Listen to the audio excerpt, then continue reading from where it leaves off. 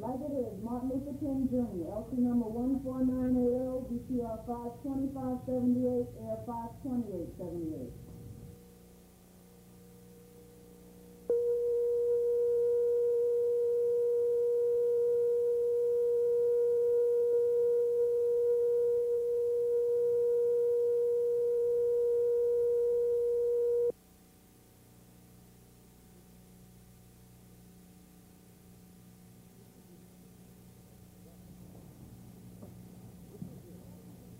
Welcome to Like It Is. This will be a 90-minute special on Dr. Martin Luther King Jr., probably the only major film on him done by blacks. We've elected to have Dr. King narrate his own story. It should be said that Dr. King was part of the great civil rights movement of the 50s and 60s. He was not, however, the movement itself. There were countless men and women, young and old, who were just as brave, just as honest, and just as selfless. Destiny, providence, and maybe even coincidence helped to place Dr. King in the limelight. We can all be grateful that he was so well equipped for the job.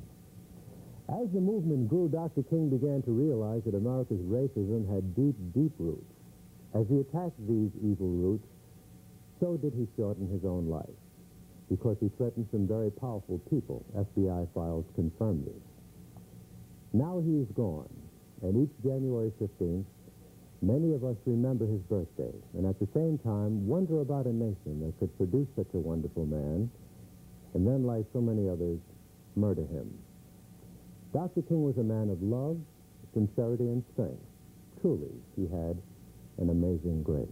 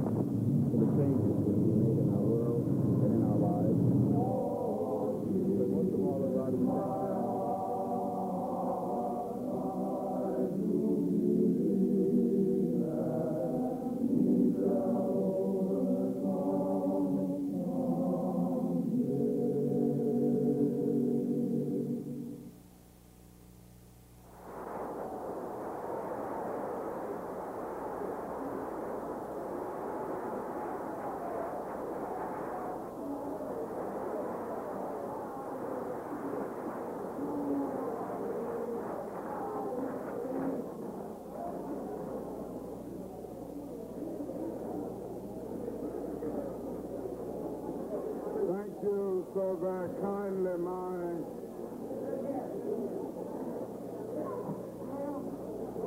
dear friends from all over what Governor Wallace would call the sovereign state of Alabama.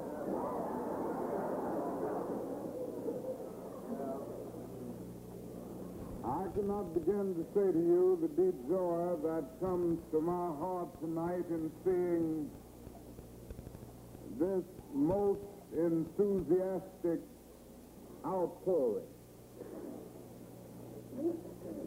You remember we were here in this city just a few weeks ago. There were those who told us we wouldn't get here. But we started a walk from Selma and over meandering and sometimes dangerous highways, we made the journey. We did get to Montgomery, and we stood just a few feet from where Jefferson Davis took the oath as the President of the Confederacy. And there are some people who still think that that old Confederacy is still alive, but I have news for them tonight. It's just as dead as a doornail.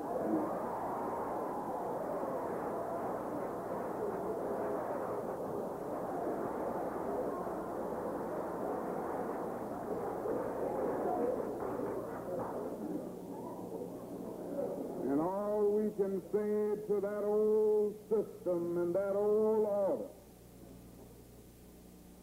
is that you are doomed forever and you will never return again.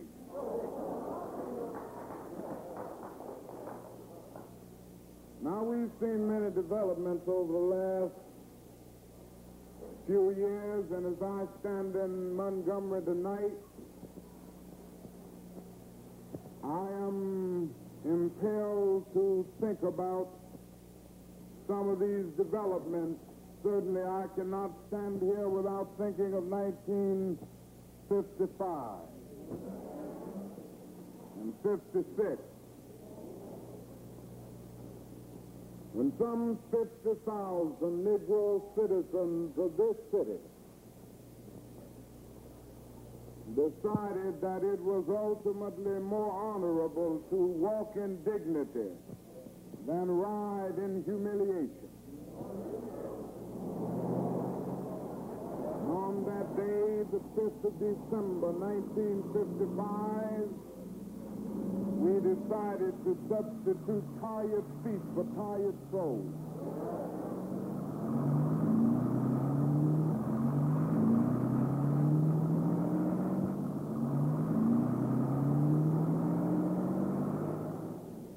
When we started out in Montgomery in 1955, it was in December that year, most of the struggle went through 56. I really had no idea in the early days of the bus boycott that this movement would mushroom and finally rise to national and even international proportions. And even beyond that, I had no idea that the Montgomery movement would give impetus to other civil rights movements all over the South. But as the struggle continued, I came to see that this was probably the beginning of the massive revolution that has continued now for 12 or 13 years. And I guess it was about 3 or 4 months after we started out in Montgomery before I really came to see this. At first, I must say that I saw it only as a local protest taking place in a small southern community that would have great repercussions in that particular community, but I didn't realize how much it would influence events far beyond Montgomery, Alabama. The foreign policy of our government is no longer being written along the banks of the Potomac in Washington, D.C. The foreign policy of our government is being decided in Montgomery, Alabama. The people of Europe and of Asia and of Africa, Nasser and Nehru, for instance, they are not judging the United States on the basis of our stated foreign policy, on the basis of our gold at Fort Knox, our atomic energy, tidelands oil, natural gas disputes, but they are judging us upon the basis of whether we are practicing with their fellow colored people here what we are preaching to them abroad. But praise God, 50,000 Negroes in Montgomery are causing the world to look upon us with admiration and praise. We are spending billions of dollars a year for armament, billions of dollars a year for foreign aid, and Montgomery is costing us only $3,000 a week for democracy. And we walked the streets of this very city for 381 days until the sagging walls of bus segregation were finally crushed by the battering rams of the forces of justice. That was in 55 and in 56. And then in Georgia, in Atlanta, in a motel, name which I forget now. I had a kind of Indian name. It's a very particular motel, very, luxurious. And he was, I forget who took me there, but it might have been, I remember the man's face, and if I could remember the name, you know the name. Anyway, Marvin was writing a book. And I was on the road as a reporter. I was doing all those years. And I wanted to meet him. He was part of the team I was reporting. And I met him. He was really good officer with his friend. Sort of chunky little man. There was a great pile of manuscript behind him on the table. And he was very nice. He was very, I felt like I was, an interloper. But he was very, very nice. He talked to me, a cup of coffee or something. And I was on my way to Montgomery the next day or the day after. And I'd never been there before. So we called ahead and had me met at the airport when I got in. And that's how I met David Abernathy and the other people in Montgomery. And Montgomery itself, in short, And I got there just after the bus boycott had ended, and the bus company had been brought to its knees. There was extraordinary climate. Black people could get on the bus and, you were riding the buses. And the atmosphere in the town was strange because it was as though the white people of Montgomery, Alabama, had got their feelings hurt.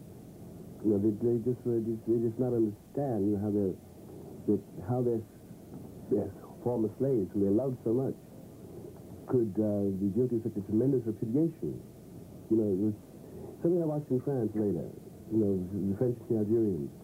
The French were furious with the Algerians and hurt. That the Algerians did not want them to take care of them anymore. Yeah. The kind of Montgomery was like that too. White women and white men talking about like wounded lovers. How could you do this to me? It was strange. It was pathetic. It was revelatory.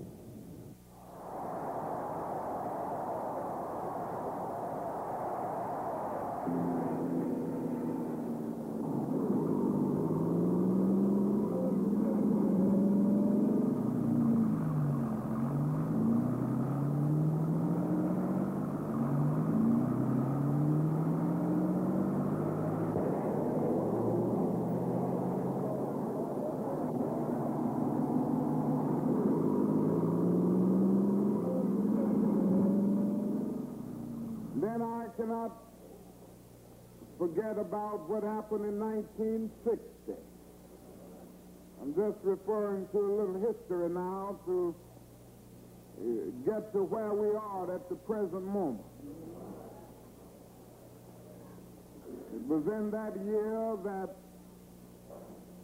students all over the Southland decided that they could not and would not accept segregation at lunch counters any longer. They knew that when their mothers and their fathers got tired and hungry, they had a right to get a hamburger or a cup of coffee like anybody, because they knew deep down within that every black child is significant as every white child in the world.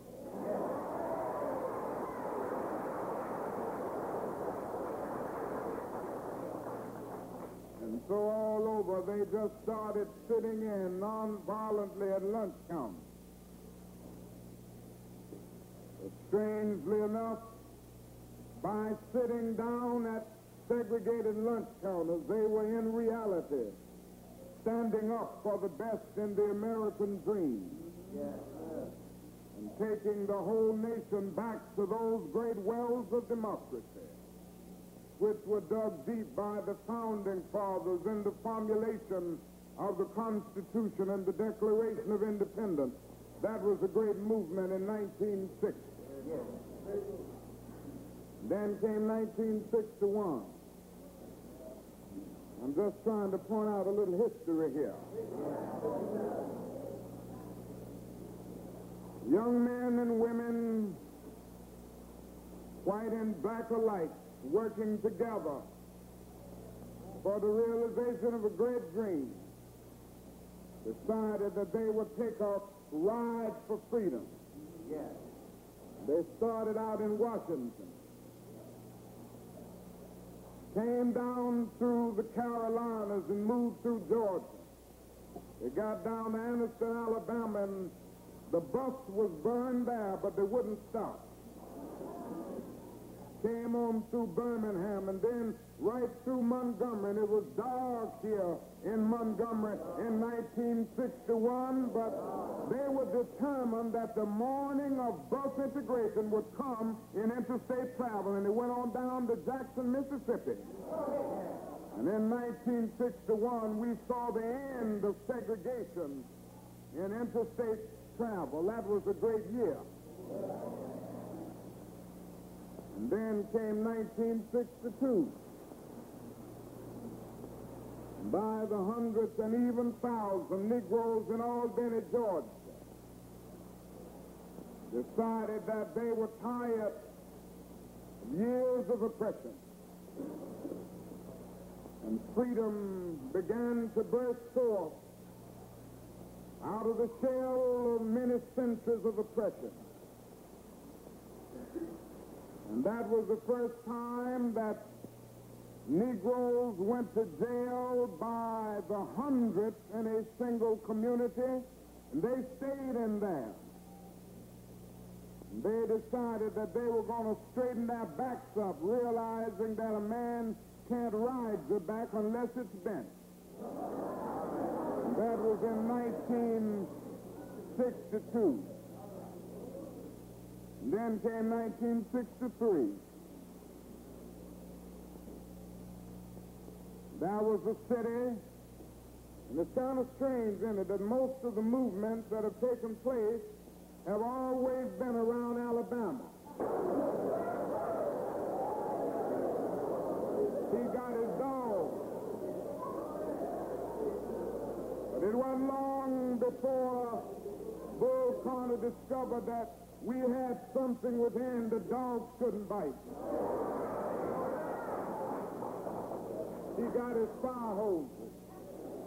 But it wasn't long after that he discovered that we had a fire shut up in our bones that water couldn't put out.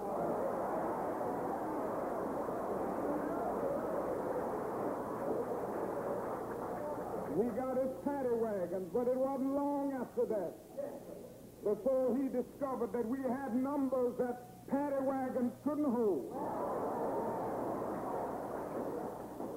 He took us to his jails, and it wasn't long after that before he called the city jail of Birmingham, the county jail, the Fairfield jail, the Bessemer jail, and the fairgrounds, and they were all filled up with Negroes, and there were 2,000 more ready to go to jail. He discovered the jail couldn't hold them.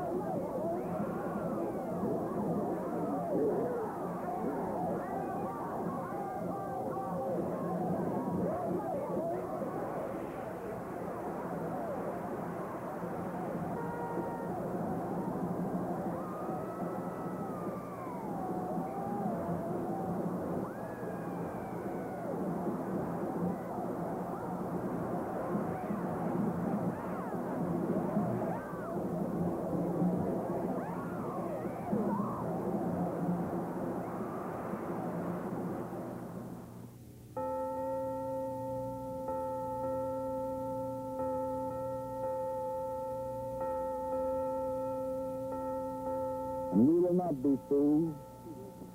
We will not allow anybody to tell us that the lightning did this.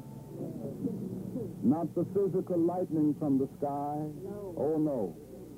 We know what did it. We know that it came as a result of some individual who had not allowed the Spirit of Jesus Christ to pervade their lives. We know that what happened here came from somebody who had the strange illusion that they could block the aspirations of the Negro people for freedom and justice by destroying property. And it is not just ordinary property. All property is significant. Yes. But this is the Church of God. Yes. And when men will do this, well, when men will seek to destroy the Church of God, they have degenerated to a tragic level of inhumanity and sin and evil. This should make us go out with more determination. This should cause us to go out more determined than ever before to achieve our rights. So let us get rid of fear. Fear of going to jail. The fear of going down to register. The fear of losing a job. If we get rid of that, nobody can stop it. Nobody.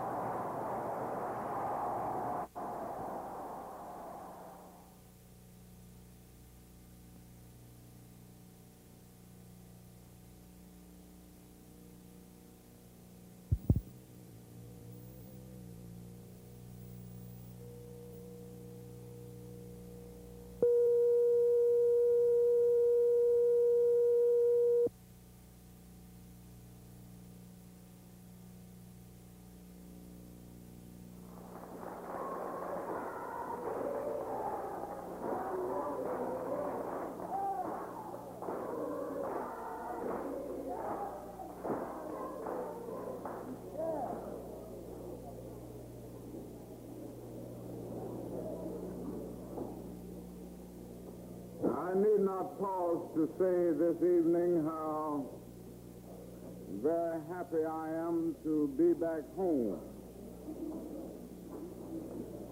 And I say that very sincerely because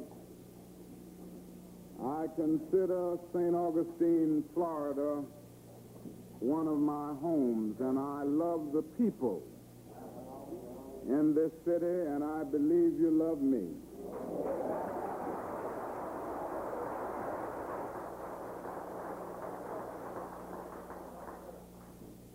must make it clear that we must press on. But let me give you a warning signal. It's difficult advice. In some quarters, it isn't too popular to say it.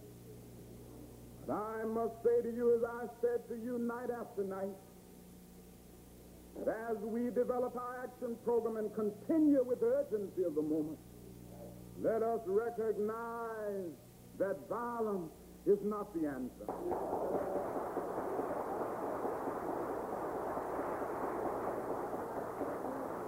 And I must say to you tonight that violence in our struggle is impractical, whether it's in Harlem or Jersey City or St. Augustine, Florida. We have another method that is much more powerful and much more effective than the weapon of violence.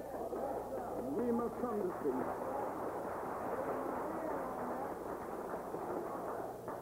Another thing I want to say to you is that hate isn't our weapon either.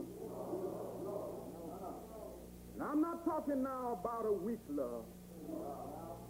It would be nonsense to urge oppressed people to love their oppressors in an affectionate sense. I'm not talking about that. Too many people confuse the meaning of love when they go to criticizing the love ethic. I'm talking about a love that is so strong that it becomes a demanding love. I'm talking about a love that is so strong that it organizes itself into a mass movement. He says somehow, I am my brother's keeper. And he's so wrong that I'm willing to suffer and die if necessary to get him right and to see that he's on the wrong road. All men silence bound in jail.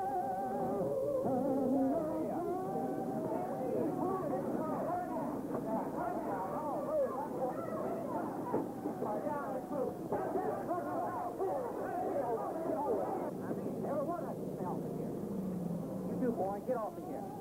Get off of here.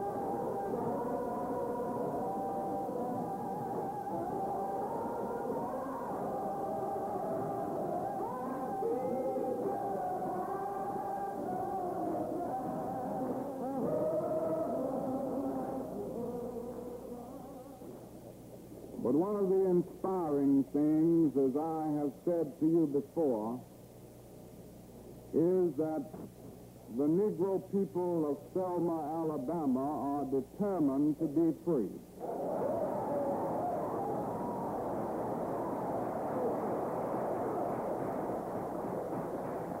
And you are expressing this determination in a magnificent way on this day that we have set aside as Freedom Day. Now, just to give you a general idea of what we plan to do today, first, we will march in the large numbers that we have here to the courthouse to test Selma's good faith and the good faith of Dallas County on the whole question of the right to vote. And we are going to march with you. We want you to know that you have not only our moral support, but you have our physical support. Now we hope that Selma will change its image today and will repent and do right about its Negro citizens. But we want to make it clear that we are involved in a movement which causes us to sing over and over again that we are not afraid.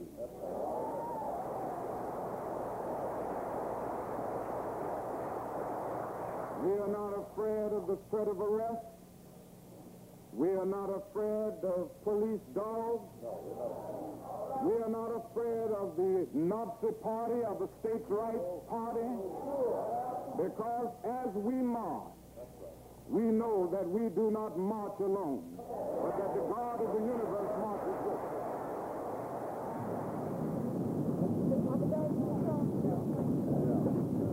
We'll send back home.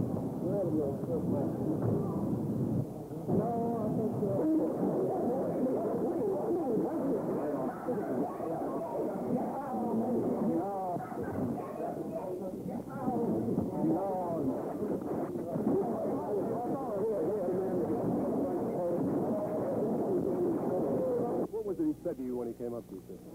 Well, he said, I want to see you. I told him early at the courthouse that he could speak at our meeting tonight if he wanted to, and I invited him and told him that he could have 15 minutes. So I asked him if he was planning to come, and he said, I want to see you about that. Can I step over? And I said, yes. And he came over and started hitting me. Where'd you hit him again now? Right here. Yeah. Right forward. And then after they pulled him away, he started kicking me. Are you injured in any way? Do you feel any I don't think so. I just feel a slight headache, and I'm sure that'll pass away. Will you press charges against this man? No, I don't plan to. You know what organization he represented, Dr. King? He said he was the states' rights party.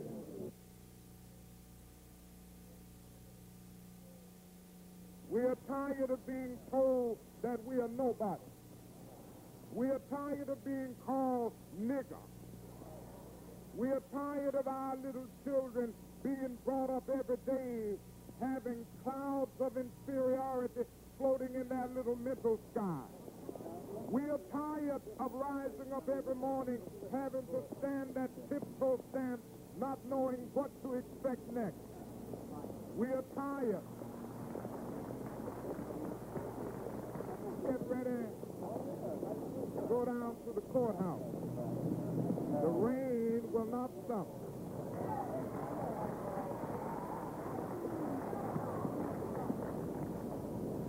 We've got to move right on through the rain. Federal judge provides for you to stand out here, and you stand out here. The court injunction that you asked for provides for it.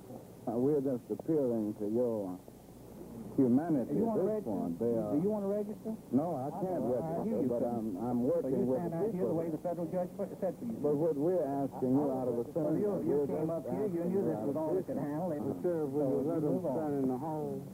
The hall is quiet as you can see. It's just as quiet as it can be now.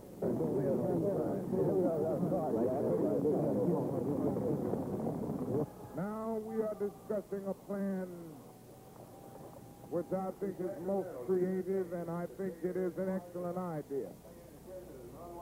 For some dedicated souls to walk to Montgomery. It would be a great thing to walk to Montgomery for freedom all the way from Selma, Alabama. Your order to disperse.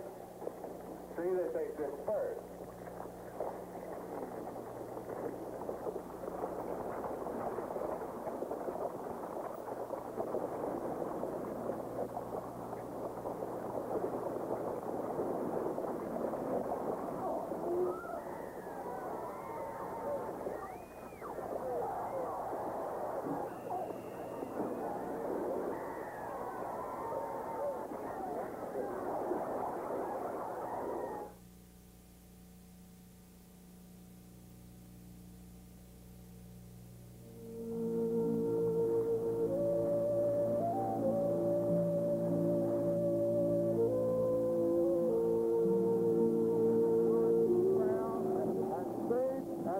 And white people will live together right here in Alabama and in the black belt as brothers. And the lion will lie down with the lamb, the calf and the fatling together. Until that day comes, keep us restless and dissatisfied. Keep us working and walking and fighting for freedom. This prayer we ask in Jesus' name and for his sake. Amen. The Selma movement was the particularly gratifying because of its ecumenical thrust. People from all religious backgrounds came to Selma. It was something of an ecumenical movement of Catholics, Protestants, and Jews coming together. And of course, the labor movement was there, student groups from all over the country. And I saw in that a real coalition of conscience that we will have to have in order to solve the problem in the days ahead.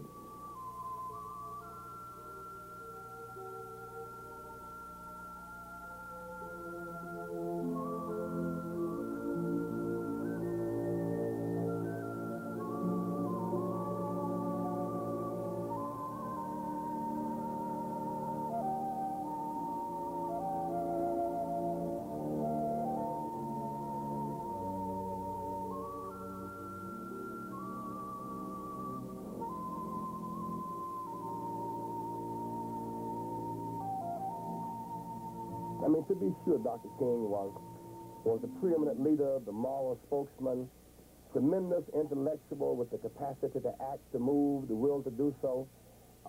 And in some sense, it's to Dr. King's credit that he was able to orchestrate these people, not operate over and against them, and that was his genius.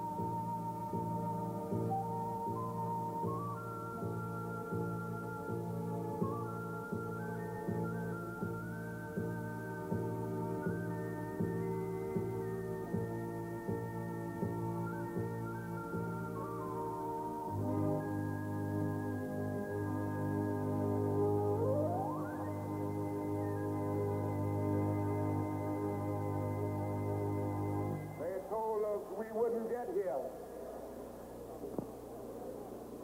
There were those who said that we would get here only over their dead bodies. Well, talk. All the world today knows that we are here and we are standing before the forces of power in the state of Alabama saying we ain't gonna let nobody turn us around.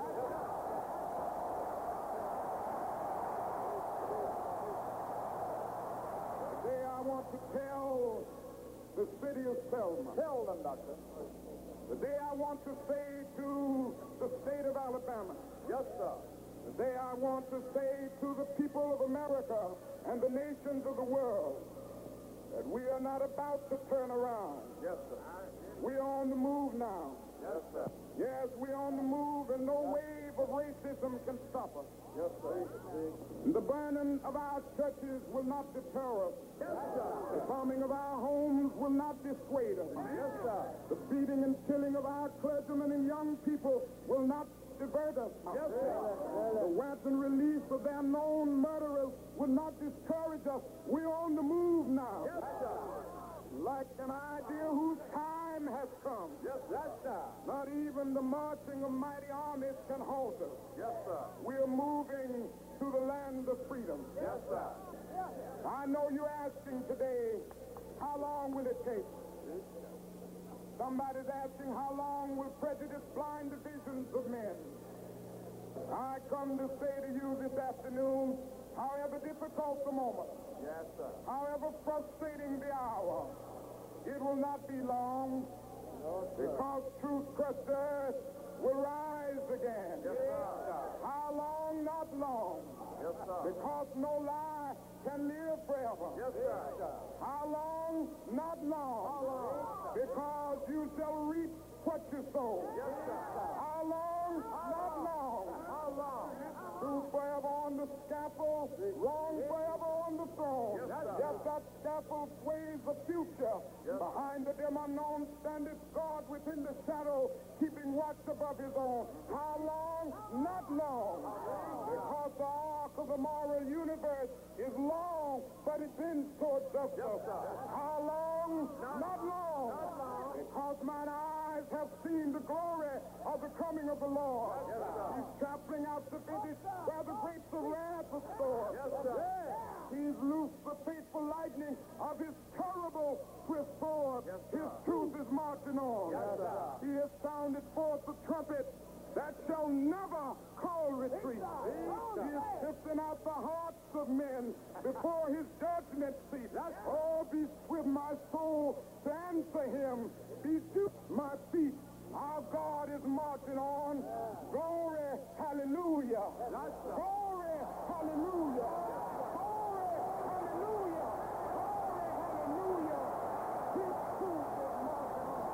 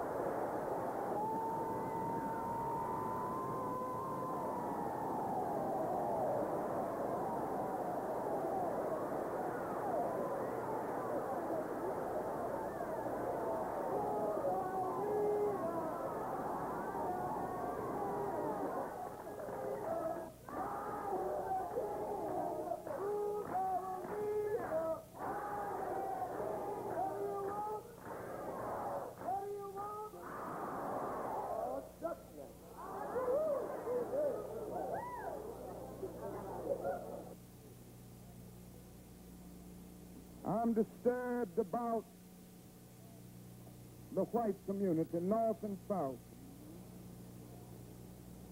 I've seen it all over. I'm disturbed about the fact there are still all too many white people in our country who will still use violence to try to keep us down. I'm disturbed about the fact that all over our country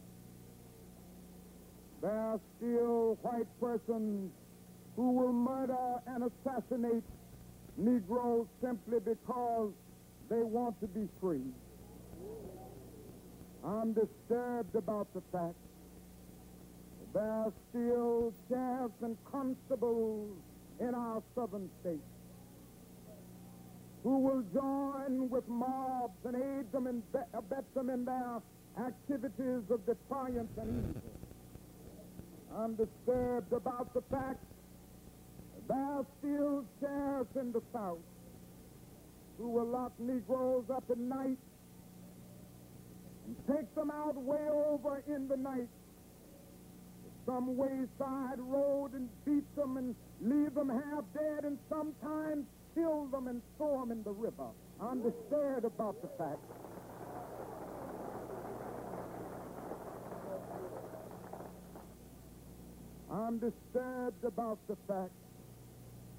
that in Alabama and Mississippi, tens and tens of murders have been committed. Negroes and white civil rights workers. Nothing has been done about it. This disturbs me. Oh, that is a need now for something to be done. But I'm not only disturbed about these obvious violent culprits. I'm disturbed about some other forces in the white community. I'm disturbed about those so-called nice, gentle white moderates who are more concerned about order than they are about justice, who are more concerned about tranquility and the status quo than they are about justice and humanity. And I want to say to the white community of America, you can keep on doing this if you like to. You can engage in these suicidal acts if you want to.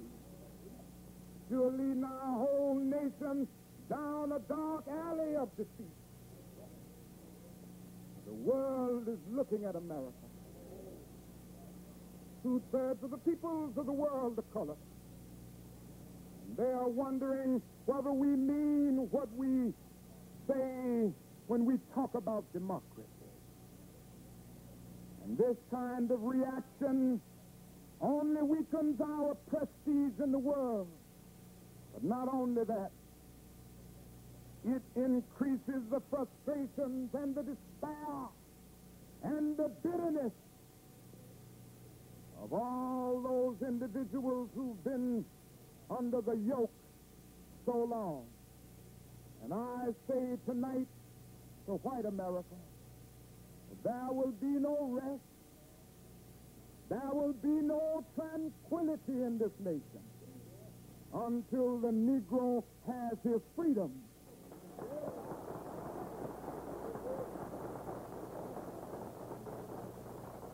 And America has a choice now.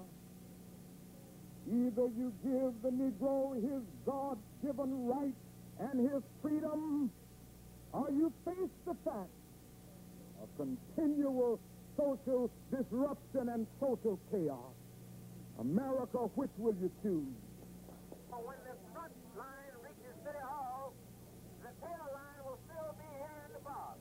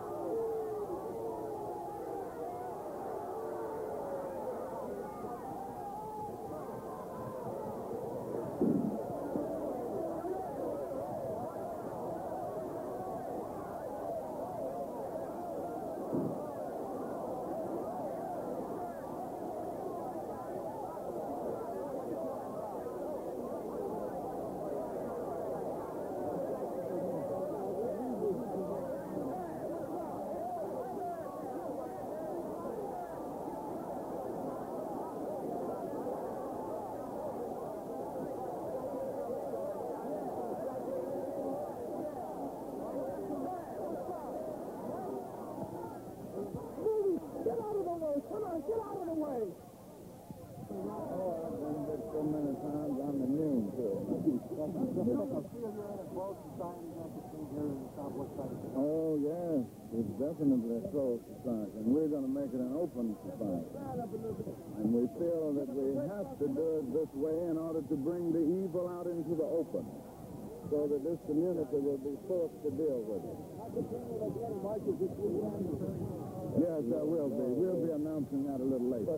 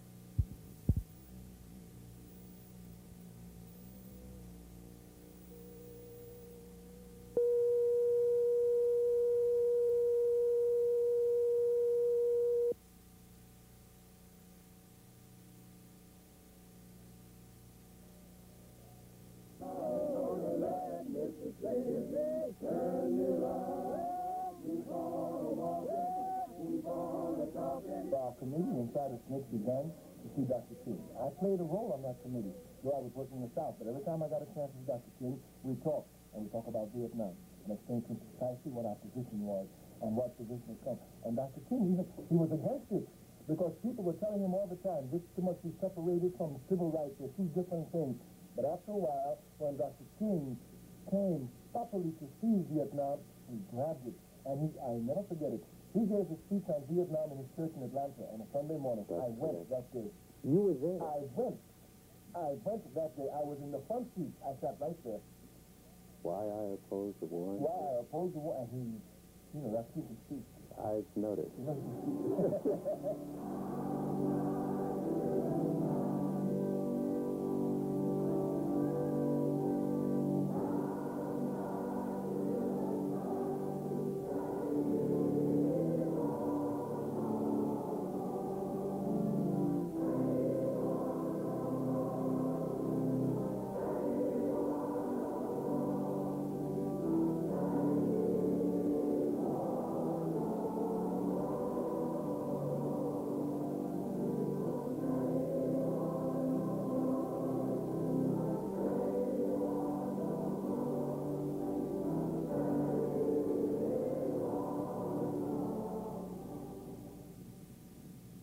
Before I was a civil rights leader,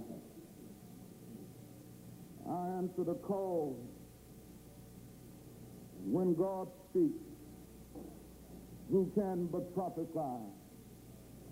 I answered a call which left the Spirit of the Lord upon me and anointed me to preach the gospel. During the early days of my ministry, I read the Apostle Paul saying, "Be not conformed to this world, but be ye transformed by the renewing of your mind." And I decided then that I was going to tell the truth as God revealed it to me. No matter how many people disagreed with me, I decided that I was going to tell the truth. I think all too many preachers, white and black alike, find themselves caught in the yoke of conformity, seduced by the success symbols of the world. We have too often measured our achievements by the size of our parsonage or the size of the wheelbase on our automobiles. I speak as a child of God, the brother to the suffering poor of Vietnam. I speak for those whose land is being laid waste, whose homes are being destroyed, whose culture is being subverted. I speak for the poor of America, who are paying the double price of smashed hopes at home and death and corruption in Vietnam.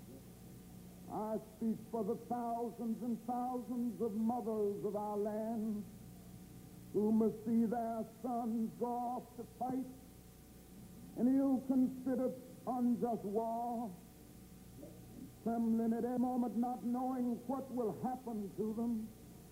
I speak for all of our boys on the battlefield and the millions of young men, promising young men, who must make decisions today. And those who say that we are enemies of the soldiers in Vietnam, I say, those of us who are opposing the war are their best friends. For what we are saying in substance is that it is time for our boys to come back home. We are put in the terrible situation of having to go and do battle and fight and kill colored people and poor people who are in the very same situation that we find ourselves in today. Somehow this madness must cease. You may not know it, my friends, but it is estimated that we spend $500,000 to kill each enemy soldier, while we spend only $53 for each person classified as poor. And much of that $53 goes for salaries to people who are not poor.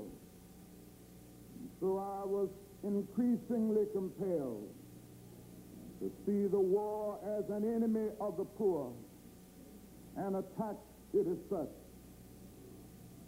The world now demands a maturity of America that we may not be able to achieve.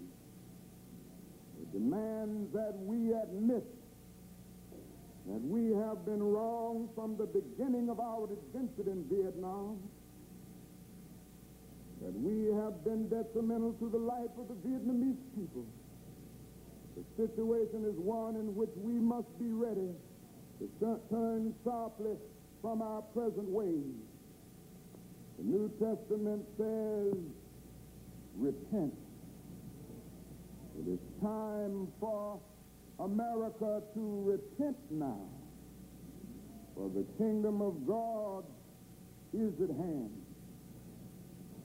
And as we counsel young men concerning military service, we must clarify for them our nation's role in Vietnam and challenge them with the alternative of conscientious objection. And I say this morning that it is my hope that every young man in this country who finds this war objectionable and abominable and unjust, as foul as a conscientious objection, and no matter what you think of Mr. Muhammad Ali's religion, you certainly have to admire his courage.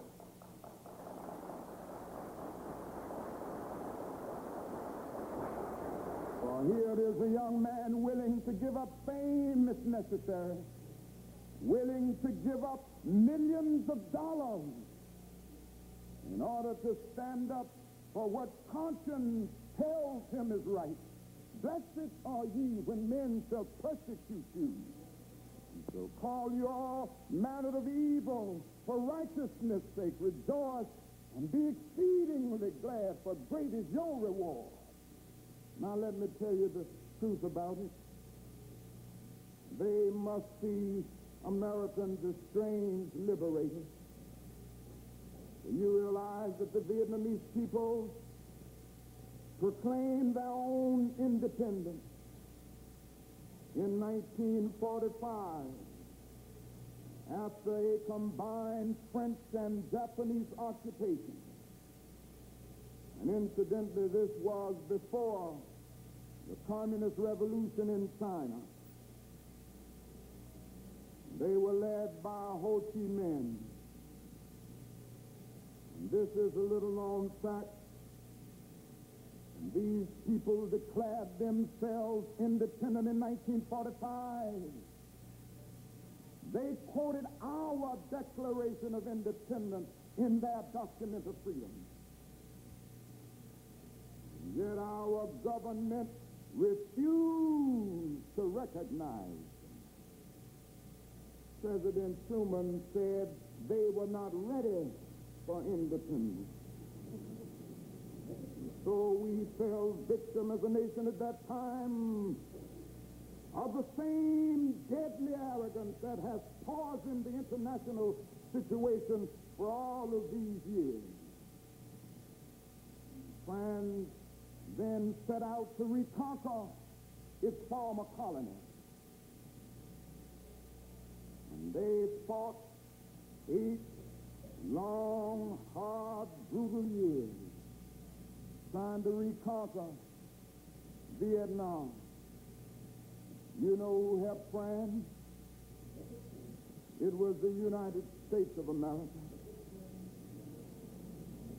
It came to the point that we were meeting more than 80% of the war cost. And even when France started despairing of its reckless action, we did not. In 1954, a conference was called at Geneva, and an agreement was reached because France had been defeated at Dien Phu. Even after that, and even after the Geneva Accord, we did not stop. We must face the sad fact that our government fought in a real sense to sabotage the Geneva Accord. Well, after the French were defeated, it looked as if independence and land reform would come through the Geneva Agreement.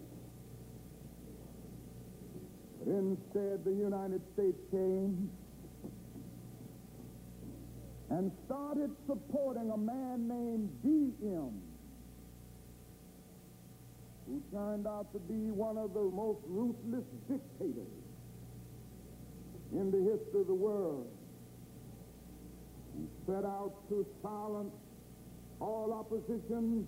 People were brutally murdered merely because they raised their voices against the brutal policies of D.M. The peasants watched and cringed as D.M. ruthlessly rooted out all opposition.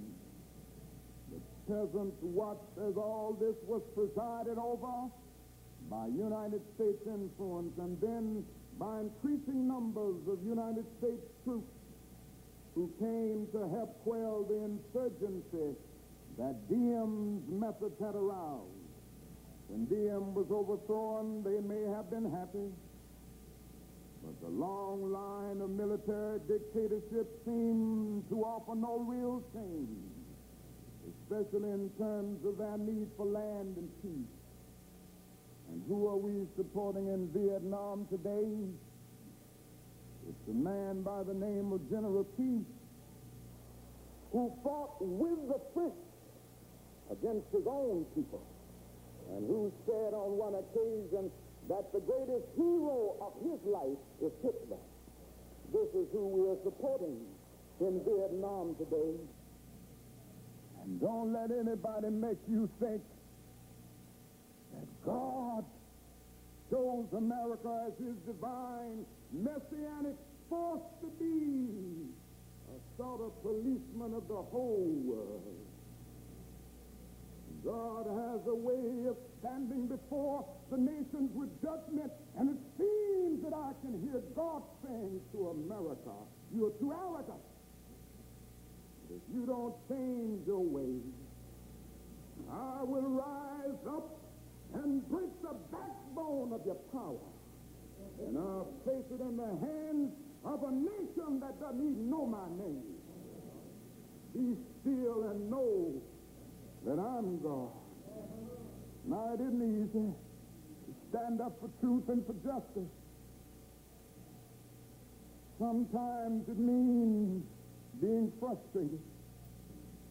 When you tell the truth and take a stand, sometimes it means that you will walk the streets with a burdened heart.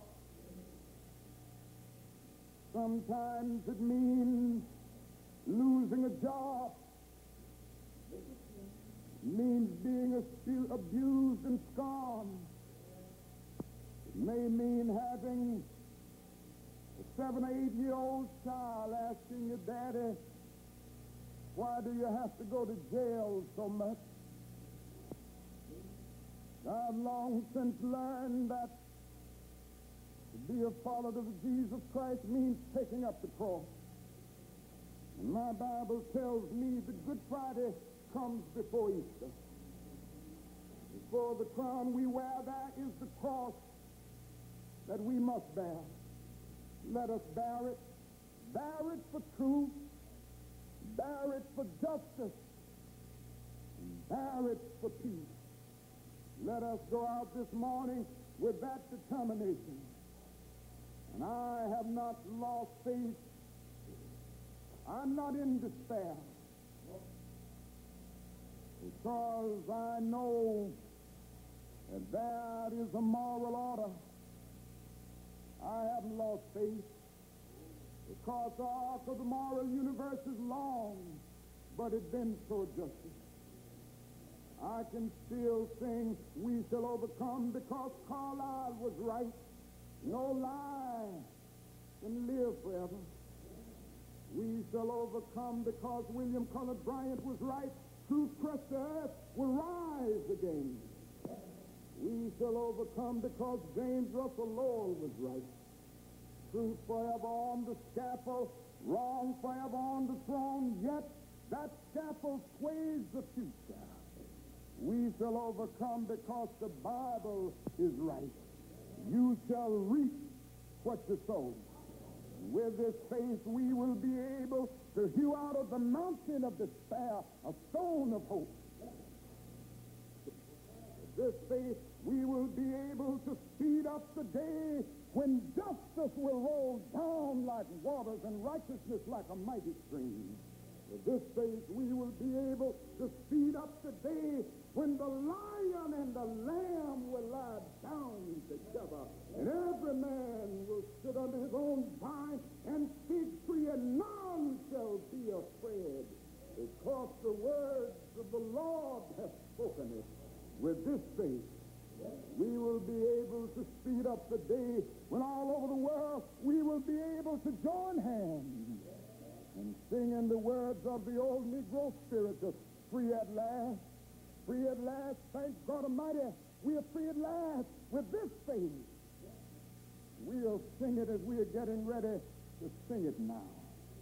Men will beat their swords into plowshares and their spears into pruning hooks. Nations will not rise up against nations, neither shall they study war anymore. And I don't know about you, I ain't gonna study war no more.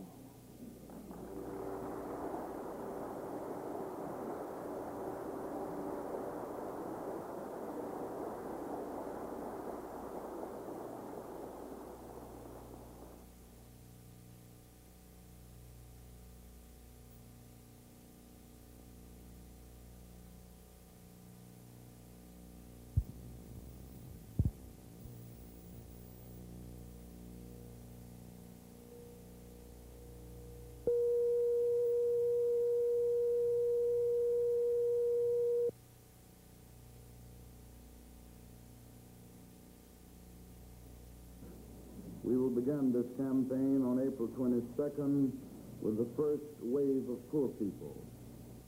We have a national emergency. The prospect of cities aflame is very real indeed. But I would also remind America of the continuing violence perpetrated daily by racism in our society. The ghetto is looted by outside usurious profit makers. Poor people are victimized by a riotous Congress and welfare bureaucracy. Lawlessness against persons exercising civil rights continues. The insult of closed housing statutes is preserved and sanctified by white society. Flamethrowers in Vietnam fan the flames in our cities. Children are condemned to attend schools which are institutions of disorder and neglect. The lives, the incomes, the well-being of poor people everywhere in America are plundered by our economic system. No wonder that men who see their poor communities raped by this society sometimes turn to violence. Yet nothing has been done. This is why the Southern Christian Leadership Conference will lead masses of people to Washington in aggressive, nonviolent demonstrations. The government must be confronted with urgent need for reforms to fight poverty and racism.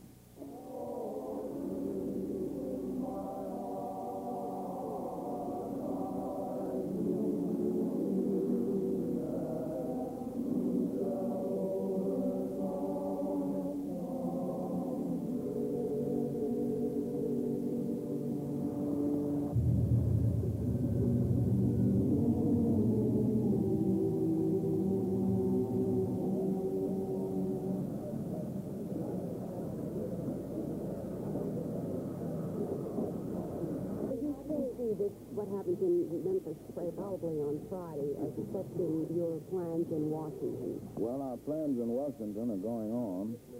We are more determined than ever before to go to Washington, and Memphis will not in any way curtail our plans in Washington or deter us from going into this all-important movement around jobs and income and to bring out or dramatize the problem of poverty in our country. Certainly we're going to stick with the people of Memphis. We feel obligated to do that. We feel that this could very well be the beginning of a Selma-type or Birmingham-type movement. And we've found in the past that so often the fellows downtown are our greatest supporters in building the movement. They haven't learned yet, and they often serve as the very force that brings us larger numbers and larger support. And I think that's going to very well happen in this situation if they try to stop the movement because we're going on. Well, I don't know what will happen now, but it really doesn't matter with me now because I've been to the mountaintop. I don't mind. Like anybody, I would like to live a long life. Longevity has its place.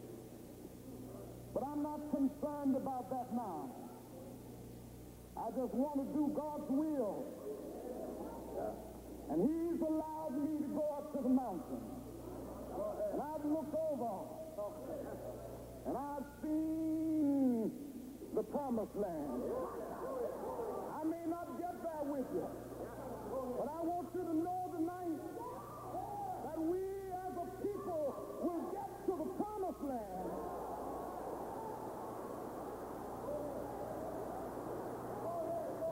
So I'm happy tonight. I'm not worried about anything. I'm not fearing any man. Mine eyes have seen the glory of the coming of the Lord.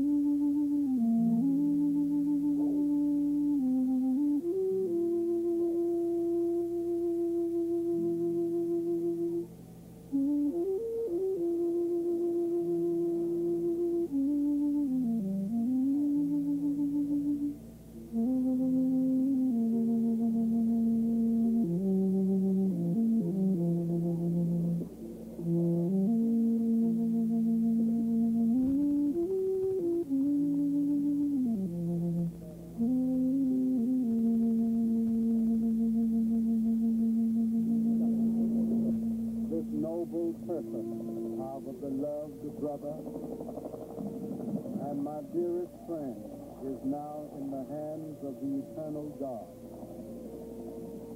We therefore commit his body to the ground. The cemetery is too small for his spirit, but we commit his body to the ground. The grave is too narrow for his soul, but we commit his body to the ground. No coffin, no crypt, nor vault, no stone can hold his greatness, but we commit his body to the ground.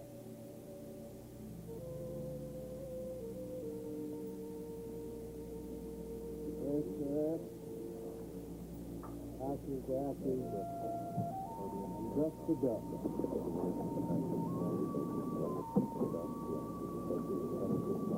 We commend his deeds to all mankind, his services and sacrifices to all generations.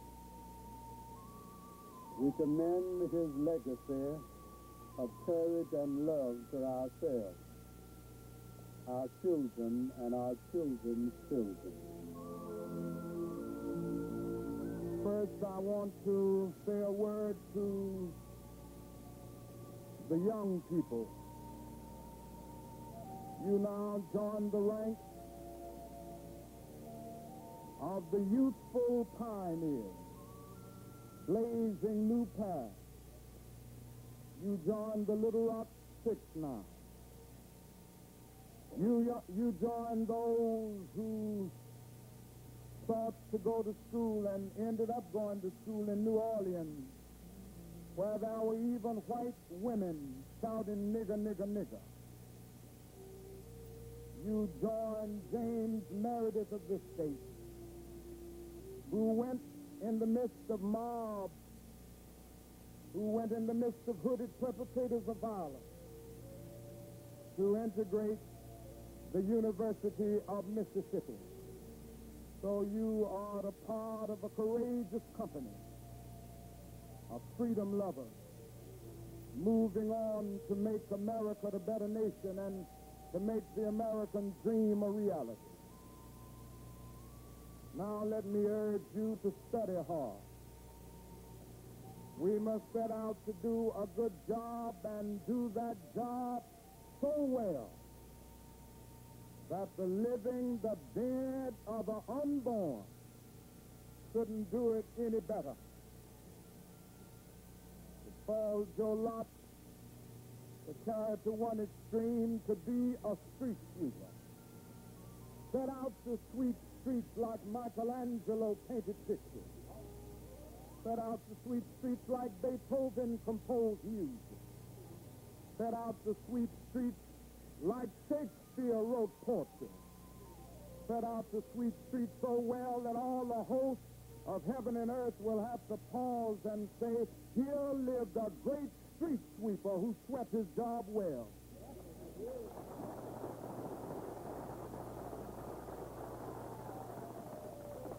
If you can't be a pine on the top of the hill, be a scrub in the valley, but be the best little scrub on the side of the reel.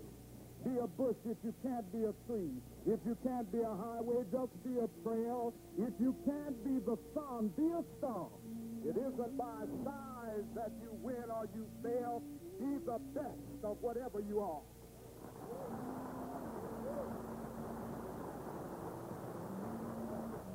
Fleecy locks and black complexion cannot forfeit nature's claim. Skin may differ, but affection dwells in black and white the same. If I were so tall,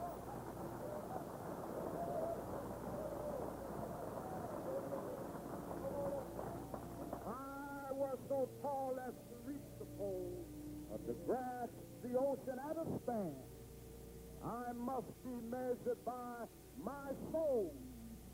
The mind is the standard of the man. So my message to the young people, simply this: keep on keeping on. Study hard, even if it means studying late hours, realizing that Longfellow was right. The heights of great men reached and kept were not attained by sudden flight, but they, while their companions slept, were toiling upward in the night.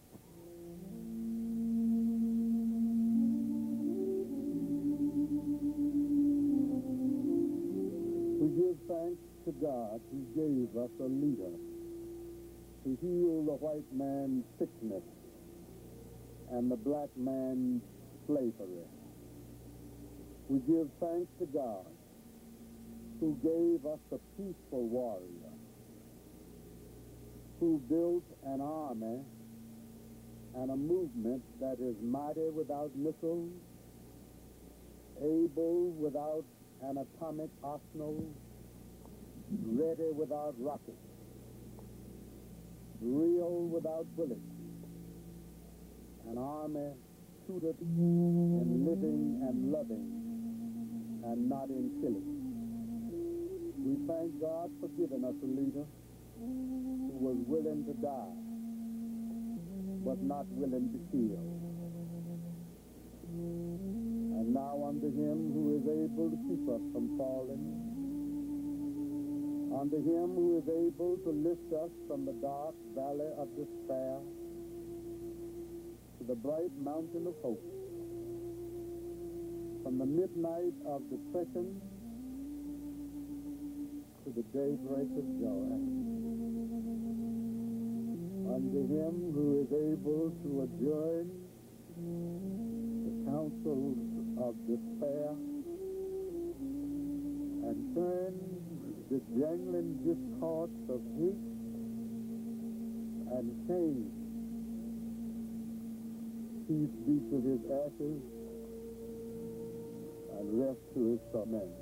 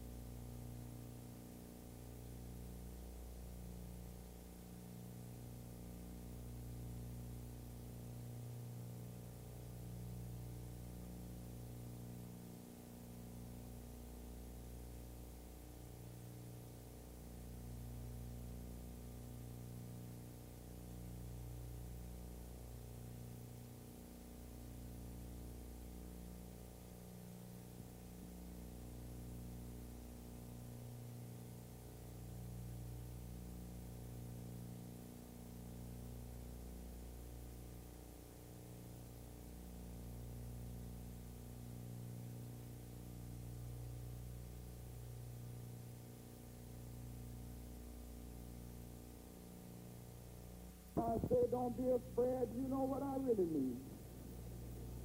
Don't even be afraid to die. But I submit to you tonight, no man is free if he fears death. But the minute you conquer the fear of death at that moment, you're free.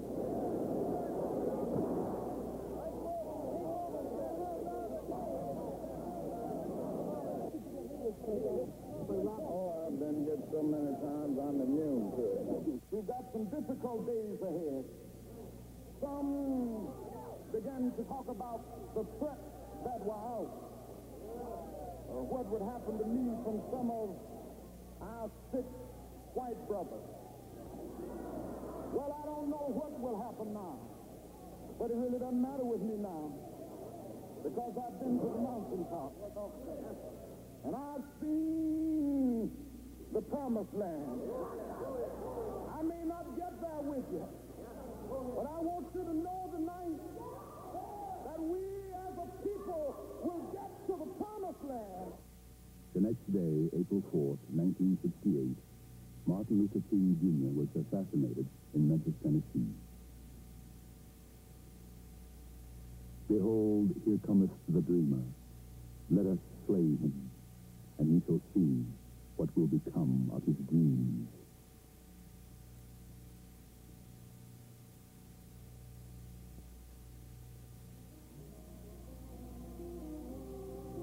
From 1955 to 1968, Martin Luther King led a peaceful 20th century American revolution. In the short span of 13 years, the nonviolent civil rights movement which he headed changed the face of American society. It united black people in organized, nonviolent protests which exposed the evils of white racism. Segregation, which had been a way of life for large parts of the nation, was practically eliminated.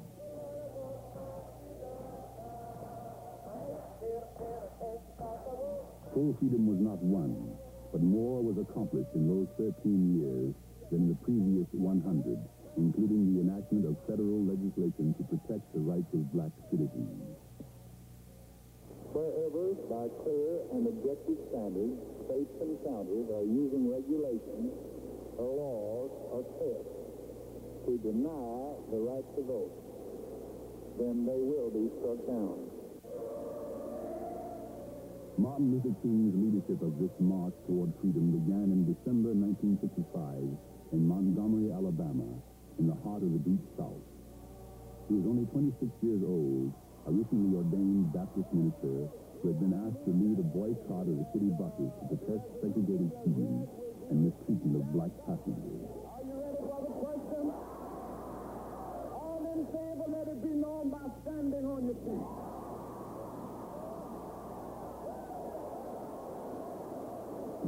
That was the day that we started a bus protest which literally electrified the nation. And that was the day when we decided that we were not going to take segregated buses any longer. And, you know, when we planned the bus boycott, we said if we could just get about 50 or 60% of the Negroes of Montgomery not to ride buses, this would be an effective boycott. I think that whole day we found 8 Negroes on the bus. And from that day on, that boycott was more than 99 and 9/10% effective. We have a legitimate protest, and we feel also that one of the great glories of American democracy is that we have the right to protest for rights. We will do it in an orderly fashion. This is a non-violent protest. We are depending on moral and spiritual forces, using the method of passive resistance. I, for one, under God, will die before I yield 1 inch to that kind of a movement.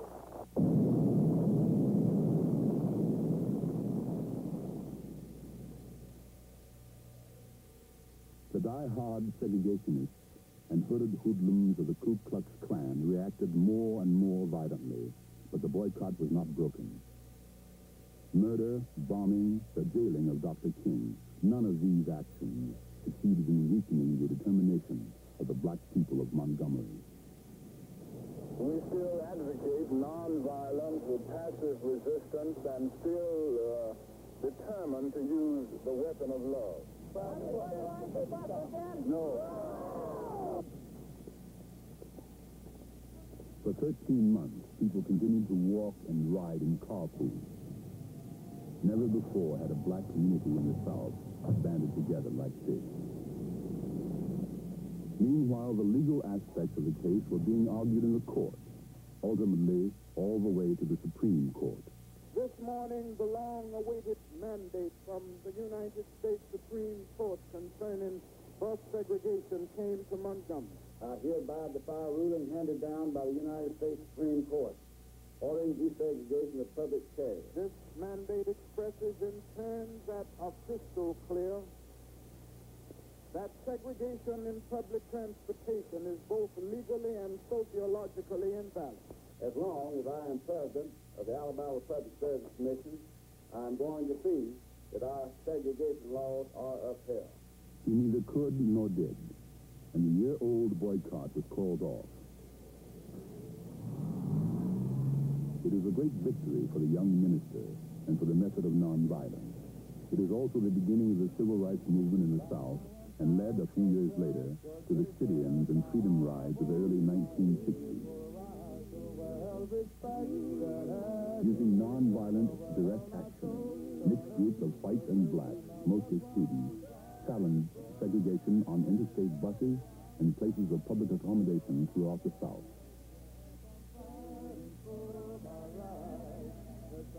The sit-ins and freedom rides were a new version of an old and respected American tradition, the right to protest for rights, and resulted in the first attempt at federal civil rights legislation.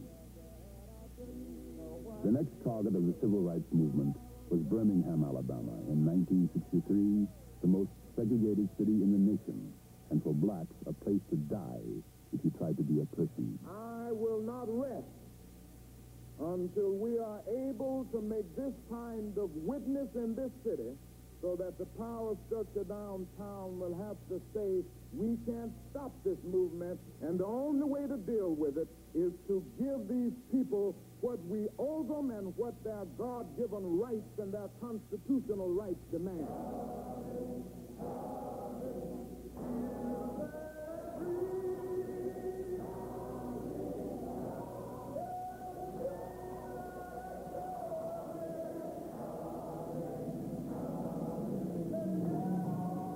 Nonviolent direct action meant a willingness to go to jail for one's beliefs in order to reveal to others the difficulties of obtaining justice.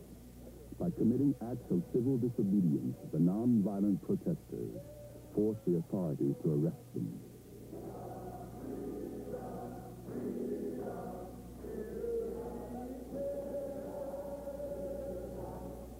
In Birmingham, in the spring of 1963, the jails were literally filled by these methods. This, according to Dr. King, marked the nonviolent movement coming of age. The arrests made headlines across the country and were televised around the world. You can never whip these birds if you don't keep you and them separate. You've got to keep the white and the black separate. Birmingham's police commissioner, Bull Connor, put nonviolent resistance to its severest test with his brutal treatment of the demonstrators. The sickness and ugliness of racism was exposed to the entire nation and to the rest of the world as well by newspaper and television reports of his use of police dogs and high-pressure fire hoses. We must say to our white brothers all over the South who would try to keep us down, we will meet your physical force with soul force. We will not hate you, and yet we cannot in all good conscience obey your evil laws. But we will wear you down by our capacity to suffer.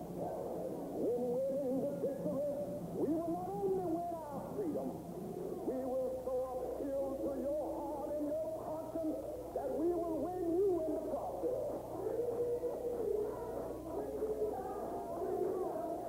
Birmingham marked another victory in the campaign to break down social segregation in the South.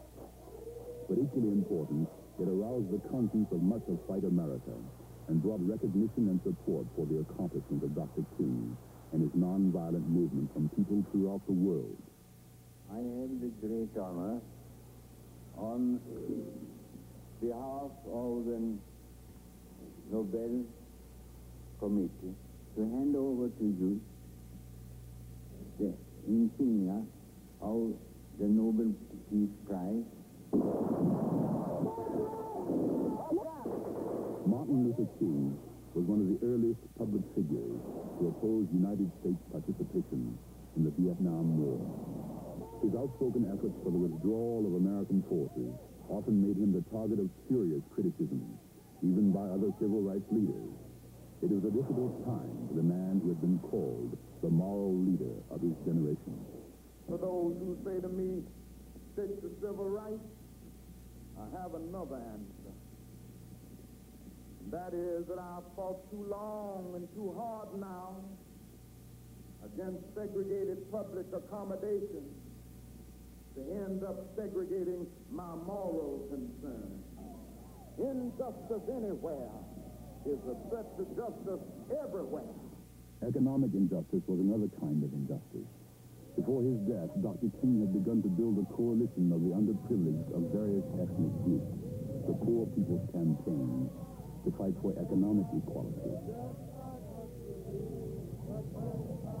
It is my hope that power for poor people will really mean having the ability and the aggressiveness to make the power structure of this nation say yes when they may be desirous of saying no. We will get together and be together, black people, Mexican Americans, American Indians, Puerto Ricans, Appalachian whites, all working together to solve the problem of poverty. We're getting ready to demand jobs and income. We're tired of working full-time jobs for part-time income. All right. We are tired of living in run-down, dilapidated, rat-infested shacks and slums. We are tired of our children having to attend overcrowded, inferior schools. And we are tired of our men not being able to be men because they can't find work. 1,300 sanitation workers on strike, and Memphis is not being fair to them. We've got to march again in order to put the issue where it is supposed to be. We have this illegal, unconstitutional injunction. All we say to America is be true to what you said on paper. Because somewhere I read of the freedom of assembly. Somewhere I read of the freedom of speech. Somewhere I read of the freedom of press. Somewhere I read that the greatness of America is the right to protest for rights. We have the right to protest for rights. The right to protest for rights. Since Montgomery, a constant refrain of the civil rights movement. Give us the ballot, and we will no longer have to worry the federal government about our basic rights. Give us the ballot. Martin Luther King had always known that the right to protest for right rested on the most basic democratic right of all, the right to vote. As early as May 1957, after the successful conclusion of the Montgomery bus boycott, Dr. King helped to organize the Prayer Pilgrimage for Freedom. Some 37,000 people, mostly church-going blacks, had assembled in Washington to voice their demands for full citizenship. The Supreme Court's decision of May 17, 1954. But it was to be 8 more years before the realization of their demands and the passage of federal legislation guaranteeing the right to vote. Until then, black people throughout the South were forcibly prevented from registering and voting. By making them stand in the race, keep them from registering to vote.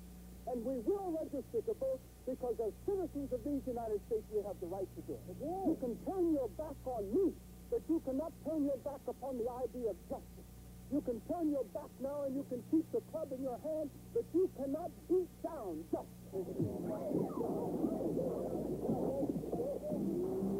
And And so in August of 1963, 6 years after the first pilgrimage to Washington, another larger demonstration took place in the nation's capital. People, all kinds of people, aroused by the police dogs and fire hoses of Birmingham, were exercising their right to protest for rights. The 1963 March on Washington was the greatest mass demonstration in the history of the nation. And it was Martin Luther King who underscored the urgency of the demands of the more than 200,000 people assembled in front of the Lincoln Memorial with his powerful appeal to the entire nation.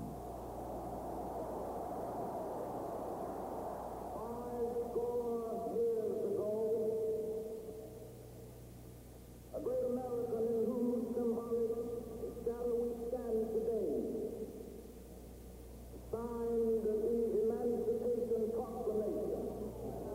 But 100 years later, the Negro still is not free. Come to this hallowed spot to remind America of the fierce urgency of now. Now is the time to rise from the dark and desolate valley of segregation to the sunlit path of racial justice. There will be neither rest nor tranquility in America until the Negro is granted his citizenship rights. I still have a dream. America was stirred by the ringing words of Dr. King. But just a few months later, in Selma, Alabama, black people were still segregated and still prevented from registering to vote.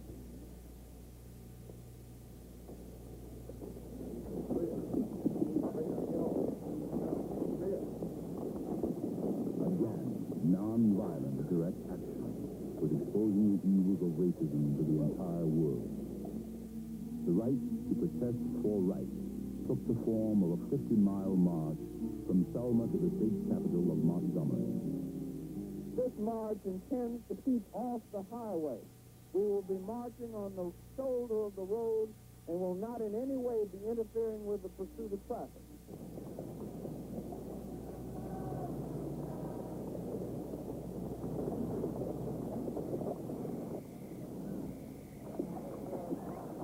Be detrimental to your safety to continue this march, and I'm paying attention to an unlawful assembly. This march will not continue. Troopers here advance toward the group. See that they disperse.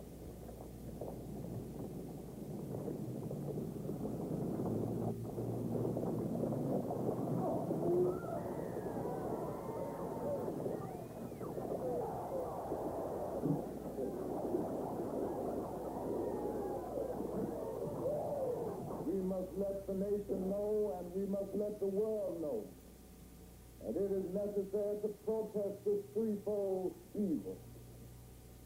The problem of the denial of the right to vote, the police brutality. We continue to face and faced in its most vicious form last Sunday. Then the attempt to block First Amendment privilege. We have the right to walk the highway.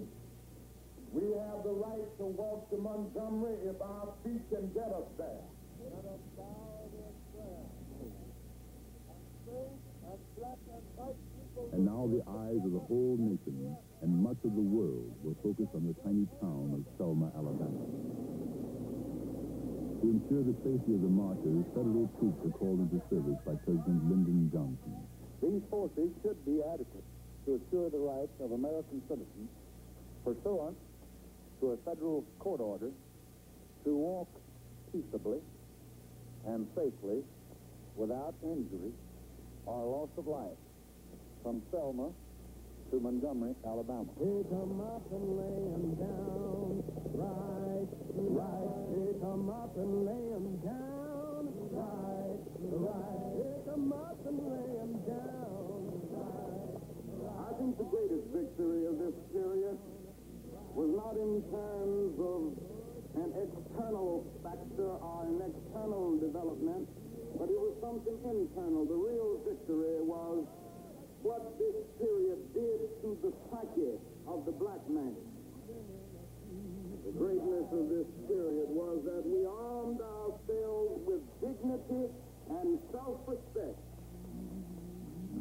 Greatness of this period was that we straightened our backs up. And a man can't ride the back unless it's bent. Last Sunday, more than 8,000 of us started on a mighty walk from Selma, Alabama. They told us we wouldn't get here.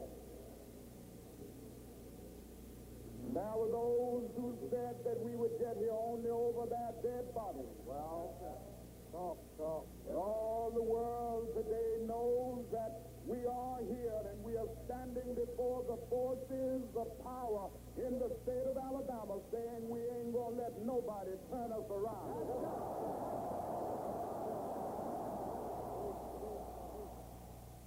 Selma marked the turning point in the struggle to secure the ballot.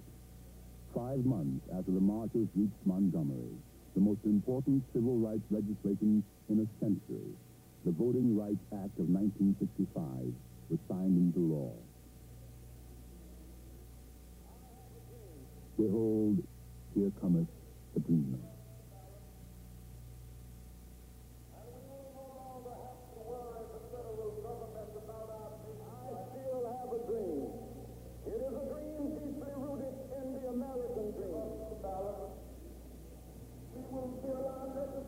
One day, this nation will rise up and live out the true meaning of its creed.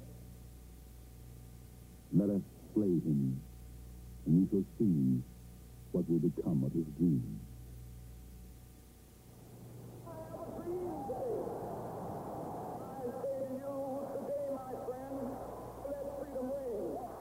When we let it rain from every village and every hamlet, from every state and every city, we will be able to speed up that day when all of God's children, black men and white men, Jews and Gentiles, Protestants and Catholics, will be able to join hands and sing in the words of the old Negro spiritual, free at last, free at last, thank God Almighty, we are free at last.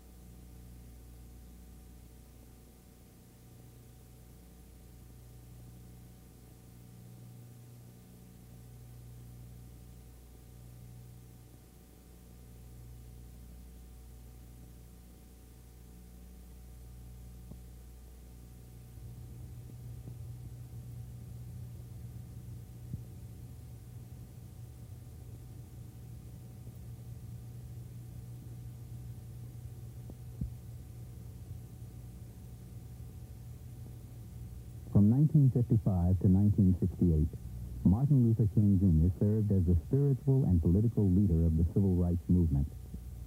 During this historic time, his moral courage and conviction helped bring true democracy to the South and pride and dignity to black America.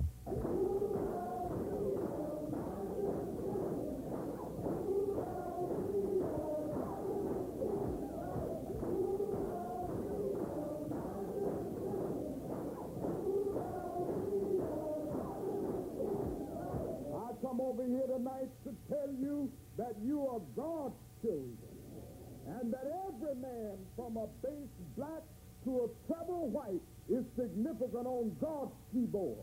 I come over here to let you know.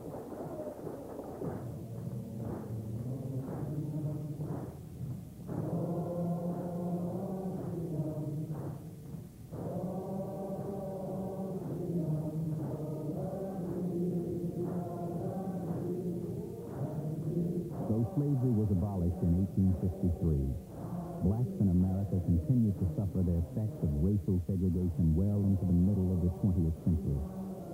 Prejudice and bigotry could be found everywhere, especially in the South. it was a highly segregated area. I referred to it sometime as segregation being so thick that you could cut it with a knife. Blacks in the South couldn't go to movies with whites, couldn't eat where whites ate, couldn't use the same restrooms, couldn't drink the same water. They had separate waiting rooms at bus stations and had to sit in the back of the bus. They would frequently be called boy or nigger was commonly used. Segregation in the South went largely unchallenged until 1955, when in Montgomery, Alabama, the inspirational leadership of Martin Luther King Jr. first emerged. He didn't want to be a leader in the beginning. He went to Montgomery instead of Atlanta because he thought Montgomery was a little quiet town where he could finish his PhD dissertation and relax and get himself together after having been through college and seminary and graduate studies. He finished his PhD, but the week after he mailed in his dissertation, Rosa Parks sat down in the front of the bus. Now here's Rosa Parks, who's a seamstress downtown, coming back home one day, just tired. And why she didn't get up to give white men their seat, nobody knows. She just sat. And they took her to jail. So King was new, and he was young, and he was a hot potato. So they made him the head of the Montgomery Improvement League. King's leadership began as he rallied support for a dramatic citywide bus boycott. 50,000 blacks in Montgomery joined together, refusing to ride the buses until their demands for desegregation were met. We simply were saying that we were God's children and that we were full citizens of the United States, and we wanted to be treated accordingly by our society. But people had not said that out loud before, and they had not acted in groups as though they were full-fledged citizens of the United States. In Montgomery, the whites retaliated. They were angry about the continuing boycott. King's home was bombed. From his front porch, he urged his followers not to retaliate.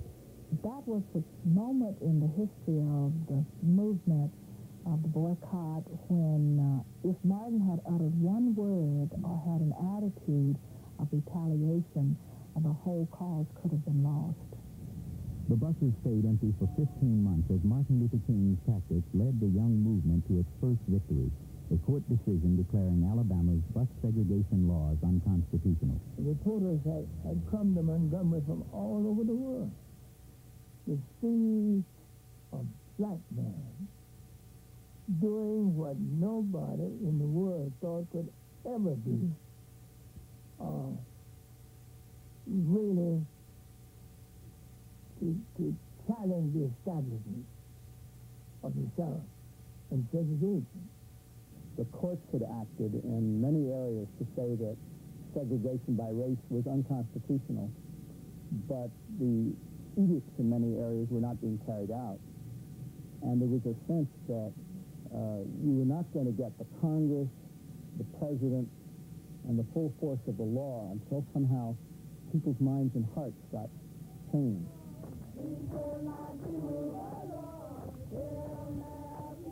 Minds and hearts in the South were not ready to change. In city after city, civil rights groups inspired by King's tactics demanded an end to segregation.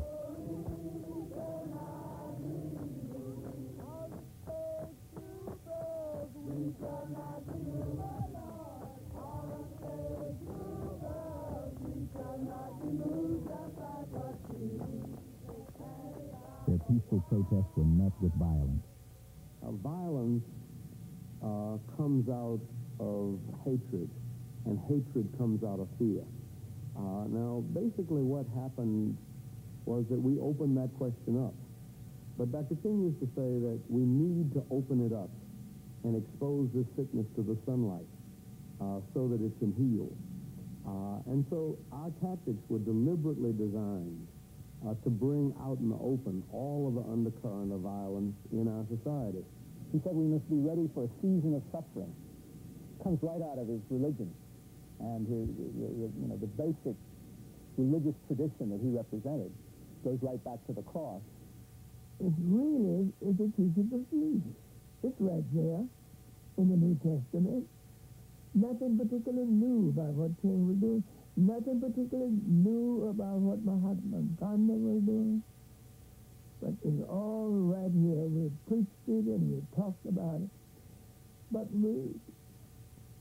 it is talk and no action. And he made it walk on the ground. In 1962, Albany, Georgia became the battleground for King's next confrontation. Hundreds of martyrs were arrested, including ministers and rabbis who had come from the north. All right, let's know what the purpose is. We come here to offer our prayers to God. What's the purpose? Our purpose is to offer our prayers to God. Anyone else here to be heard from? Praise be, O servants of the Lord. Praise the name of the Lord. Blessed be the name of the Lord. From this time forth and forevermore. All right, put them in there. King's efforts in the South found support in Washington, where President John Kennedy watched with growing impatience. Let me say that I find it wholly inexplicable why the city council of Albany will not sit down with the citizens of Albany, who may be Negroes, and attempt to secure them in a peaceful way their rights. The United States government is involved in sitting down at Geneva with the Soviet Union. I can't understand why the government of Albany, city council of Albany, cannot do the same for American citizens. I think that Dr. King always felt that particularly the Kennedys and President Johnson were responsive. He felt as though he had to create a climate politically in which they could rise to the greatness that the country needed. Kennedy felt he had to wait until events ripened, until, in a sad sense, the blacks had suffered enough to really move the minds and hearts of people. In 1963 in Birmingham, Alabama, a shocked nation watched as a peaceful demonstration exploded into the worst violence yet experienced by civil rights protesters.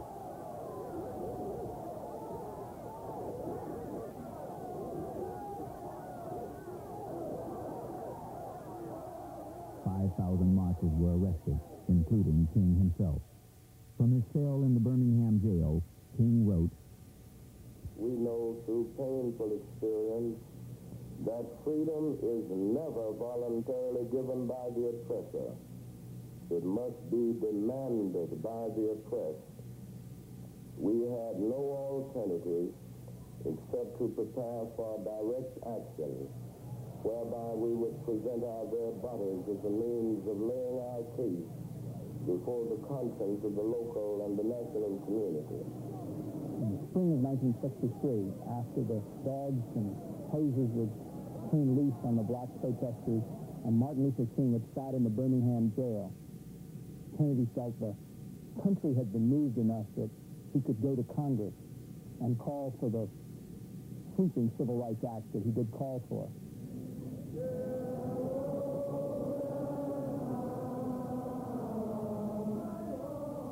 In August of 1963, 3 months after Birmingham, with Kennedy's Civil Rights Bill before Congress, King took his case to the nation's capital. 250,000 citizens, black and white, marched in a massive show of support, and Martin Luther King spoke. I have a dream that one day this nation will rise up, live out the true meaning of its creed. We hold these truths to be self-evident, that all men are created equal.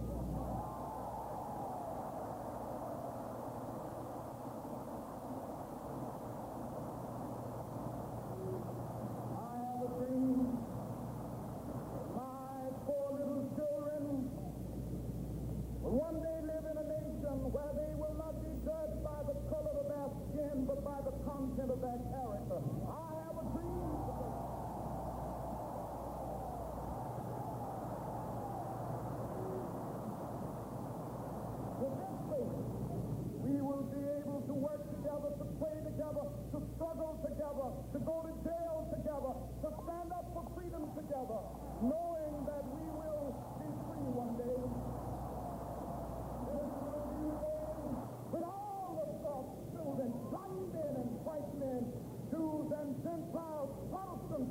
village will be able to join hands and sing in the words of the old Negro spiritual. Free at last, free at last, thank God Almighty, we are free at last.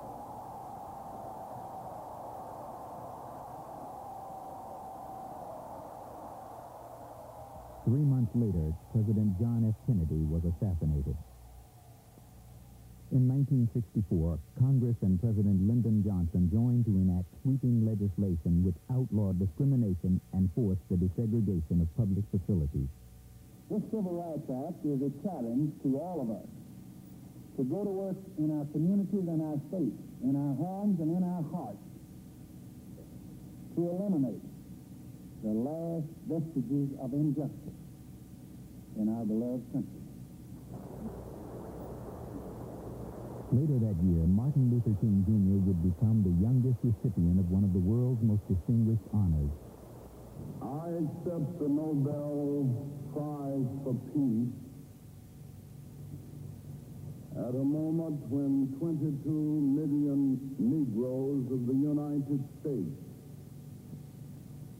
are engaged in a creative battle to end a long night of racial injustice.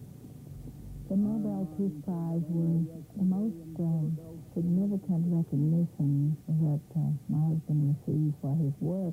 And in a sense, I guess the fulfillment that we had at the time he received the award was so great that we felt that somehow things might get easier for us, but that was not true. After winning the Nobel Peace Prize, King returned to the South to lead the movement in its quest for a final victory that would guarantee blacks the one basic right still denied them. Well, I think that the back of the bus issue and the lunch counter issue were issues that basically were human dignity issues.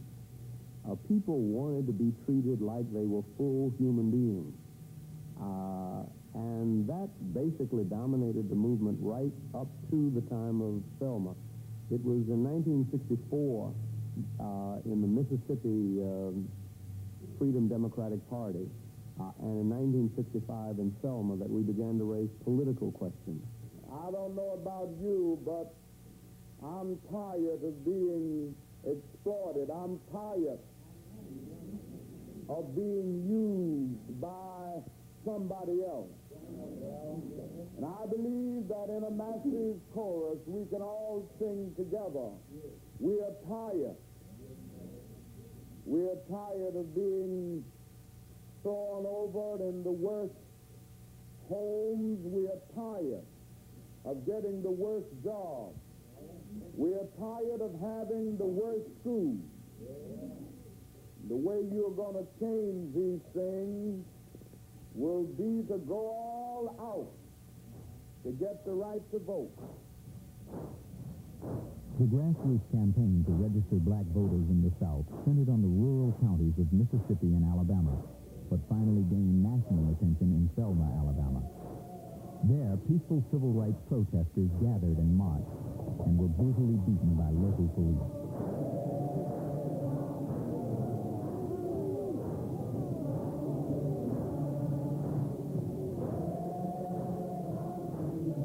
Around the world, people gathered together to express their outrage and share their grief. 30,000 demonstrators poured into Selma to walk beside King on a 5-day, 54-mile march from Selma to the state capitol in Montgomery, a triumphant march that was to be the culmination of the drive for voting rights in the South.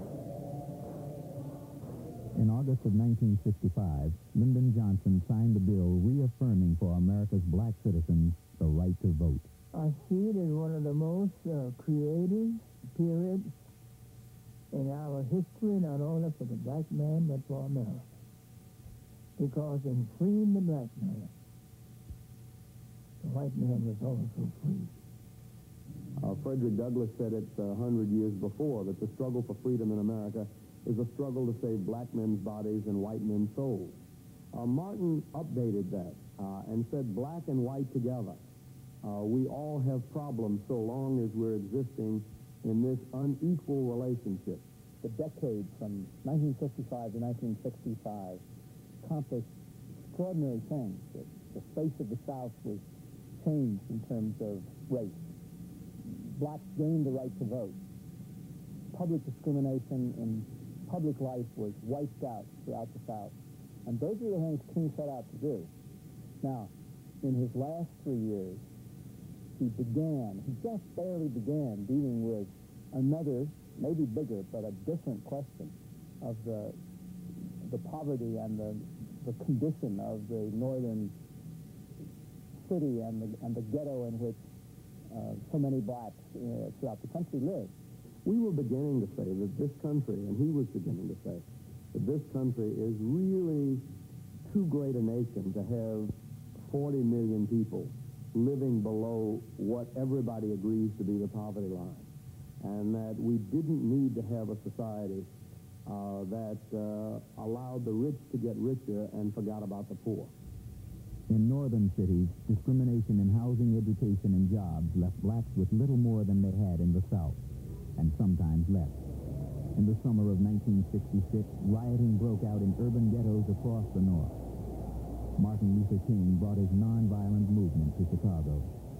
So we come bearing a message. We come bearing a message that Chicago can change. We are going to change it non-violently. We are going singing in our hearts. Ain't going to let nobody turn me around.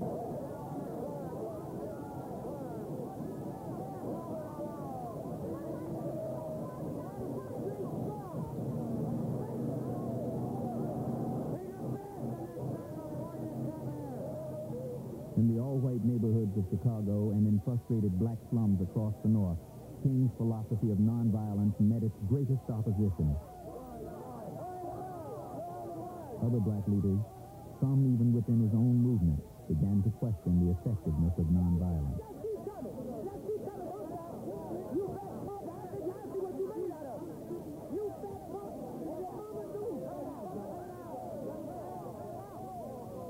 In 1967, King linked a third moral issue to those of racism and poverty, the war in Vietnam. I speak out against this war because I'm disappointed with America. And there can be no great disappointment where there is no great love. I'm disappointed with our failure to deal positively and forthrightly with the triple evils of racism, economic exploitation, and militarism.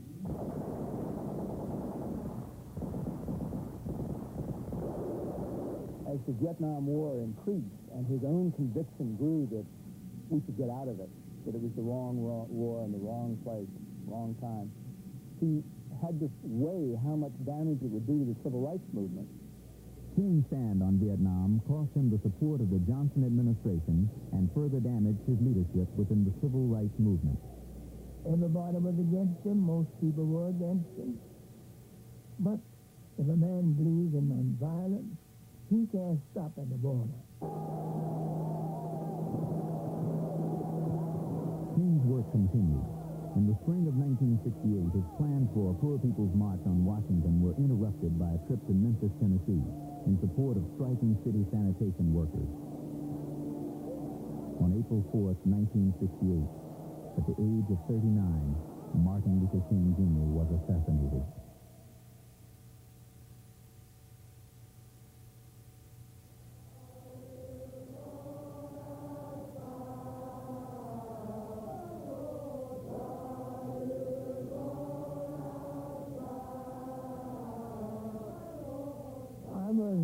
I would describe him as being good at what he was because of his conviction that we could change the South and we could change the world, not by war and violence, but because you believe in it, because you believe that love is better than hate, and that peace is better than war.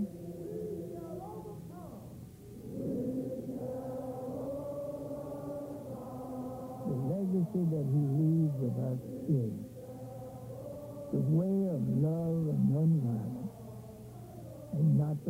hate on you.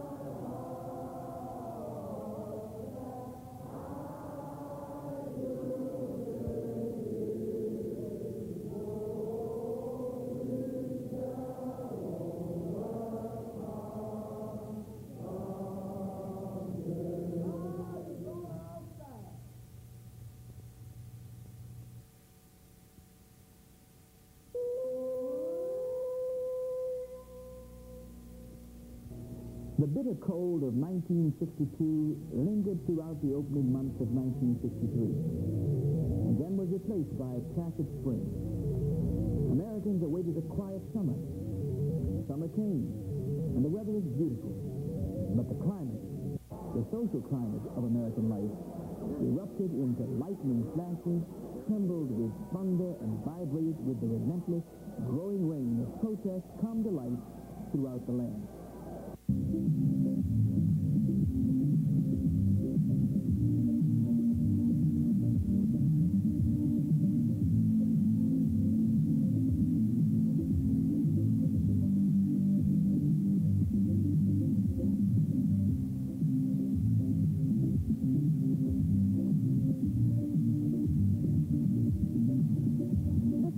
Of the 20th anniversary of the 1963 March on Washington. I'm Congressman Walter Fauntleroy, and with me is Miriam Richmond. It's 20 years later. Where have the nation and its black citizens been since 1963? What challenges have we faced? What will become of the efforts made toward achieving equal opportunity and justice for all people? How will changes in the economy affect the futures of those who now have and the hopes of those who have not? Over 250,000 people journeyed to this place on August 28, 1963, and stood in majestic dignity as witnesses to their single-minded determination to achieve democracy in their time.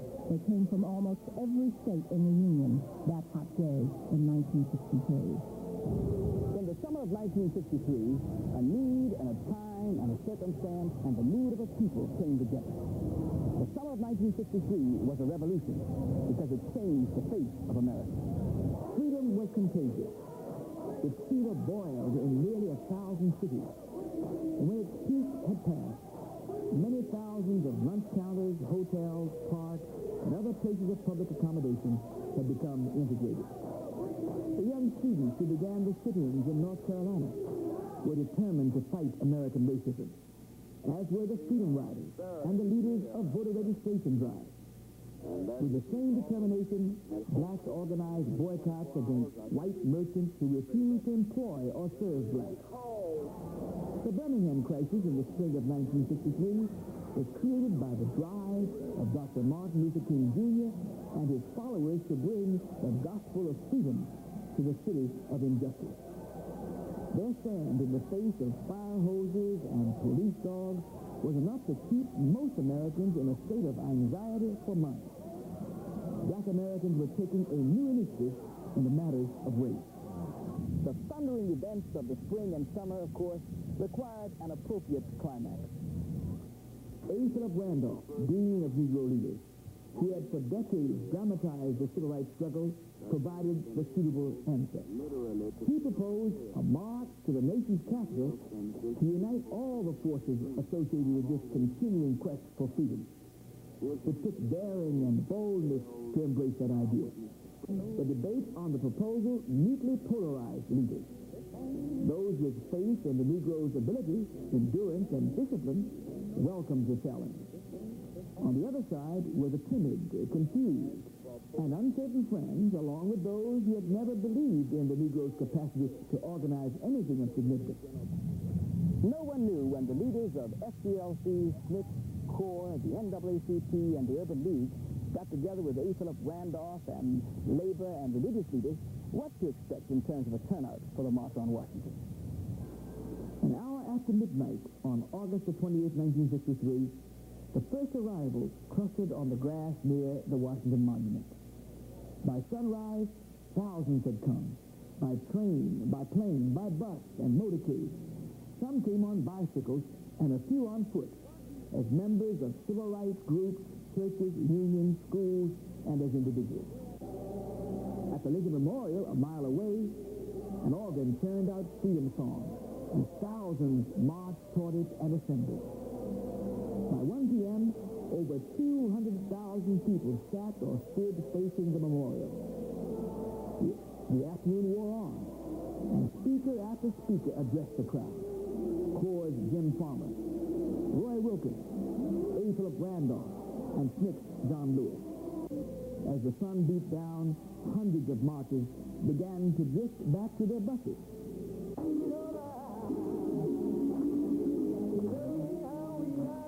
But they lingered a moment when gospel singer Mahalia Jackson came to the mic.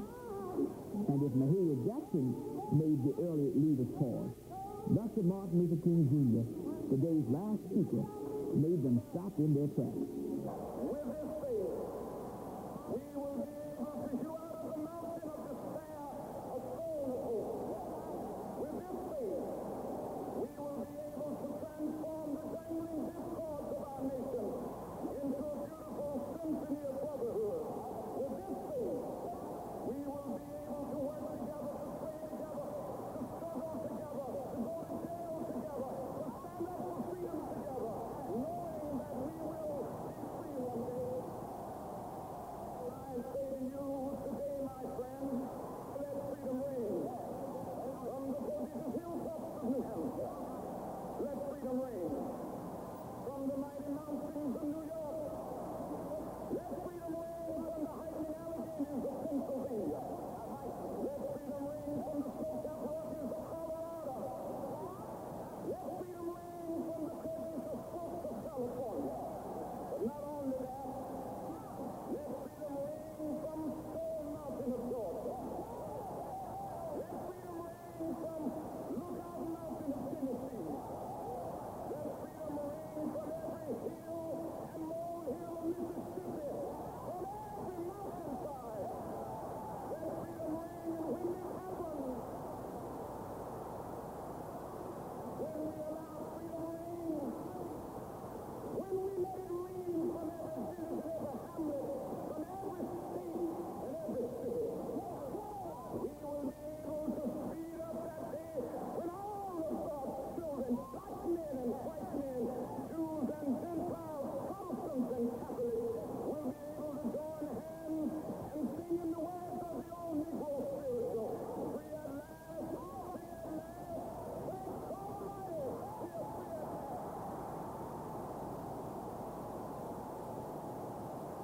Well, we've felt very, very good. We had tremendous feeling, and we were riding on high tide because we did not expect that type of turnout. We had far exceeded our expectations.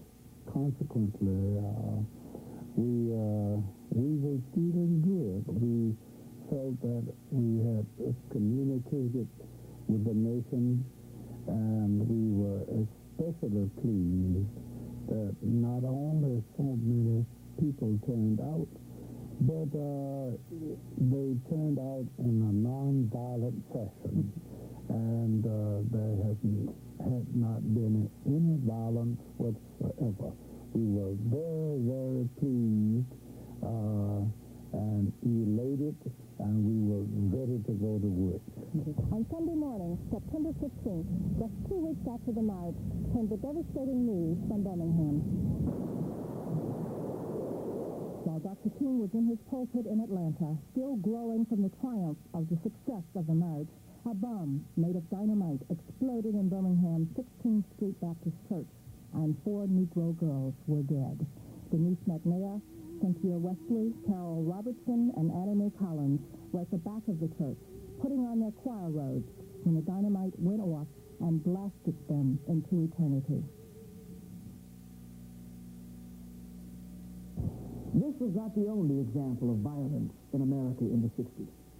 President John F. Kennedy was assassinated in November of 1963, as was Malcolm X in February of 1965. A white postal worker from Baltimore slain on a freedom walk in Alabama. Medgar Evers gunned down in Mississippi. 6 Negro children murdered in Birmingham. Scores of civil rights workers had died in Mississippi and Alabama. Hundreds of blacks had been killed or terrorized in 24 church bombings. And several cities had seen unrest in areas beset by poverty and stirred by unmet promises. The most tangible changes were brought about by 2 major pieces of federal legislation. In 1964, at the insistence of President Lyndon B. Johnson, Congress passed the first civil rights bill since 1875. And it forbade discrimination in most places of public accommodation. It established a federal community relations service to help individuals and communities solve civil rights problems, and created a federal Equal Employment Opportunity Commission. It also required an end to discrimination in federally assisted programs, authorizing termination of programs or withdrawal of federal funds upon failure to comply. In the following year, after the Birmingham crisis and the Selma to Montgomery March, President Johnson sent to Congress another piece of major legislation, the Voting Rights Act of 1965. Congress passed this act with remarkable speed, basically in the form recommended by the President. It authorized the Attorney General to send a federal examiner into a community to register black voters when it was determined that the local registrar was not doing the job. As a result of that bill, when it was passed, the Puerto Ricans no longer in New York had to take the literacy test. Whites in Texas no longer had to pay poll tax. So the civil rights bill did not only affect blacks, I would say a large number of people affected by the voting rights bill were white people and immigrants who were coming over from other countries. And while gaining the right to vote without those restrictions that we had in the southern states, it also had implications around the country. Well, the Voting Rights Act came into being as a result of movements in the South, particularly the Selma movement, where we had broken through the public accommodations barriers, but not the political barriers. And even though we now could use lunch counters and ride on the bus and choose seats according to our wishes, we could not register to vote. We could not participate in determining who would represent us in the Congress and in the State House and in the City Hall. And so we picked a place where it was most oppressive, of Selma, Alabama, Dallas County, Alabama. And SNCC had begun a campaign, but they were bogged down, and we threw ourselves in that struggle, and the rest is history. We called on the conscience of the nation. We touched the conscience of the nation. Religious and civic and political business leadership from across the country joined us in Selma. We marched across the bridge, and we had the cooperation of our enemies. The forces that would deny us political liberty turned into barbarism. They turned to barbarism and beat us on the Edmund Pettus Bridge, and the whole nation then was forced to look at the ugliness and the wrongness of discrimination in the ballot box. This period of the mid-60s was in many ways the high point of the civil rights movement. Hope and optimism prevailed. What was the turning point in the struggle for black equality came in 1968. There was trouble in Memphis, deep in the Tennessee Valley. The city's sanitation workers on strike, nearly all of them black. It was there that the man who to many symbolized the civil rights movement Dr. Martin Luther King Jr. was killed. It was in Memphis that Dr. King delivered his last speech, proclaiming, "It really doesn't matter what happens now. We've got some difficult days ahead, but it really doesn't matter now because I've been to the mountaintop." Many who heard the speech were convinced that King had a premonition of his death. Like anybody, I would like to live a long life. Longevity has its place. But I'm not concerned about that now. I just want to do God's will. He's allowed me to go up to the mountain. And I've looked over, and I've seen the promised land. I may not get there with you, but I want you to know tonight that we as a people will get to the promised land.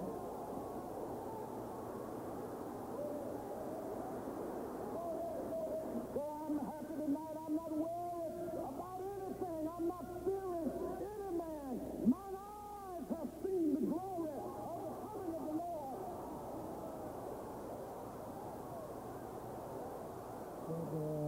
When we went to Memphis, he was very preoccupied with this premonition, and he talked a great deal. In every speech of any major proportions, he always talked about, I have been to the mountaintop, and if I do not enter the promised land, I want you to enter the land and take advantage of the blessings of our democracy, and we must never turn around. On the night of April 4th and the next day, the nation convulsed in grief and rage. But Dr. King's death would trigger the worst outburst of looting, arson, and rioting thus far was a cruel and final irony. Sunday, April 7th, was proclaimed a national day of mourning by the president, and flags around the country flew at half-mast. Countless thousands of Americans, black and white together, marched and prayed and sang freedom songs in King's honor. On April 9th, a hot and humid day in 1968, Martin Luther King Jr. was buried in Atlanta, Georgia. On his crypt are the words of the old Negro spiritual he had quoted so often. Free at last, thank God Almighty, I'm free at last.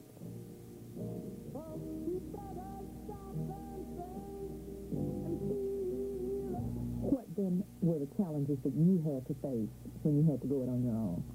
Well, the first thing, the adjustment period. I had to realize that he was not any longer by my side, and I had to make decisions and without him, and I had to make the adjustments to walk and feel that his spirit was walking with me, but he would never walk personally with me again. And that took a long time. I spent a period of prayer and fasting, and we went on a retreat, and finally I came forth and gave a very stirring and arousing speech, and pronounced that the message that Mordecai delivered to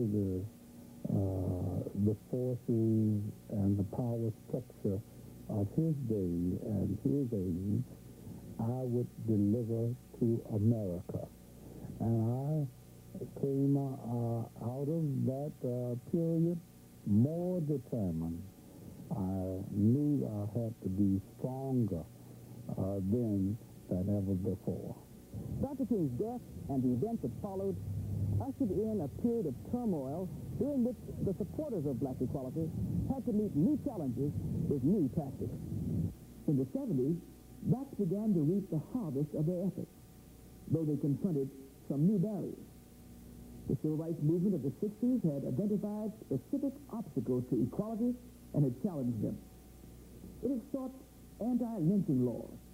It had pressed for equal educational opportunities. It had demanded guarantees of the right to vote. It had fought against laws supporting segregation. To obtain the clear, specific objectives, it had used equally concrete methods of legislation, litigation, confrontation, and civil disobedience. The 70s, then, became the crucial turning point in the civil rights movement from protest to politics. These methods led to progress that could be seen and measured. Lynchings ended. Segregation was reduced in schools, in transportation, in many areas of employment, and in the armed services. Blacks exercised their right to vote, and hundreds were elected to public office. In Alabama in 1968, there were 24 black elected officials. In 1980, that number had increased to 238. In Georgia, there were 21 in 1968 and 249 in 1980. In Mississippi, there were 37 black elected officials in 68 compared to 363 in 1980. The numbers grew in North Carolina from 10 in 1968 to 247 in 1980. And in South Carolina, black elected officials numbered 11 in 1968, growing to 238 in 1980. 20 years ago, there were less than 60 black elected officials in the 11 southern states of the old Confederacy between Virginia and Texas. Today, there are almost 4,000 black elected officials. It was impossible for black people in many parts of the South to register to vote. In city halls, you didn't see any black faces. You didn't see any black members of city council, any black mayors of the major cities. But today, many of these cities are being controlled and been led by black officials, by black men and women. Well, the gains have been too slow. We're now from 5 congressmen to 21, but we'll never get to our parity, probably 55 or 60 members of Congress at the rate that we're going. We've got to develop some new techniques that will accelerate the victories that we've enjoyed in the struggles between 1963 and 1983. Despite the progress, blacks continued to press for their ultimate goal, the equality promised to all citizens by the Constitution. In so doing, they continued to face major obstacles. In education, massive resistance to desegregation took many forms. Some governments repealed compulsory attendance laws, enabling white children to leave desegregated schools legally. Others erected new barriers to black students through special application procedures. Another means of resistance was to set up interviews and compulsory tests designed to prevent blacks from enrolling in so-called desegregated schools or to pass pupil placement laws, which the United States Commission on Civil Rights called the principal obstacle to desegregation in the South. In many places where black children dared to attend previously all-white schools, they were taunted and terrorized. Just as blacks began to confront new challenges related to elementary and secondary schools, they faced new dilemmas in higher education. Laws that had been passed to make it easier for black students to enter white institutions were affecting traditionally black colleges and universities adversely. Private black colleges, where blacks and whites had always been able to work and study together, now had to hire more white teachers and enroll more white students or lose their federal grants. The black public colleges, established because blacks had been excluded from white institutions, continued to suffer from inadequate support. Many states responded to federal regulations against racial restrictions by taking steps to unify the traditionally black colleges with other state colleges and universities. But these actions had the adverse side effect of of making the black college's mission less clear. The importance of education to the black community is reflected in the tremendous strides made by blacks in achieving higher educational levels. Blacks have always placed a special significance on acquiring higher education because it provided economic and social advantages. The proportion of the black population from 25 to 34 years of age that has completed a college education has increased considerably, from a minute 2% in 1940 to 11% in 1975 to nearly 15% in the 80s. Nothing points out more dramatically the importance of legislation as a remedy to racist policies and practices than the changes brought about by the Voting Rights Act of 1965. In 1960, prior to the Voting Rights Act, 15% of eligible blacks were registered to vote in Alabama. Following the act, in 1966, 51% of blacks of voting age in Alabama were registered. 20 years later, that number has grown to 64%, over 466,000 voters. In Mississippi, 5.2% of all eligible blacks were registered in 1960. Passage of the act brought that number to 33% in 1966 and 57% 20 years later. There are still, however, 131,000 unregistered black voters in Mississippi. Of South Carolina's 665,271 eligible black voters, 348,130, or 52%, are registered today, compared to 15.7% in 1960. Indeed, black people seem to take almost immediate advantage of their new opportunities to participate in the political process.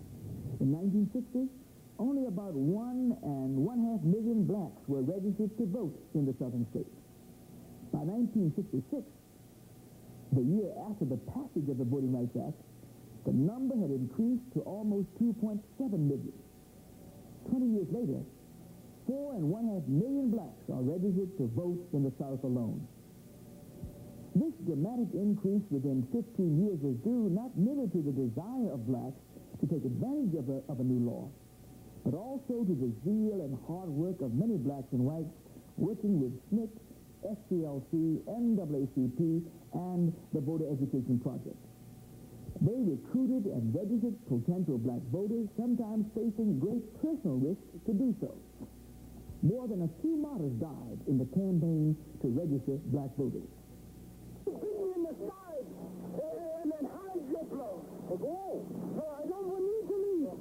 You've come to register to vote. You've seen us with the shoes to register. What kind of people are you? We believe that electing people to political office would do it. Right? No, we have less than 1%. Right? Less than 1% of political office in this nation is by blacks. Right? After 20 years. The first place, they did not get elected, and they have no power in those positions until there's activity among the masses of black people. Now, the masses of black people are beginning to see they must move again.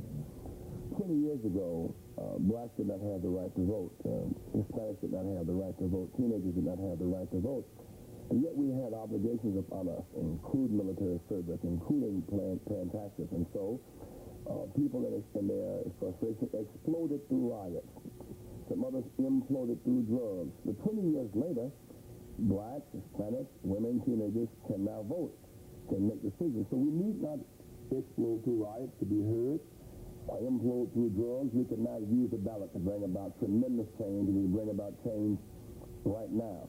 And I think now we must see to it that we make our votes pay. We have to see to it that we get commitment prior to a man or a woman actually moving into office. Before 1965, very few blacks were elected to public office.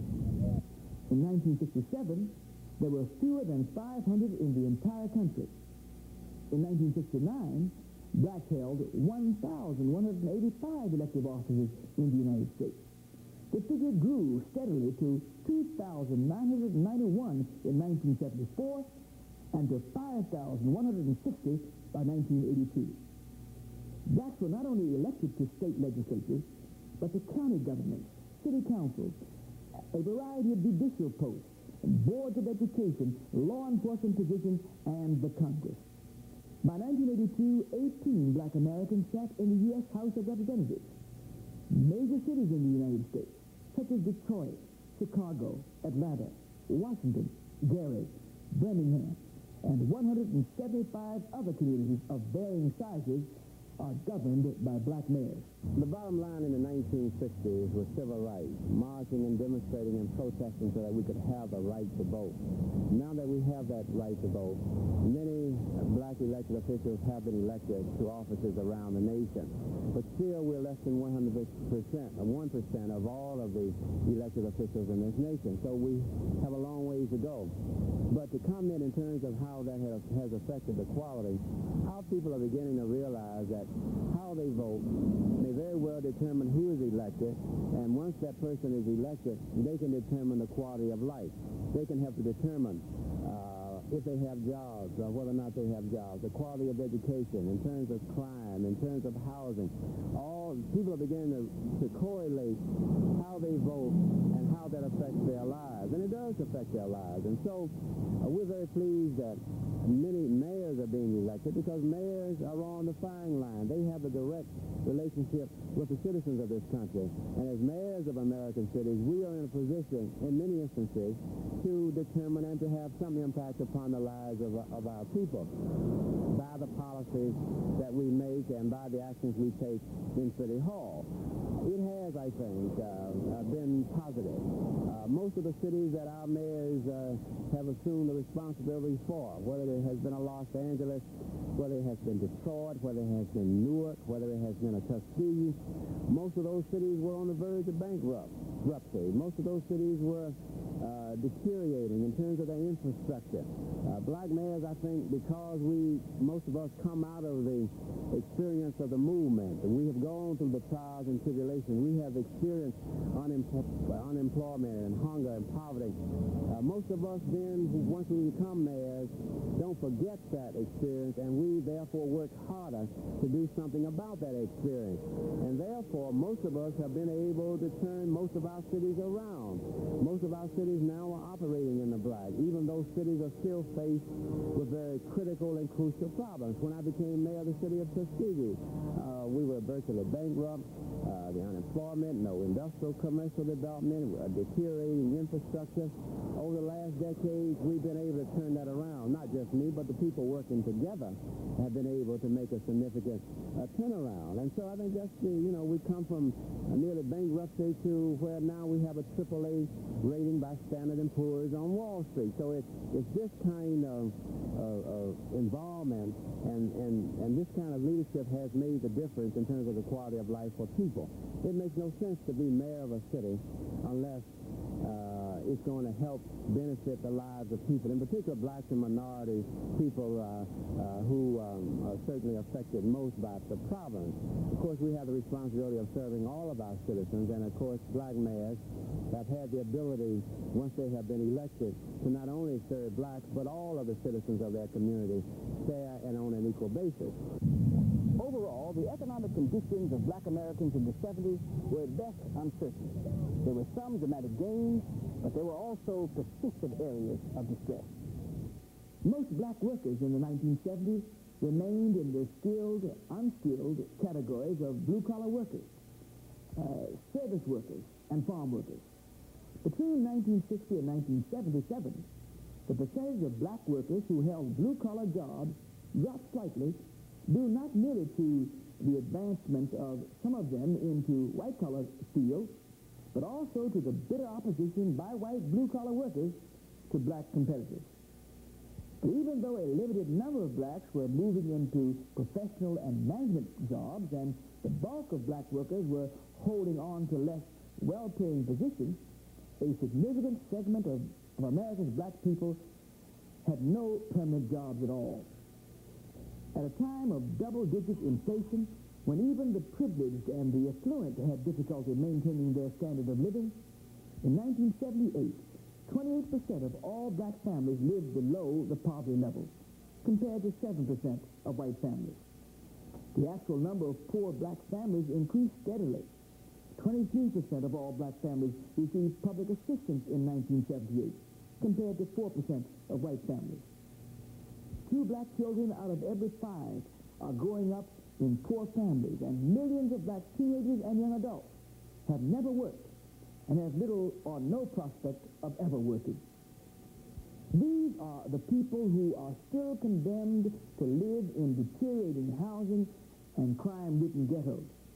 These are the people who are forced to demonstrate their frustration through aggression or through passive acceptance of defeat and dependence. The highest we've ever made on the black dollar, on the white dollar, was 63 cents. 63 cents black American. That's the highest ever, right? Now, that only lasted for 5 years.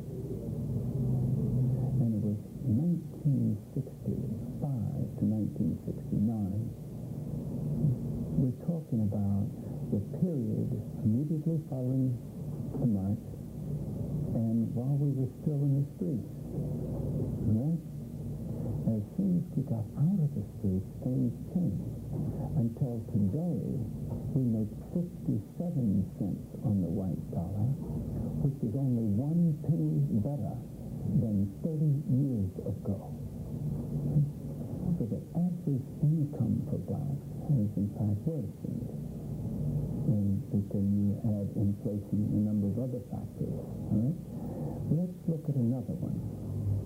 44% of black children live under the poverty level. That's almost every other black child.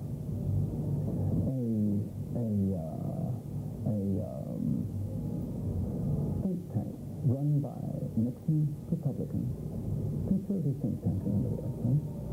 Said the other day that nearly half of black males are unemployed. Half, not young black males, black males. And one of the reports on young black males says that we may see a generation of young black men that have never had a steady job. That does not sound like progress to me.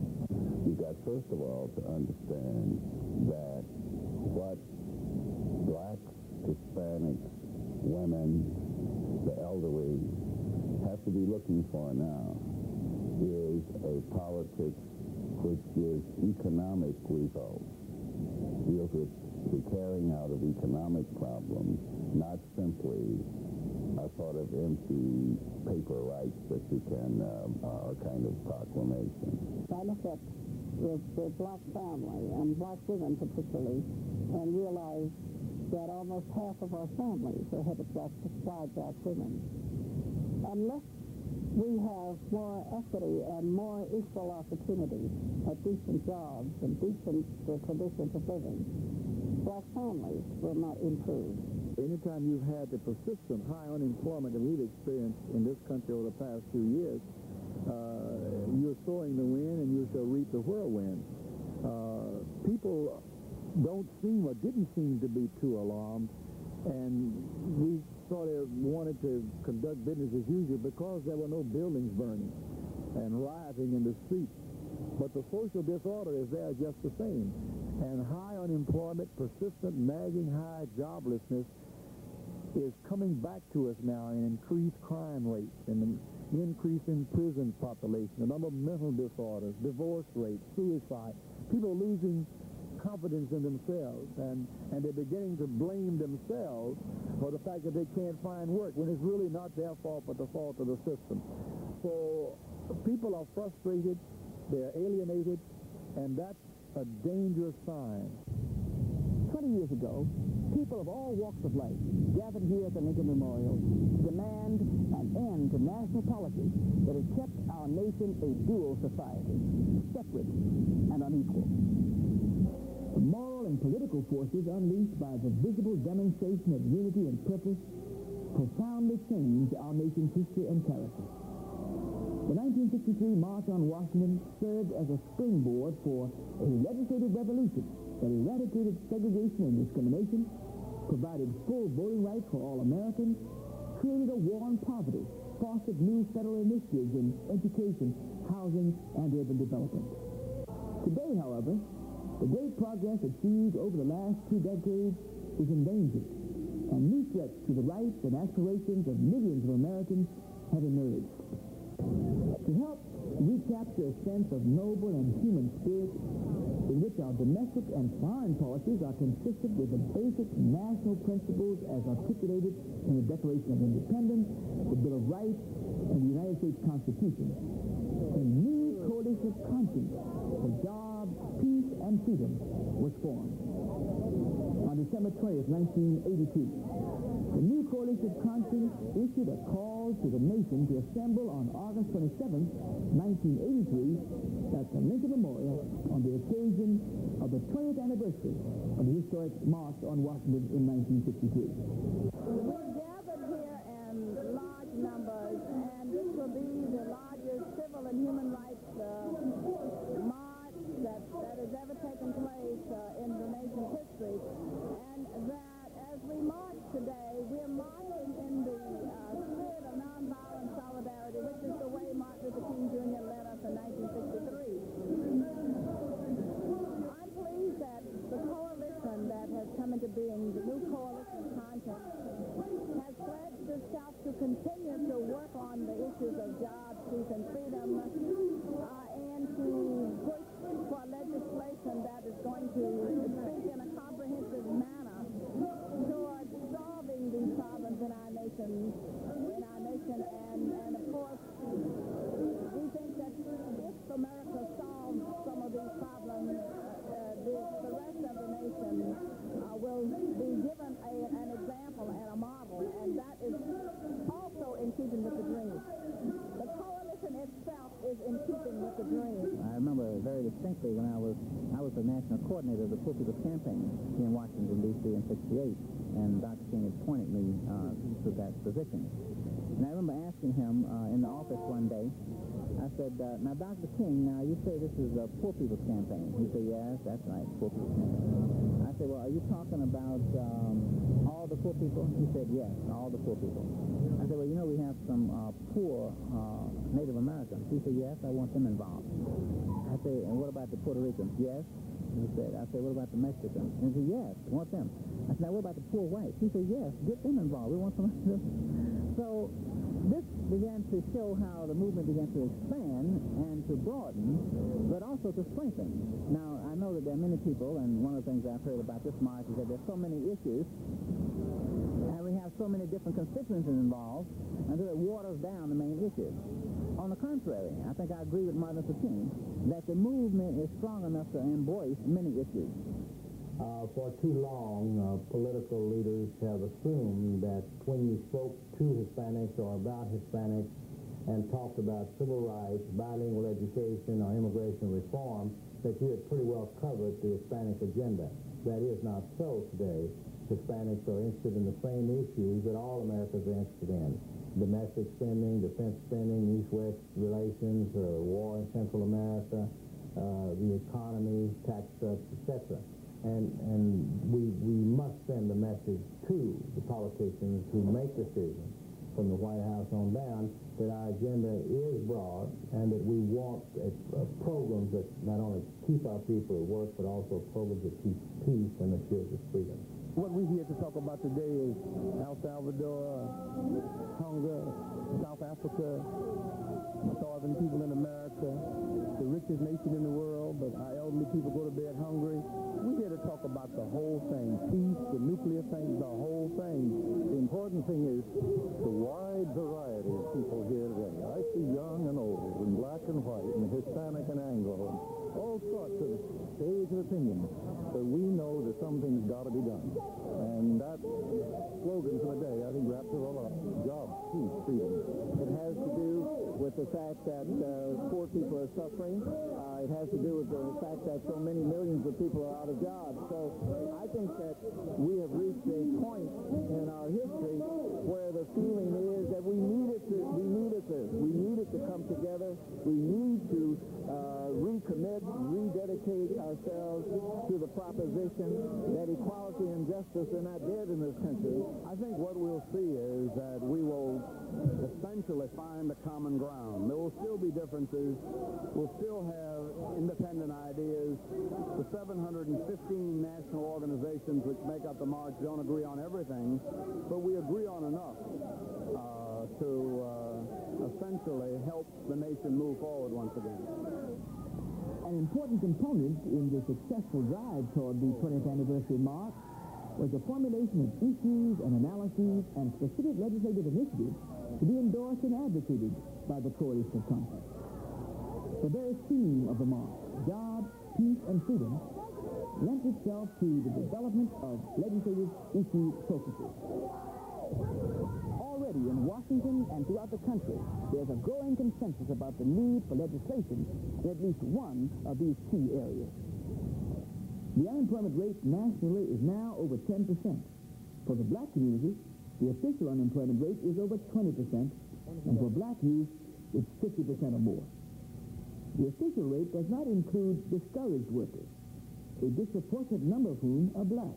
The current congressional debate over infrastructure assistance as a job creation technique will do little to ameliorate the suffering of the over 12 million unemployed Americans, since the most optimistic estimate of the job creation potential of these bills is 320,000 jobs. Therefore, there will be continued comprehensive steps toward the creation of jobs, whether in the public or private sector. We must say no to the nuclear arms race and no to intervention if we are to say yes to jobs, peace, and freedom, not only here, but with regard to peace, the momentum toward the nuclear freeze will continue.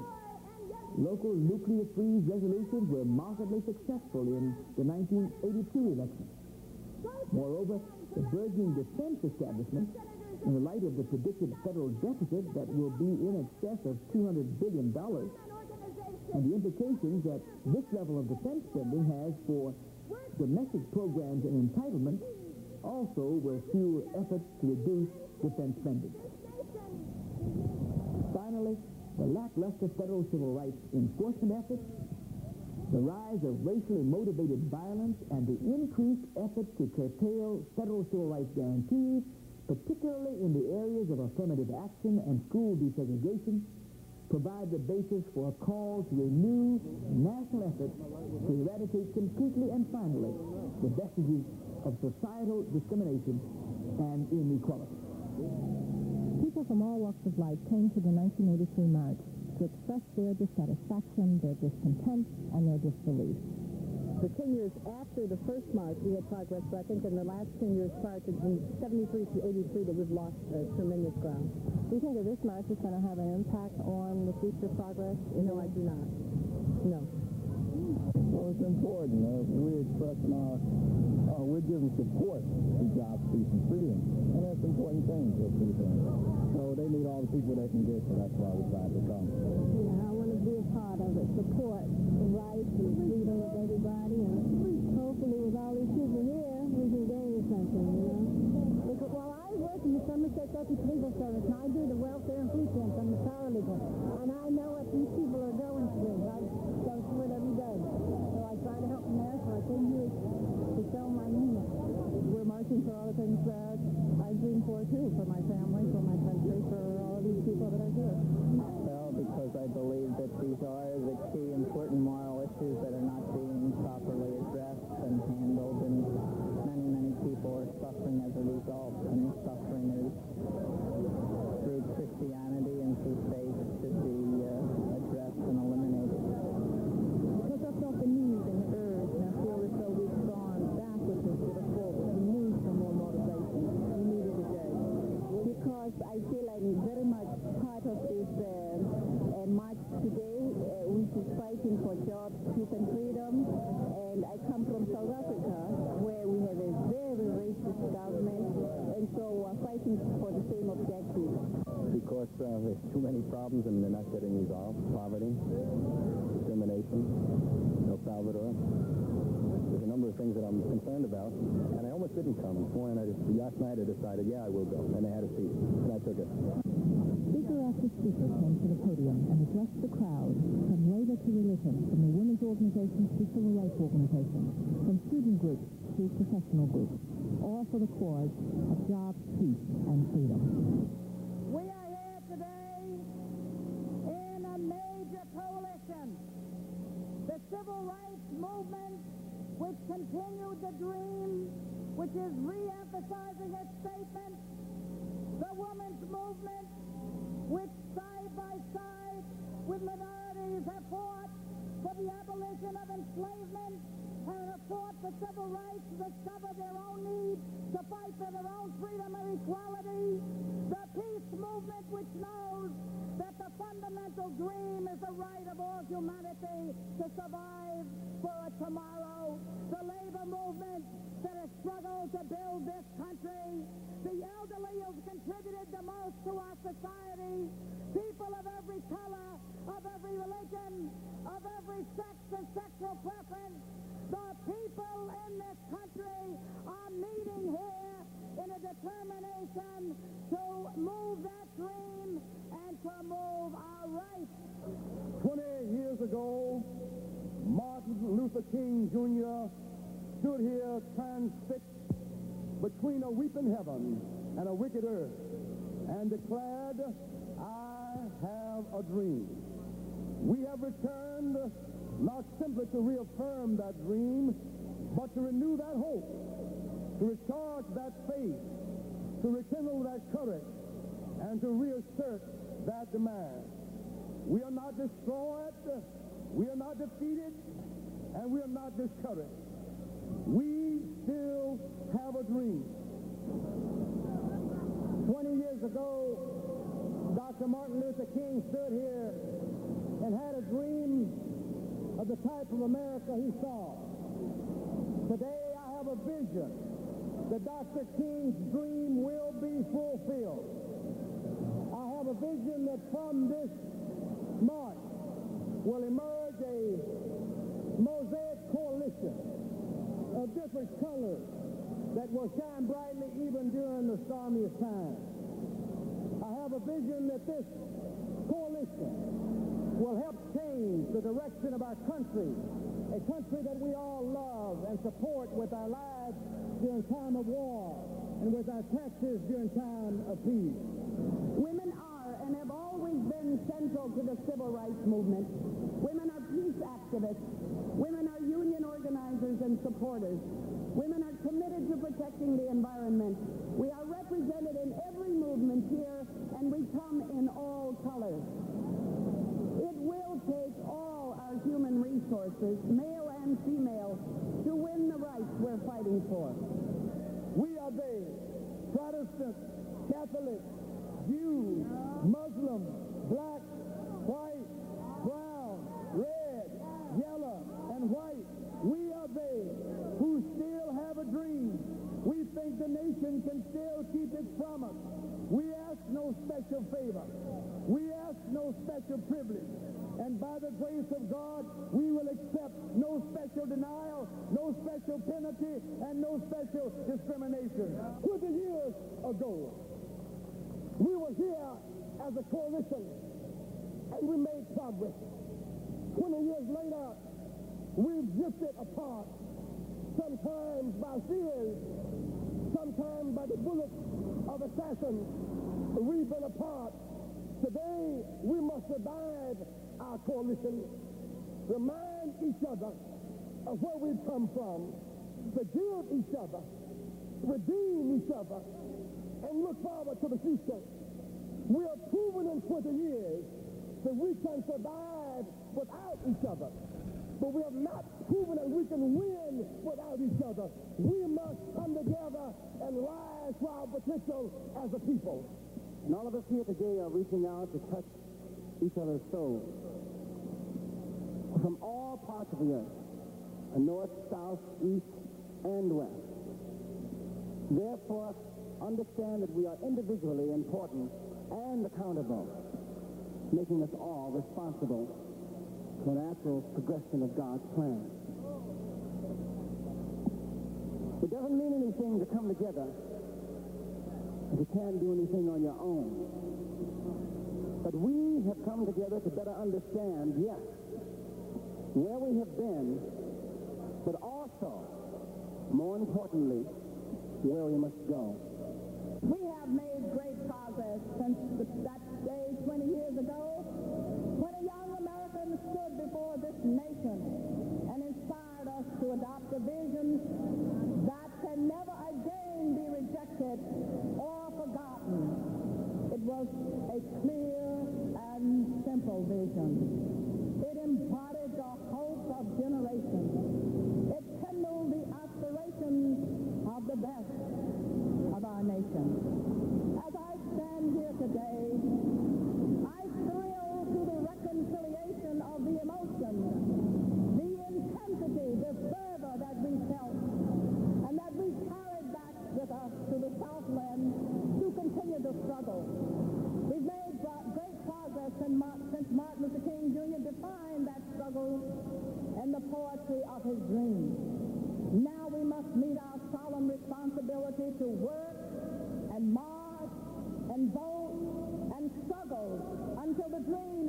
In the early 1940s, W.E.B. Du Bois stated that the most difficult stage in the struggle for racial justice in America would be reached when it became clear that fundamental inequities persisted, in spite of litigation, legislation, and direct confrontation.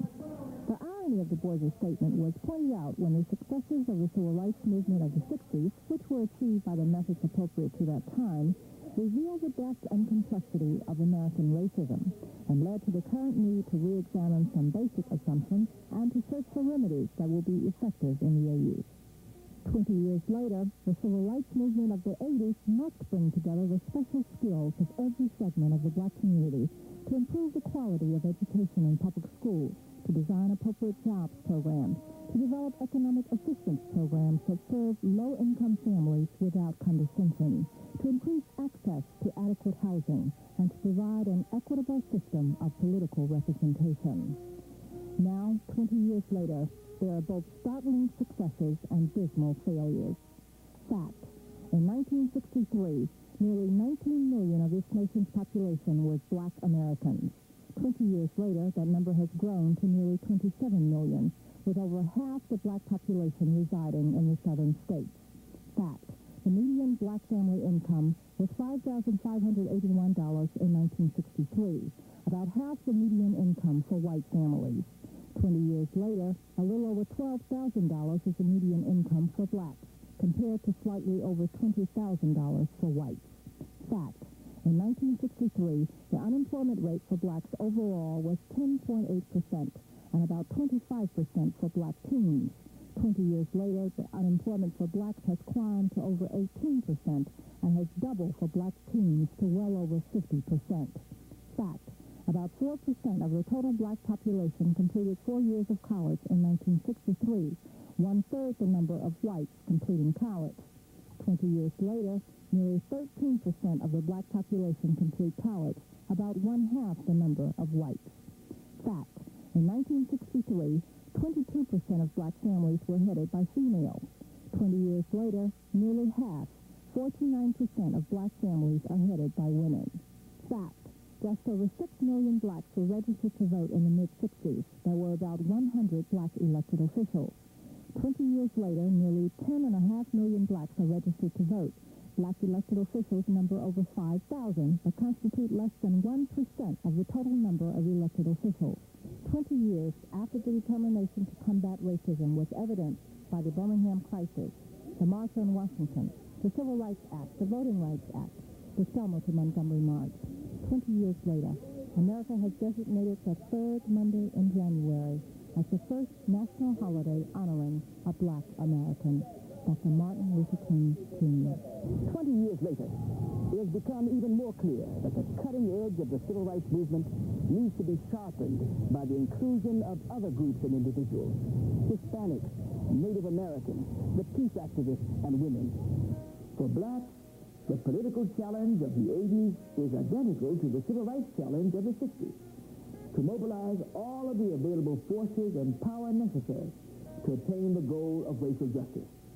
Resolution of the complex and intractable racial problems confronting us today will depend, as always, on many factors beyond the control of blacks: inflation, general economic conditions, urban fiscal crisis, international relations, the energy crisis, and the willingness of the majority to understand the need to fulfill the promises of the United States Constitution. It is imperative that new perspectives, strategies, and methods be developed to deal with today's complex realities. Congressman Walter Fauntroy, and for me, Miriam Richmond, thanks for being with us.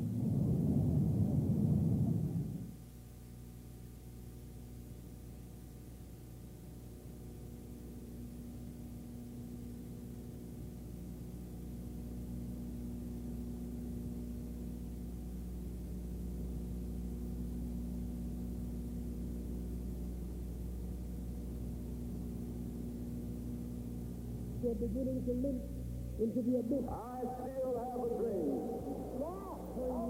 It is a dream deeply rooted in the American dream. I have a dream. From WSB News, live The March on Washington, 1983, with hosts Monica Kaufman and Mark Burkard. Will not let it work. What you see is a nation of humanity. America go that way. Dr. Martin Luther King Jr. America They are is ours. here today in an America can be what we want it to be. reaffirm the notion of We cannot humanity, let the world go that way. love. Good afternoon. I'm Monica Kaufman. And I am Mark Burkard. We are standing just a few feet from where 20 years ago Dr. Martin Luther King Jr. eloquently delivered his dream into the consciousness of this nation. It was a simple dream, that people could live and work in peace and equality. And 20 years later, a whole lot of people are here. We don't know exactly how many people. There's an estimate of between 250,000 and 500,000 people gathered here today at the Lincoln Memorial stretching back to the Washington Monument. The organizers for the event, as you told us, that they processed over 4,000 parking permits for buses, and we've seen, I think, more than that many people running around. We've run into a lot of Atlanta people, and I think there's one trivia note. Originally, they said 250,000. The crowd estimates from looking at back there now, I think we've surpassed that number as a counter. I think you're right. And we tried to get an idea from policemen as we walked over from the Washington Monument to here, and all they were doing was shaking their heads. And this is a town that has seen some large demonstrations, so this one is certainly going to equal that of 20 years ago, and it may even surpass it. Well, 20 years ago, ironically enough, the march was actually, the anniversary is actually tomorrow of the 20-year anniversary. And right now, Harry Belafonte is up on the podium speaking. Normally you would hear him singing. He was in Atlanta not too long ago, but today he is speaking about the power of the people, the power of the creative will. There's been a lot of people here today, and there are going to be a lot of speakers from Andrew Young, the mayor of Atlanta, who is also the MC, along with Maya Angelou, who's a writer. Walter Fortroy, who's a congressman for the District of Columbia, is also kind of co-MC with Mayor Young. We've seen Gloria Steinem, who is a female woman's activist. I know there's going to be Bella Abzug. We hear that Peter, Paul, and Mary will be singing a little bit later, so this is really going to be an event that is star-studded and politically active, if you will, certainly equal to that of 20 years ago. Along with Mayor Young. Some of those people who are here today, they were here 20 years ago. And we intend to live in harmony with all of the nations and with the universe. His daughter and his wife. His wife has since died. His daughter couldn't come. But he did bring along his son and grandson on this trip. 20 years ago, when buses pulled into the Capitol, there was a bus from Mount Zion Second Baptist Church in Atlanta. It was the only Atlanta church to sponsor a bus, and Reverend Searcy was on it. I thought that it meant more than simply saying this is a good idea. Because I was among the person who suggested it, that we ought to go there. The idea grew from a local committee to a national movement, including labor, clergy, Dr. King's Southern Christian Leadership Conference, and many others. Reverend Searcy was surprised at the turnout in 1963. He was also surprised by Dr. King that day. He had watched Martin grow into manhood. Reverend Searcy remembers his thoughts of 20 years ago. I said, man, there's something special, very special, happening to Martin in this city today, and it's happening to everybody who's listening, and this whole nation. For what he's saying here today is good for the healing of the nation. I have a dream that one day this nation will rise up, live out the true meaning of its creed. I don't care what we do in Washington. The spirit that was in Washington in 1963 will not be the same in August 27, 1983, because the focus, the personality on which the movement focused, not there. But the issues are there: jobs, peace, and freedom. Reverend Searcy 20 years ago didn't think 20 years later he'd be marching on Washington again. I think the country, the leadership, the powers that be, expect us to make ourselves known, say what's hurting us, to exercise our citizenship to the point where we can ask them positively for positive action. 20 years after the 63 march, we were really going back to Washington to march and send a message to our government about the same issue and it's sad to say that. Emory Searcy Jr. missed the last march. He was on his way to Vietnam. This time, he coordinated the Atlanta contingent of the march.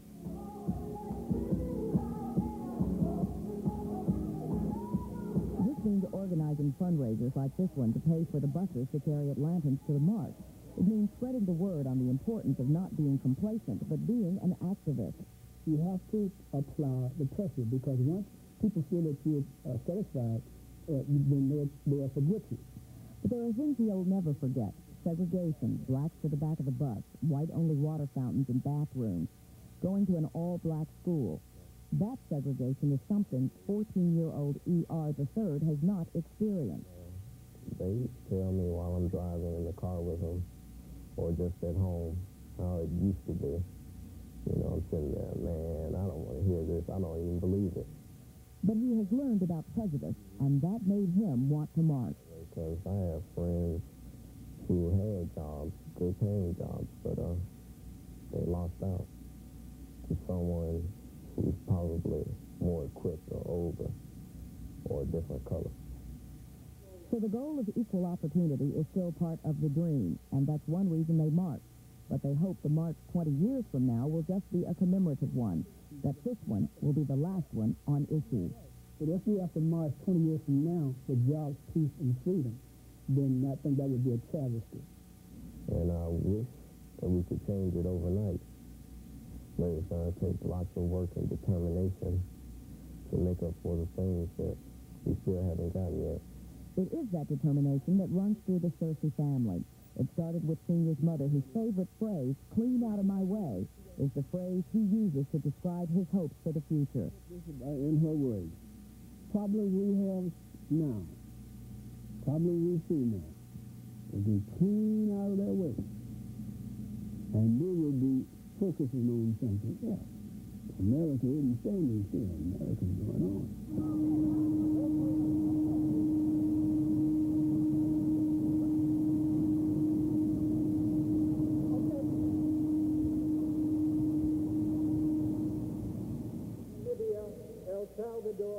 This march is truly a family affair. I have a special guest with me, Camille Love, who is from Atlanta, Georgia, with her son, Craig, who is 14, and her niece, Caroline Webster, who's from Washington, and she's 16. Camille, you didn't come to the march 20 years ago. Why not? Poverty and unemployment. 90% of all of the scientists what have you gathered from this march this year? What does it mean to you? 94% of those scientists live in the Western world, in the affluent world, in our world. And one half of that 94% work on military-related research. What painful ways. Kings of trials, this madness must be. But it goes on and on and on and on. What will the end result be? Understanding of what's going on in the world, and also give him some appreciation for the history of 20 years ago, and how in 20 years we really haven't accomplished that much. We've made some accomplishments, and some of us have been very fortunate. But a lot of us have not been so fortunate, and there seems to be a commitment to take us back. Not just black people, but to take a lot of people back to a position of not having just access to those things, just peace and freedom. Well, let me talk to Craig for just a minute. You weren't even born before Dr. Martin Luther King Jr. died. What do you know about him? What have you learned about him in this short life? I've learned quite a lot about him. Well, he's a great man. He gave his life so that people all over the world, minorities, could live equal. Do you think you have a better chance of life because of Dr. Speak up real loud. Oh, yes, definitely. Hey, Caroline, you are here, 16, with a bright future. What are you going to take from this march today that will help you live the rest of your life? And speak up real loud. From this march, I'm going to learn that not only do blacks come together to help each other out and to show that, you know, we are together, but whites, everyone is here to help and to show their support. And, you know, we'll always be this way. We're going to have problems every now and then, but it shows that we're going to get together one day. Thank you very much to all three of you. And now let's go over to Mark Picard. Thank you, Monica. Dr. Martin Luther King Jr. shared his dream with us 20 years ago. And as they did in 1963, people from all over the United States and really all over the world have come here any way they could, in their cars, in their vans, in their buses. As a matter of fact, many traveled all night so they could gather here by the Lincoln Memorial. It's because they wanted to retrace the steps the freedom marchers took 2 decades ago. Around this nucleus of March dignitaries, among them Dr. Joseph Lowry, Ossie Davis, and Gloria Steinem, the morning festivities coalesced. It had the feel of a part Woodstock, a part college reunion, a part happening, and a part political rally. Considering the deluge of humanity that flooded the green between the Capitol and the Washington Monument, logistical problems were relatively minor. It was the single-minded pursuit of the dream that took men, women, and children from every corner of the country to come to Washington and listen to Martin Luther King Jr. on August 28, 1963. There was a concern before this march that single-mindedness would be diluted by the years and by all that has happened to the civil rights movement. But with the voice of woman's activist Gloria Steinem booming encouragement, that single-mindedness was reaffirmed.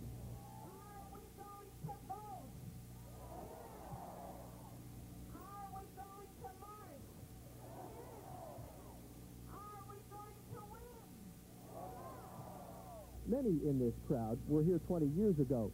Phyllis Copeland of Gaithersburg, Maryland, walked out of work that day and took a bus to come here. She called it a spiritual feeling then. She felt differently today. Times have really changed. I was telling my kids, about it, and I said, yeah, just got to go because you don't know what it really was like, during the 60s, and we were fighting, and I said, if it wasn't for me as a mother, I was there picketing and walking and setting in and everything, you all just wouldn't have it today, so I think some people may be looking at it as a sort of social party kind of atmosphere, but I think the majority of the people here today are truly sincere about what the theme is and that dream. Around noon, the march surged toward the Lincoln Memorial. Never mind that it was about an hour and a half late. Never mind that it took a wrong turn. Never mind that it was cruelly hot. These people were adding their page to the history book. Somewhere in that river of people was Michelle Mencken of Cambridge, Massachusetts. She was born 7 years after the first march, but she came here with a clear sense of the past and a clear vision of the future. I want there to be more jobs for people who are unemployed, and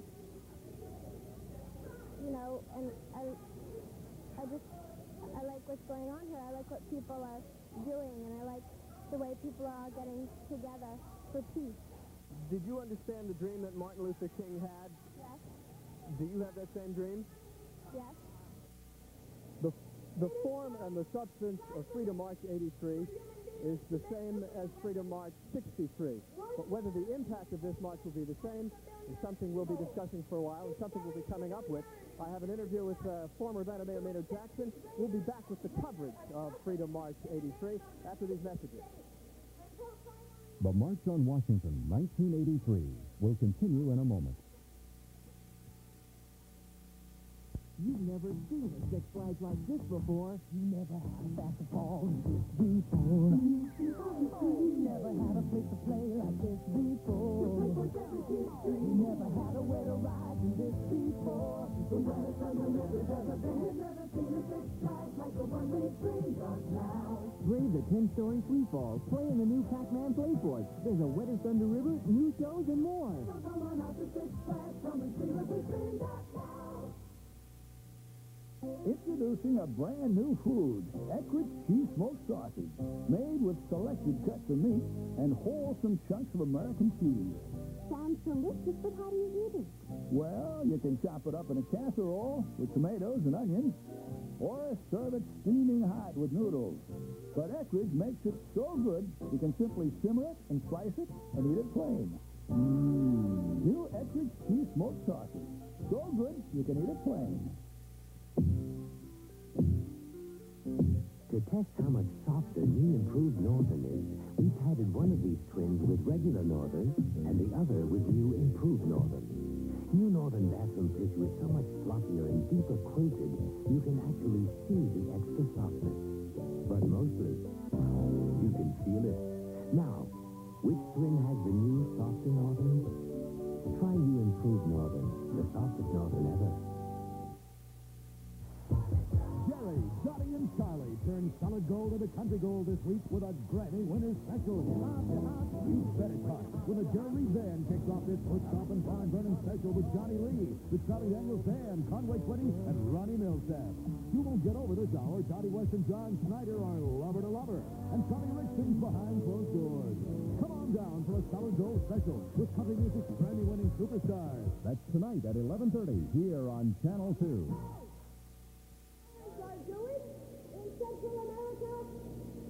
We are back with WSB's coverage of Freedom March 83. With me is a man who has made his mark on the civil rights movement, not just in Atlanta as mayor, but also nationwide. Mayor Jackson, thank you very much for stopping by, along with your family. The first question people want to know is, the form and the substance of Freedom March 83, basically the same as in 63. A clear agenda, speakers with substance, but the impact of this march, can it be the same on this nation as the march in 63? It'll be a different impact, and it'll be hard to say that it's better or worse. The truth is we're not quite as naive 20 years later as we were 20 years ago. When I sat in with the law students at North Carolina Central University in Durham at the Howard Johnson, when I helped to organize a northern student movement in Boston to picket Woolworth in support of the Southern movement, when we hope to organize law students to get people out on bail bond, we believe anything can happen. We still believe it can happen, but we now know that the methodology to get there is much tougher than we once knew. That's the next question. This is a more realistic march today, a bigger, but less naive, more realistic march. You mentioned methodology. The rhetoric of the civil rights movement in the past often included, we're going to take it to the street. These days we are hearing, we're going to take it to the ballot box. Is that the move from naivete to maturity that you were talking about? I think so. You have to get in the streets to get to the ballot box. The ballot boxes are not in our homes. I think we have to do the 3 Bs, and that's why my entire family has come with me, Valerie and Brooke and Busby and Beth, because we want to witness with the crowd our determination to use the ballot, the buck, and the book, the 3 Bs, to achieve equality, not superiority, but equality for all people, white, brown, and black. Mr. Mayor, thank you very, very much. Thank you. Enjoy yourself. Okay, Monica? Hello, Mark. Hello, Mayor Jackson. In 1963, this march was created to raise the consciousness of the nation. Their message was that the United States may have been a nation found on liberty and justice for all, but as Ron Taylor reports, in 1963, that was not the case.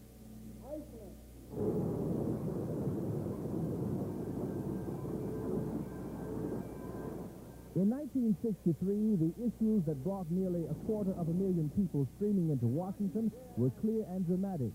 A gripping poverty rate and an accompanying unemployment rate of over 7% in the black community at large. A level of violence mostly left unpunished or unchallenged by local police authorities, or simple, blatant police brutality.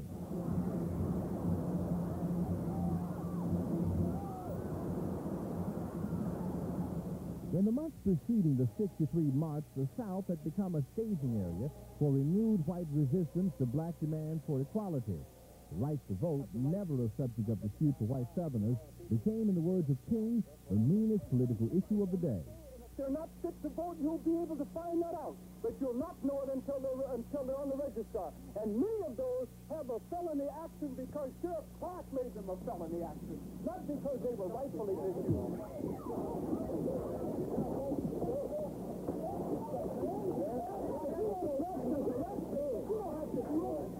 Against this backdrop of poverty, violence, and the purest form of political prejudice, stark racism, Martin Luther King Jr. was mapping new strategies. We're getting ready to deal with the economic issue. We're getting ready to demand jobs and income. We're tired of working full-time jobs for part-time income. All right. We're tired of living in run-down, dilapidated, rat-infested shacks and slums. We are tired of our children having to attend overcrowded, inferior schools. Explain. And we are tired of our men not being able to be men because they can't find work. In those days, we struggled to sit on the customer side of the lunch counter. We won that right. We may now sit with a few exceptional situations. We may sit anywhere we have the money to order and pay for. But we are arguing now, the struggle now is about the cash register side of that counter. The struggle to integrate both sides of the counter for King started here in Birmingham, a city he called the most thoroughly segregated town in America. From the Birmingham experience, King forged a new movement of poor blacks and whites, trade unions, and white clergymen. A coalition of conscience, he called it, a movement toward economic justice. That movement eventually spread to every major city in the South as King's new thrust, the thrust toward economic rights, became a full-blown reality within SPLC. 20 years ago, King concluded that the right to sit at a lunch counter, in this instance the F.W. Woolworth lunch counter in downtown Atlanta, meant absolutely nothing to a man who could not afford the price of a meal. From that conclusion, he would firm up his support for what would become Operation Breadbasket, later to become the Chicago-based Operation Push. As 20 years ago, King concluded that the right to eat was built among the more fundamental rights to earn. In downtown Atlanta, Ron Thaler, WSC News. And at this moment, the father of who they call the father of the civil rights movement, the father of Martin Luther King Jr., Dr. Martin Luther King Sr. is now on the podium. He got a large round of applause. He said he wasn't going to march the walk when I talked to him, walk the march when I talked to him the other day. He said he was going to ride in his wheelchair, and I think he probably did. I can't imagine Daddy King not, however he could, being here for this march. You and I couldn't figure out whether he was here the first time, but I have to believe that he was going to be here any way he could this time. Well, he was here in spirit, I think, the first time. There are so many groups who are participating in this march today. 715 national groups have endorsed the idea. And when they were marching, they were all color-coded. And normally pink would be for girls, but this time blue was for women, beige was for peace, red was for solidarity, green was for civil rights and Hispanics, and maroon was for elected officials. But we can say there is equality in one area in particular, and that is we are all burning up. Yesterday, Washington had a reprieve from the kind of heat that we've been experiencing in Atlanta for the past several weeks. But today, we're probably just as hot as you are. It is hot and steamy out here. And believe me, everybody's making runs for the water fountain. Anybody who can get a soft drink will go for it. People are waiting, actually, in the pool, in front of the monument. They're not supposed to be, but they've been doing it. Folks have been pouring ice over each other. It is the kind of day that, to me, is more like a family picnic. Everyone is sharing, and they're having a good time. It's obvious that they are. Again, in speaking to some of the people that I spoke with, there was, especially the people who were here before, they didn't quite sense at the time the same serious commitment to meeting here as it had been the first time. They talked about it was nice to be together, there was a nice feel to it today. Whether or not they felt comfortable with the mood here as opposed to the mood 20 years ago, they had ambivalent feelings about it. Well, let's talk about that a little bit more when we come back from this break. AME Bishop and President of the Congress of National Black Churches, to be followed by Mr. Planters and salted peanuts. It's the Riviera. More tropical punch, please. And then perhaps a dip in the pool. Planters unsalted peanuts. So crunchy and delicious, they're fresh out of the shell taste, makes ordinary occasions special. Hey, Planters unsalted peanuts. Isn't that nice? To a real cute guy from your adoring fans. We love you, Frank Gifford. Frank Gifford? Yes, give some to Don. Shooting lumberjacks up here is no easy job. These guys work hard, and they play hard, too. So when things get messy around here, I rely on Ronnie. Ronnie's not only the biggest pal you can buy, Ronnie's tough. And thank goodness they're economical. Thanks again, Ronnie. Anytime, Sal. Ronnie, the big tough cow without the giant price. Hey, Rosie, how about a little service? Okay, I give up. Which one's the dummy? Him. Quick, I'll get soaked. Relax. Bounty's so fast, it gets filled before they get away. That was fast. Bounty's a quicker picker-upper. Just watch. Look how much faster Bounty soaks up liquid. The other cow pushes it along and lets it get away. Bounty's the quicker picker-upper. That dummy is no dummy. Hey, Tommy Lasorda, how do you spell relief? Roger, I love to eat, but I don't always manage my stomach right. For heartburn, I spell relief R-O-L-A-I-D-S. Rolaids really does spell relief. Like a sponge, Rolaids antacid medicine consumes 100% of the acid required to give millions 100% relief. With that batting average, it's R-O-L-A-I-D-S. For millions of Americans, Rolaids spells 100% relief. Enter the Rolaids Relief Man sweepstakes. Entry blanks at your store. We're now here with councilpeople John Lewis, who was here 20 years ago as part of Smith, and he also spoke today, and Carolyn Lawn Banks, councilperson. Councilman Lewis, when we were doing our research for this, we found out that the speech you wanted to give 20 years ago was so strong and so militant, you had to calm it down, or else there were some people who were not going to participate in the march. This year, I think the things are different. You said 20 years ago we would fill up the jail. That obviously is not the case now. How has the movement changed from 20 years ago to now? Well, 20 years ago when we came here, we had a very sympathetic administration in Washington with President Kennedy. We come back 20 years later, and we don't have a sympathetic administration. The movement is much broader. It's not just a march for civil rights and black rights, but it's a march for the rights of other people. What is it going to take to get the kinds of changes, the subtle changes that they are now, that you got 20 years ago by marching? But I think from this march, we must go out and organize and to agitate all across this country, encourage people to register, to vote, to use the ballot as a weapon for change. I think that people are going to do just that. Mark, I'm going to let you talk to Carolyn Lawn Banks. I know Carolyn from the Atlanta City Council, John Lewis as well. As a black woman in government, you are the embodiment of the benefits of the 63 March. Where do we go from here? Really what we have to do, Mark, is to look to the youth of black America. We have to look to the youth of Hispanic America as well as other minorities.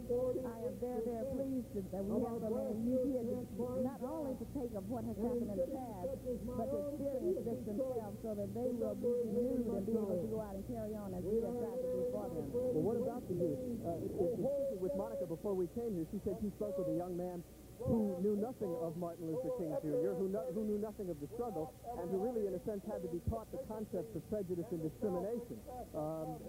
Can you continue the momentum when time has really diluted the impact of the 63 March? I think we as black elected officials have a responsibility to go out and share with our youth exactly what the history of the black people are. We are going to have to do that. Some of us are already doing, go out into the schools and talk one-on-one with students in classes. Also, we have to invite them to our homes and share, because you're not going to find it in the printed word, obviously. So we're going to have to campaign among ourselves in order to teach the youth and see what the heritage is that they have already inherited, and also to give them some kind of hope for the future. Monica, I'm going to toss the baton back to you. Well, you know, one of the biggest issues in 1963 is still a big issue in 1983, and that's the problem of black unemployment. With all the progress that we've made in 20 years, the problem of black unemployment has grown worse. Quentin Bradford is here with more. There's little wonder why jobs is the first issue listed by the new coalition of conscience. Millions of Americans are out of work as unemployment levels reach the highest they've been since the Great Depression. Cries in support of legislation for full employment can be heard from every segment of humanity, regardless of color. 20 years ago, because of discrimination, there were many jobs that blacks weren't hired for. Consequently, their ability to earn as much as whites was greatly reduced. A Census Bureau study in 1963 reported that the median income of the average black male was $2,507, or 52% of the average white male's income of $4,816. 20 years later, the gap is even wider. The latest Census Bureau figures show the median income of the black male is $8,838, or 59% of the average white male's income of $14,748. Looking at the unemployment picture, the results aren't any better. In 1963, unemployment among blacks was nearly 11%, more than double the white unemployment rate of 5%. Today, unemployment among blacks is more than 20%, still more than twice the 9% unemployment among whites. And for black teens, the hardest hit group, levels of unemployment hit more than 49%, again, twice the rate for all teenagers. During this 20th anniversary march, there is one prime piece of jobs legislation that is getting the support of the coalition. It's House Bill 1036, the Community Renewal Employment Act. Supporters say the measure would create about 1 million jobs for long-term unemployed people in high unemployment areas. Federal money would go to state and local governments to pay labor costs for repair, rehabilitation, or maintenance of public facilities. The idea is to give jobs to those who need them most while improving vital public service needs. But how effective will the coalition be? Remember, jobs was the key in the 1963 march. And in the words of the former president of the National Urban League, Vernon Jordan, there are 500,000 more blacks without jobs today than at the time of the March on Washington. Despite some gains in employment and education, most blacks' lives didn't change because of the rights they've won in the 60s. We were poor then, we're poor today. We were disadvantaged then, we remain so today.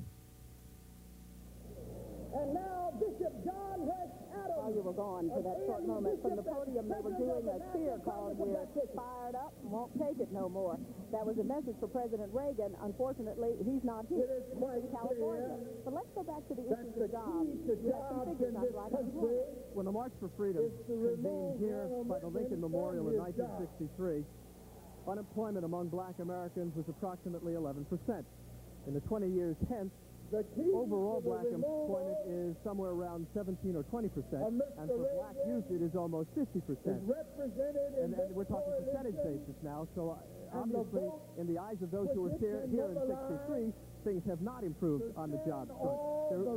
One of the things that they want, obviously, to springboard from this convention, if you will, is legislation for jobs. A debate that goes on constantly in the House of Representatives and the Senate, and with the Reagan administration, obviously, against federal funding for jobs programs, against subsidized job programs. Obviously, they've got their work cut out for them. That was part of what that slogan was all about. They want to send Mr. Reagan back to Hollywood. Well, the important thing is that because they do support the Community Renewal Employment Act, which would provide 1 million jobs. They would be public service jobs, working on the roadways, working to maintain public facilities. But the people who are here at this march say that's needed because there are far too many people who are unemployed and who turn to crime.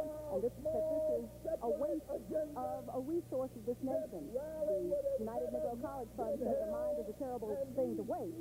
These people feel that that is the problem. People are wasted. I think at this point we should explain some of what's going on here.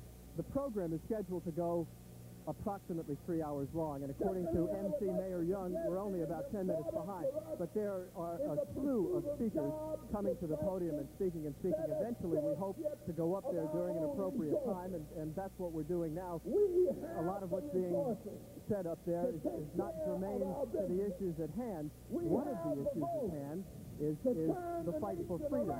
It was jobs, it was peace, and it was freedom, especially freedom from hate. Our John McKnight has done some stories on hate groups, such as the Ku Klux Klan, and he says that this fight is making a small but visible challenge to freedom. With this faith, we will be able to work together, to pray together, to struggle together, to go to jail together, to stand up for freedom together, knowing that we will be free one day. Freedom, to Dr. King and the movement, was a dream to be realized through nonviolence, a critical element in the struggle for civil rights. But there were those who didn't want to see the dream come true, people who then and now have no qualms about resorting to bloodshed. 3 casualties of the nonviolent fight for freedom were murdered in cold blood, their bodies buried in this earthen dam in 1964. Known members of the Ku Klux Klan were convicted for civil rights violations. Despite the progress of the last 20 years, or perhaps in part because of it, the Ku Klux Klan has revived recently after nearly disappearing in the early 70s. Nonetheless, there are only about 10,000 Klansmen today in this nation of 230 million people, and their influence and that of other such groups is negligible or non-existent. But they remain a visible symbol of hatred and occasionally a real threat. In November of 1979, 5 communist demonstrators were killed in Greensboro, North Carolina during a gun battle with Klansmen. Also that year, 2 civil rights marchers and 2 Klansmen were shot during a confrontation in Decatur, Alabama. Here in Georgia 2 years ago, the FBI converged on the small town of Willacoochee to investigate alleged Klan harassment. Shots had been fired into the home of a black man living with a white woman, and the rear window of the man's car was shot out. Letters carrying the Klan symbol were mailed to 40 people, warning against race mixing. Tensions ran high in Monroe, Georgia, just a few miles outside Atlanta, when last year demonstrating blacks were met by the Klan. 2 whites and 2 blacks were arrested for carrying guns. A short time later, we traveled to a church in Monroe to talk to people there about the Klan's activities. I have news for them as far as the young blacks are concerned. They're not going to run and hide. All right. The older people were frightened to run in their houses and shut the doors and all this, but the young blacks, they have reached the point where they're saying that we are going to stand up. If we have to go down fighting, we are going to do this. Although the Klan claims to be nonviolent, the threat of Klan violence or a violent confrontation between groups of demonstrators has the Georgia Bureau of Investigation keeping a close eye on the Klan and other such groups. A special anti-terrorist squad monitors Klan activity, and the GBI shows up in force whenever Klansmen try to drum up new members by staging rallies and marches. But black leaders say the Klan and other such groups aren't the real problem. They point to acceptance of what they call the Klan mentality, or the subtle racism of people who would never dream of donning robes and hoods. John McKnight, WSB News. By requiring ID cards as proposed by the Section of Zone Immigration Bill, thus opening the doors to more discrimination. Citizens. By retreating on affirmative action and removing our Hispanic speaking not only to them, but to all from the U.S. Commission on Civil Rights, and by returning to battleship diplomacy, creating an atmosphere for war in Central America and putting our young people to work by sending them off to a war that we don't want. Today, Hispanics number in excess of 20 million in the United States. And although we represent only 8% of the population, we find more than 15% unemployed. In some regions of the country, unemployment of Hispanics exceeds 25%. And among the youth, it exceeds 30%. Ronald Reagan must understand that eating our tacos and feeding Queen Elizabeth enchiladas will not fill the stomachs of our hungry and unemployed Hispanics. Ronald Reagan must understand that we do not care about his menu or eating habits. We want to put our people back to work. He must understand that a ready smile and a pat on the back will not help us swallow broken promises or misguided programs. 20 years ago, Dr. Martin Luther King stood here and had a dream of the type of America he saw. Today, I have a vision that Dr. King's dream will be fulfilled.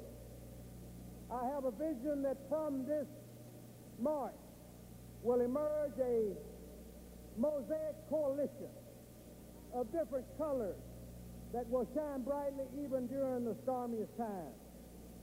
I have a vision that this coalition will help change the direction of our country, a country that we all love and support with our lives during time of war and with our taxes during time of peace.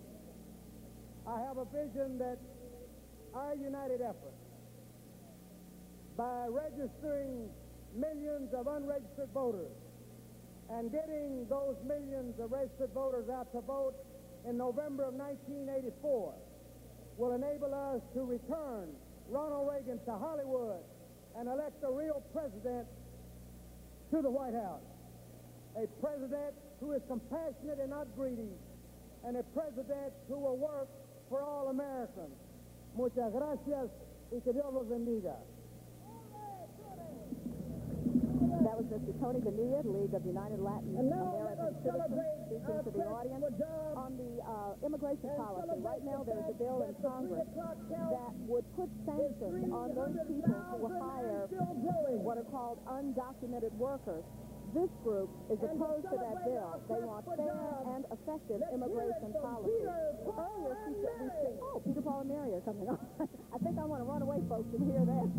I was wondering, to the strains of Peter, Paul, and Mary, we are told that the crowd count is at least 300,000 and growing, so it has already topped the figure from the 1963 march. I don't know about you. I think we need a musical interlude. Let's go celebrate some history with Peter, Paul, and Mary.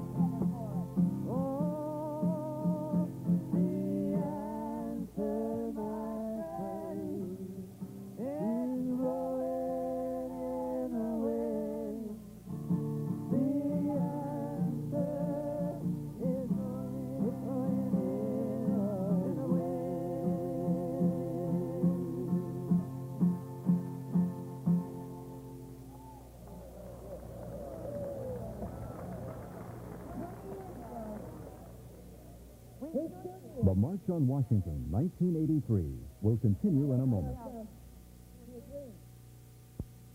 Grandpa, we're having something different for lunch. Different? These are Eckrich Franks. The good you can eat them with nothing on. Nothing on? I mean plain. But these Franks got cheese in them, Grandpa. Eckrich cheese Franks? Eckrich cheese Franks. Made with selected cuts of meat, chunks of wholesome American cheese, and no cereal fillers. Oh, they're delicious. even with nothing on. Eckrich cheese flakes. So good. You should eat them. Plain. Look at the Taco Bell. A taco. How about our taco burrito bargain? Bargain? Bargain. What bargain? Well, choose our Taco Bell Grande with its extra large corn shell plus our bean burrito. Or our Taco Light with its large flaky flour shell plus our bean burrito. Your choice is $1.79. $1.79. $1.79. I'll take it. I'll make it. I'll eat it. Try the Taco Burrito Bargain. Now, only at Taco Bell. A bargain. Hey, you think you know which kind of ketchup's best? Boy, I thought I did. Like a lot of folks, I was paying extra for that Heinz label. Then we tasted Hunt's. And you know what? In tests without the label, about half the people who buy Heinz actually preferred Hunt's. Right. About half said Hunt's is better ketchup. And with Hunt's usually the better buy, sort of makes you wonder, why pay more for a ketchup you may like less? Come on over to Hunt's. If you've been shopping for the best price on a sleeper sofa, you've seen a few here and some there. But you've never seen anything like the grand opening sale of the new convertible Sofa Country. Prices start as low as $199 with discounts up to 50%, and even free love seats with select sleepers. And with over 100 different styles, the selection is Atlanta's best. Bring in the coupon from Saturday's paper, and we'll pay the sales tax. Sleeper sofas are our only business at Atlanta's new convertible Sofa Country, I-85 and Jimmy Carter on the Access Road. Human beings, one by one, holding hands. Since 1963, one of the things that has changed greatly is the face of many legislatures and county commissions. More blacks are now there. It seems not too terribly long ago that there were no blacks on the DeKalb County Commission. John Evans is now on that commission. He was the first black to be elected here. He's also been very involved in the NAACP. Mr. Evans is a black elected official and also someone who is involved in the civil rights movement through the NAACP. What does this day mean to you, and what are you going to take from this meeting to help you do your job better and improve things for black Americans and all Americans? Well, I think 20 years has made a great difference in our lives, and being elected in the cab is one example of that. I think all of us will have renewed vigor when we leave from here to go back to our respective homes and do voter registration and get involved in community activities and change and improve the quality of life for humans generally across this country. So you feel that that's where the fight is now, at the ballot box? That's correct. We think this is a good year for voter registration, and we're going to try to do everything we can to bring it about and to do everything we can to get as many minorities and blacks elected as we can. Are you surprised by the crowd that you see here today? No, I'm not surprised. I think if they tell the record right, we'll have about 500,000. Let's go over to Mark Picard now, who has Fulton County Commissioner Reginald Lee. I am with former Atlanta Public Safety Director A. Reginald Lee, currently a member of the Fulton County Board of Commissioners. Commissioner Lee, you have a very loyal constituency. I think people see you, and I think you see yourself as a representative truly of the people, somebody who's not afraid to go to the street and talk to them, which is something that was a trademark of the civil rights movement that brought it here 20 years ago. 20 years ago, Martin Luther King Jr. said, now is the time for freedom and justice and equality. Well, here we are 20 years later. Are we still waiting? I think we're really waiting. We've seen some progress, but with a very small number of people. I think the country's in a period of retrogression now, and it's incumbent upon us at this point now to try to recycle this process and move with a great deal of enthusiasm to fulfill the dreams of Dr. King. What is it going to take? You know, a lot of people say rhetoric is one thing. How do you do it? Well, a significant number of us were here 20 years ago. As a matter of fact, I'm sitting in the same chair on stage that I was sitting in 20 years ago. And I see some of the same people there. And what we've said is, some of us have sort of given up on the struggle. But we've sort of rededicated ourselves on the commitment that there is no way we're going to pass on to the next generation the same problems that we inherited. And with that kind of commitment, we can make this a better society for all of us. Appropriate that while you're saying that, Peter, Paul, and Mary should be saying, if I had a hammer. Monica, back to you. Well, as we began preparing for this program, it occurred to us that since Dr. Martin Luther King died in 1968, many people have been born who do not know who Dr. King is. Well, for those of you who want to be reminded of him, see what he was like in those days. And for those of you who never knew him, Ron Saylor sat down and he took a look at the man once declared as America's moral leader. We always have been elected. But we've come a long way. He has been called the father of the modern civil rights movement. Not Martin Luther King Jr., but E.B. Nixon, the man who drafted King to lead the Montgomery bus boycott. On a blustery day in Montgomery a year ago, he talked about the memory of King, forgotten by some, never known by others.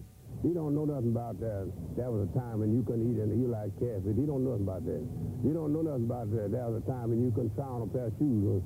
They do it in the city. If you wanted to buy them, you looked at them and said, yeah, this is my size.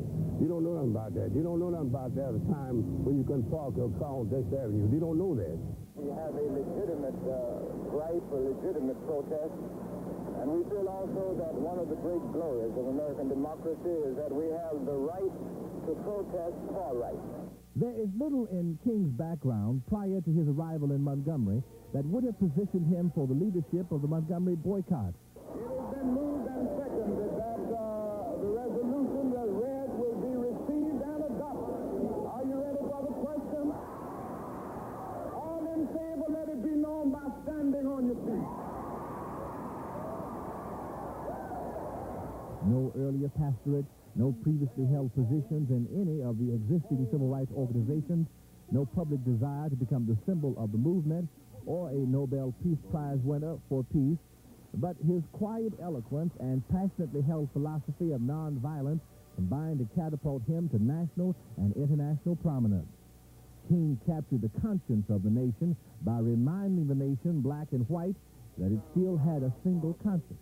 We must never forget that there are some white people in the United States just as determined to see us free as we are to be free ourselves.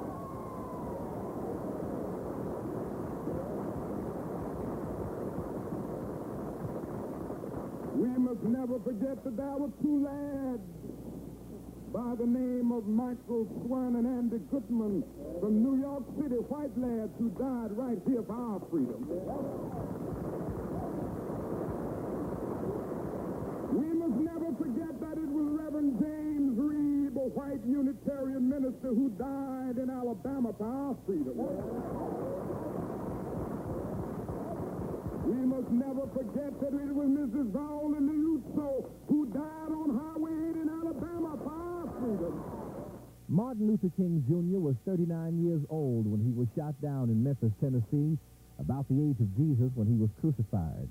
But in 39 years, King had become the living symbol of the movement, which toppled every major legal barrier to black equality in America. This is Ron Saylor. 7%. I can remember Martin Luther King Jr. from when he used to come to Louisville, Kentucky. His brother, A.G., had a church there. And I will never forget the day that I decided to march down 4th Street in Louisville, Kentucky, where the lunch counters were still segregated. We were all arrested. My mother nearly had a heart attack. But afterwards, she said she was pleased because she said all of a sudden she realized that at my young age that I finally realized that it was important for me to be involved. And I think that made the difference in my life. It was easy at that time to focus your attention on what was going on with the civil rights movement because of the dynamism of Martin Luther King Jr. As we stand here today, you have to wonder if because he is not here, what that does to the momentum of the movement. Can it focus itself with the same energy it did 20 years ago? Does his absence mean that the movement will go in a different direction? Is there anyone to fill the void? Well, just as Dr. Searcy said in our earlier piece, that for him, this march would not be the same because the focus of the civil rights movement at that time was Dr. King. And some would say, as you and I were discussing last night, that Jesse Jackson is now that focus, whereas a lot of us also disagree. Well, Jesse Jackson is still to speak this afternoon. We might be able to hear him. At any rate, we will continue with WFC's coverage of Freedom March 83 after these messages. The March on Washington, 1983, will continue in a moment. Fresh, we only serve you plum wholesome chicken that's just been cooked. Kentucky Fried Chicken, we do it. Special. Only original recipe chicken is cooked under pressure with the Colonel's 11 herbs and spices, so the seasonings are squeezed into each juicy bite. Kentucky Fried Chicken, we do it. Big. Our Kentucky fries are big potato wedges. With the skins left on. Kentucky Fried Chicken, we do chicken bites. Firestone announces our master plan for better car care. Master Care. It's the mastermind of Firestone, our engine diagnostic center that virtually eliminates repair guesswork. It's Firestone's Master Care Mechanics. It's strict quality control. It's a warranty on parts and labor goods nationwide. And that's just the beginning. Our master plan for better car care. Master Care by Firestone. You're lucky. My dog's so finicky, he hates dry dog food. It's not luck, it's mealtime. My dog's finicky too, but he loves the meaty taste of mealtime. Mealtime is made with meat and bone meal for meaty taste. Then it's basted with rich, hot, meaty juices for a richer, meatier taste. Mealtime! Finally, a dry dog food my finicky eater loves. Of course, he has good taste. Your dog will love Mealtime because even finicky eaters love the meaty taste. As soon as that class goes, I just hungry. And it's like, get me a Snickers bar. Snickers satisfies you. If you're going to have a snack, it might as well be a Snickers because my hunger is controlled until dinner. Packed with fresh peanuts, peanut butter nougat, caramel, and milk chocolate. Satisfies you. Packed with peanuts, Snickers really satisfies. All the way through the whole bar is packed with peanuts. Official snack food of the 1984 Olympic Games. Hours worth of history coverage, if you will, of Freedom March 83 is over with. We hope we did what we tried to do, which was to bring you some flavor of this history-making event, the 20th anniversary of the Freedom March in Washington in 1963. Stella Abzug is now speaking. We will be here the rest of the afternoon listening to the other speakers, and we will bring you more of this march tonight at 6:30 on Action News. Against the farmers in this country. Against the professionals in this country. I say to you today, my friend, let freedom ring. From the prodigious hilltops of New Hampshire, let freedom ring. From the mighty mountains of New York, let freedom ring from the heightening Alleghenies of Pennsylvania. Let freedom ring from the snow-capped Rockies of Colorado. Let freedom ring from the curvaceous slopes of California. But not only that, let freedom ring from Stone Mountain of Georgia. Let freedom ring from Lookout Mountain of Tennessee. Let freedom ring from every hill and molehill of Mississippi. From every mountainside. Let freedom ring, and when this happens, when we allow freedom ring, when we let it ring from every village and every hamlet, from every state and every city, we will be able to speed up that day when all of God's children, black men and white men, Jews and Gentiles, Protestants and Catholics, will be able to join hands and sing in the words of the old Negro spiritual, free at last, free at last, thank God Almighty, we are free at last.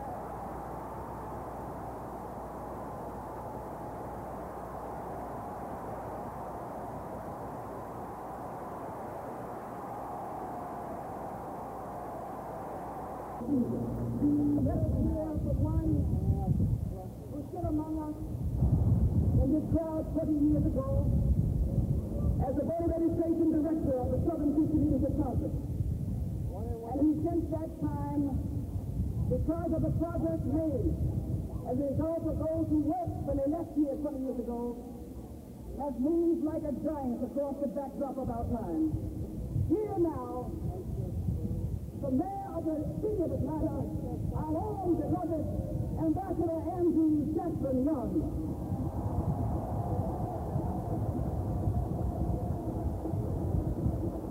Thank you very much. 3 years ago, When we came here, I was out there. Now I'm up here. I just want you to know you're a lot prettier out there than we are up here. It's a lot more comfortable out there than it is up here. Indeed, you are where the movement is.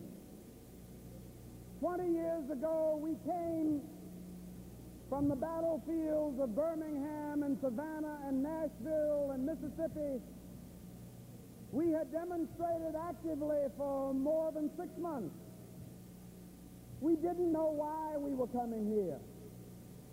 We thought the movement was over, that after Birmingham there could be nothing else. But we didn't realize that it had not yet begun.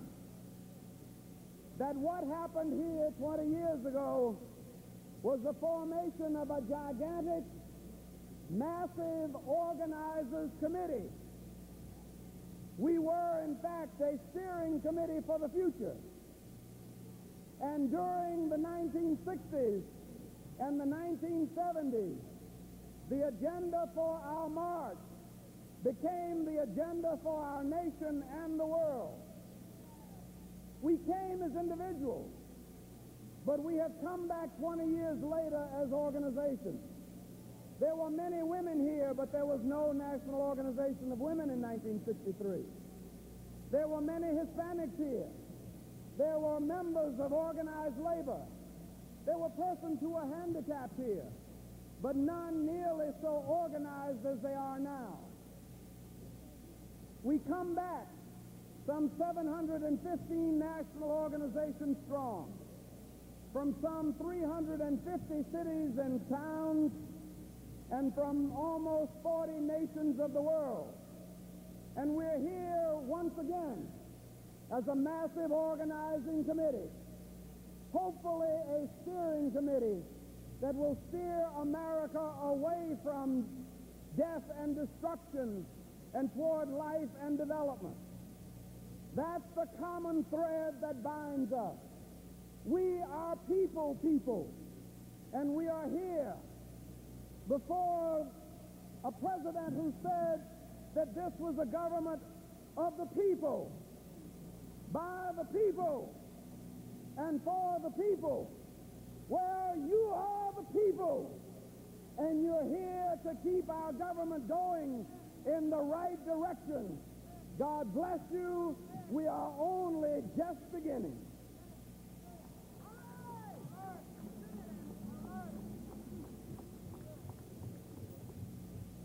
When we came 20 years ago, we came to a city where there was no one to welcome us but the justice of our cause. Today in 1983, I'm honored to present to you a brother beloved who was born in the bosom of Mississippi, the son of sharecroppers, one trained in the University of Freedom in the struggle as national chairman of the Student Nonviolence Coordinating Committee, and one whose love for freedom and commitment to change has carried him from the cotton fields to the nation's capital as its distinguished mayor. Ladies and gentlemen, I present to you the Honorable Marion Barry, Jr., Mayor of the District of Columbia.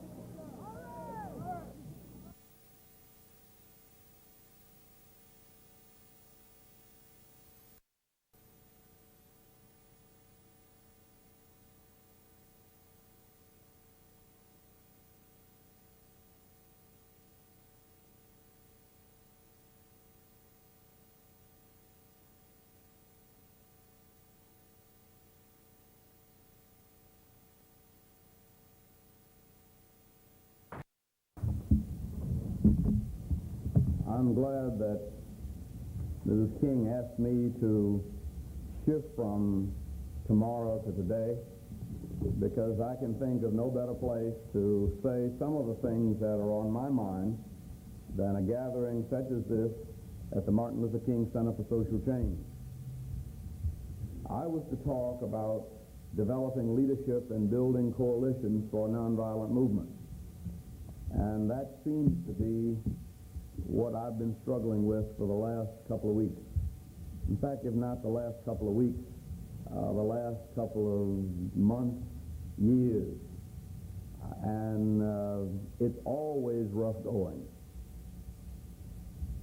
I will take a few minutes, but I will be willing to answer any questions that you have. In fact, I would encourage you to ask your questions.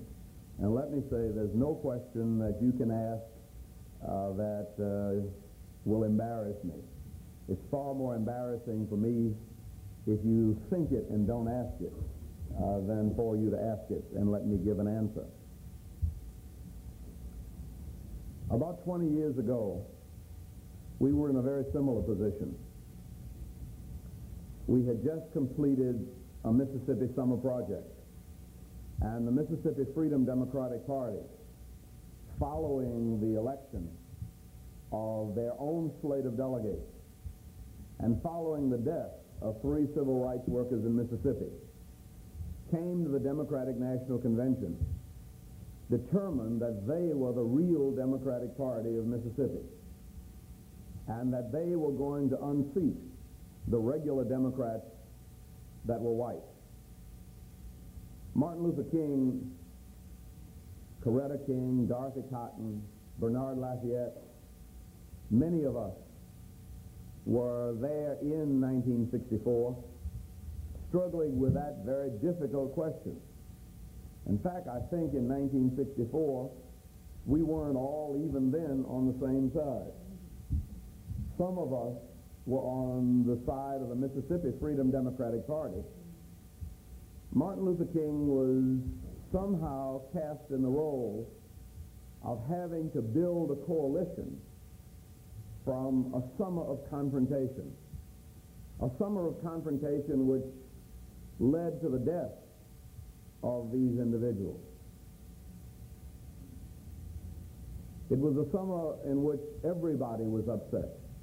Dorothy Cotton and I had been over to Winona, Mississippi, because Mrs. Fannie Lou Hamer and Annelle Ponder and others were locked up simply for using the restroom in a bus station. And everybody else before that had gone over there to get them out of jail had been locked up and beaten also. And so we went over to try to get them out of jail, not really knowing whether we would get out of Mississippi without going to jail or even get out of Mississippi alive, because that was also the day that Medgar Evers had been tragically assassinated just going into his driveway. And so the emotion and the intensity coming out of the Mississippi Freedom Democratic Party was every bit as much, if not more. In fact, the price paid by people in Mississippi for the right to be seated in a Democratic convention was even greater than the price paid by people who were running a Rainbow Coalition campaign during this summer. And the difficult thing for us was to try to focus on where was the best interest of the people of Mississippi to be served. Was it to be served by unseating the regular Democrats and therefore alienating the South and probably losing the election to Barry Goldwater? Or was it to be served by somehow trying to put together a coalition, fragile though it might be, but nevertheless a coalition that would probably advance the cause of everyone? And that was an extremely difficult decision. We ended up with 2 people being seated in the Democratic Convention, and we ended up being castigated for selling out the people of Mississippi. I think that was one of Martin Luther King's most agonizing moments, because he saw clearly that the only thing that could do anything for the people of Mississippi was the election of a new president. It was very clear what Barry Goldwater intended to do towards civil rights. It was less than nothing. It was already a feeling that things had gone too far and that black people and poor people were getting out of hand. And somehow, even though we had no real experience with Lyndon Johnson, and we knew he was a Southerner, Martin took a kind of a leap of faith, saying, well, at least as a Southerner, he knows the problem of race. He doesn't have to learn. And he knows the problem of poverty. And we know what Goldwater is going to do, and we know that that's bad. We don't know for sure what Lyndon Johnson is going to do, but maybe if we can get out a big enough vote and get him elected, we might be able then to help him to understand that it's important for the nation, for someone to do something for the people of Mississippi. The message there was, after careful investigation of our political system, the message was that nothing of worth or of value can come from a political convention. A political convention has no power to give anything to anybody. It only has the right to give some attention to its views. And once having given attention to its views, it essentially has to appeal to the people for power. The convention has only the right to appeal to the people for power, and it's only when power is conferred in an election in November will then the convention then really have something to give in terms of dollars and cents, in terms of political rights and opportunity, in terms of freedom, in terms of all of those values that people sought. And so we made a very unpopular decision at the time, and we trusted in the election of a Southerner. And I think history will bear out that that trust was not misplaced. That indeed his experience with race and with poverty gave Lyndon Johnson a kind of commitment to a great society that passed civil rights bills in 1964 and a Voting Rights Act in 1965, all of the programs of affirmative action, all of the opening up of the convention, because it wasn't as though people in Mississippi did not get into the convention. It's just that they did not get into that convention until the last day, and then only two of them. But people from Mississippi have been a part of every convention since then and have been a powerful influence indeed. There were, in the last 2 years, more black elected officials in Mississippi than any other state in the Union. There has been more leadership development in Mississippi, starting with less and moving further than most of the states. Georgia always had some level of leadership, but 1964 was also the year that Georgia got its first black state representative, Senator Leroy Johnson. And so the message of 1964 was that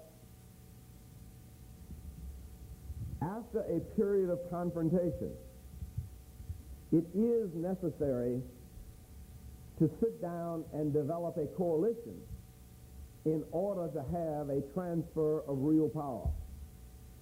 And so the old rules of nonviolent social change still apply. That after careful investigation, after a period of negotiation in which we tried to get into the Mississippi State Party and were rejected, after the demonstration which was performed by the signing up of literally hundreds of thousands of signatures claiming that they were Mississippi Freedom Democratic Party representatives. After that demonstration, the nonviolent movement had to bring people together. The differences had to be reconciled. They were reconciled on a basis that was much less than the Freedom Democratic Party wanted. But it was much more than the Mississippi Regular Democratic Party wanted. And what a coalition did was to try to find a common ground where the rights, the opportunities, the power of all sides could be respected, and where we could live together in some level of unity and harmony. I think we saw similar drama in the convention of 1984. I think we saw essentially people who were angry and who felt left out. Left out basically because of the policies of Ronald Reagan. And yet, because Ronald Reagan wasn't at that convention, they began to do what we always do. They began to take out their frustrations on those closest to them. It was a time of intense frustration and emotion. And in times of intense frustration and emotion, the people who are usually the victims are the ones who try to bring reason when everybody else is being emotional. I think I found myself in that situation. I think our president, Mrs. Coretta Scott King, found herself in that situation on numbers of occasions. And I would be, lying if I said it was a comfortable position to be in, and I enjoyed it. But I must also say that it was a situation that I somewhat anticipated, a situation that I had watched Martin Luther King Jr. go through enough before, so that I was not going into this blindly. I knew what was happening, and I know what happens in a community when emotion is allowed to prevail over and against reason.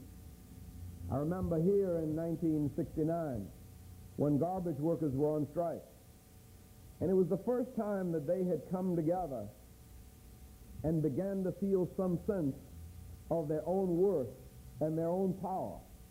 And then the mayor, then Ivan Allen, basically gave them what they were asking for. But it was the first time that they'd ever been free. It was the first time that they'd ever stood up and acted like men. And so they didn't want to go back to work. They were enjoying demonstrating too much. And I think anybody that's ever been in a labor union situation knows that the most difficult time of a strike is when it's time to settle. I got shouted down along with everybody else then. But we finally got a blackboard, and we put it up on the board, and we put the numbers down.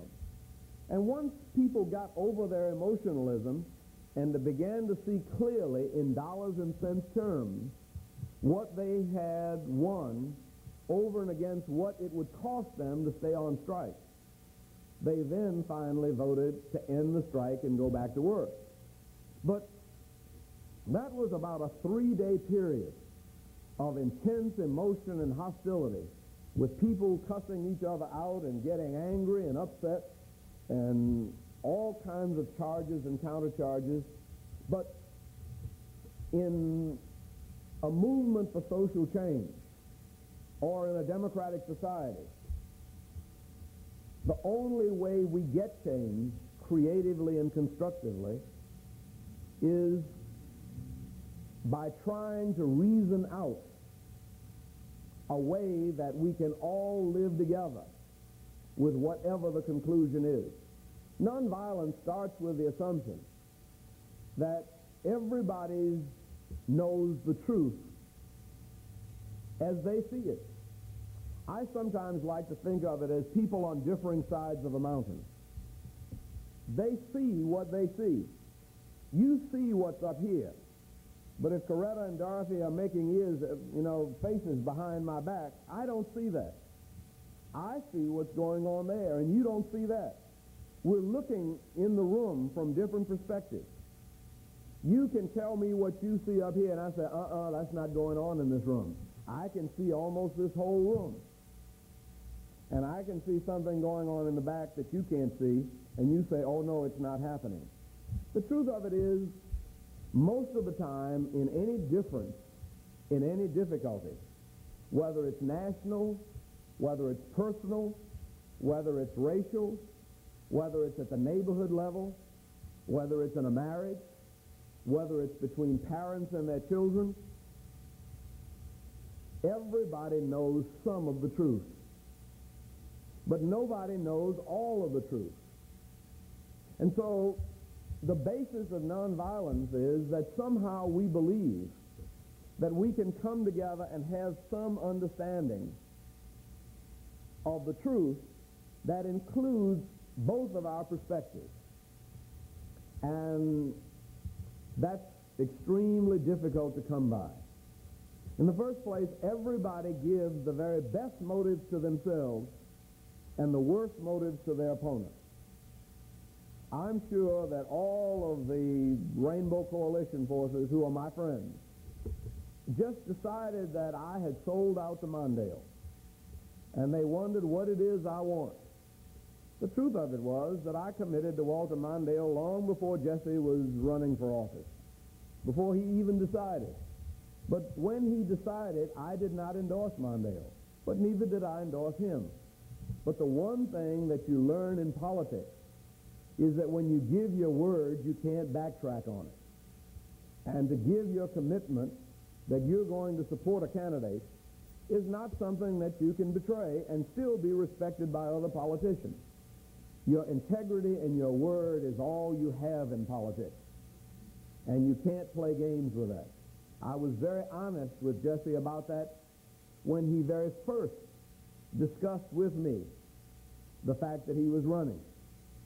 And so I was not in the Mondale camp really, but neither was I in the Jesse Jackson camp.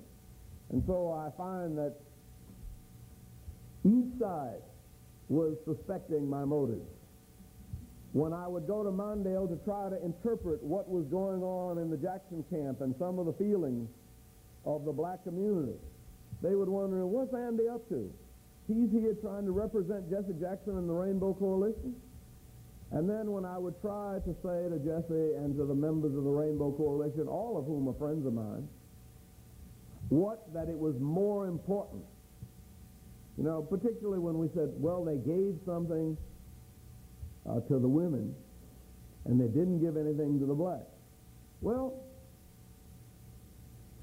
at least 55% of the black population is women. And I don't know that you can do anything for women anywhere without doing anything for all women. In fact, the one thing I learned from my period in Congress is that of more than 5,000 votes a year that I took in a session, I don't know whether there was ever a vote in Congress that was a black vote or a white vote.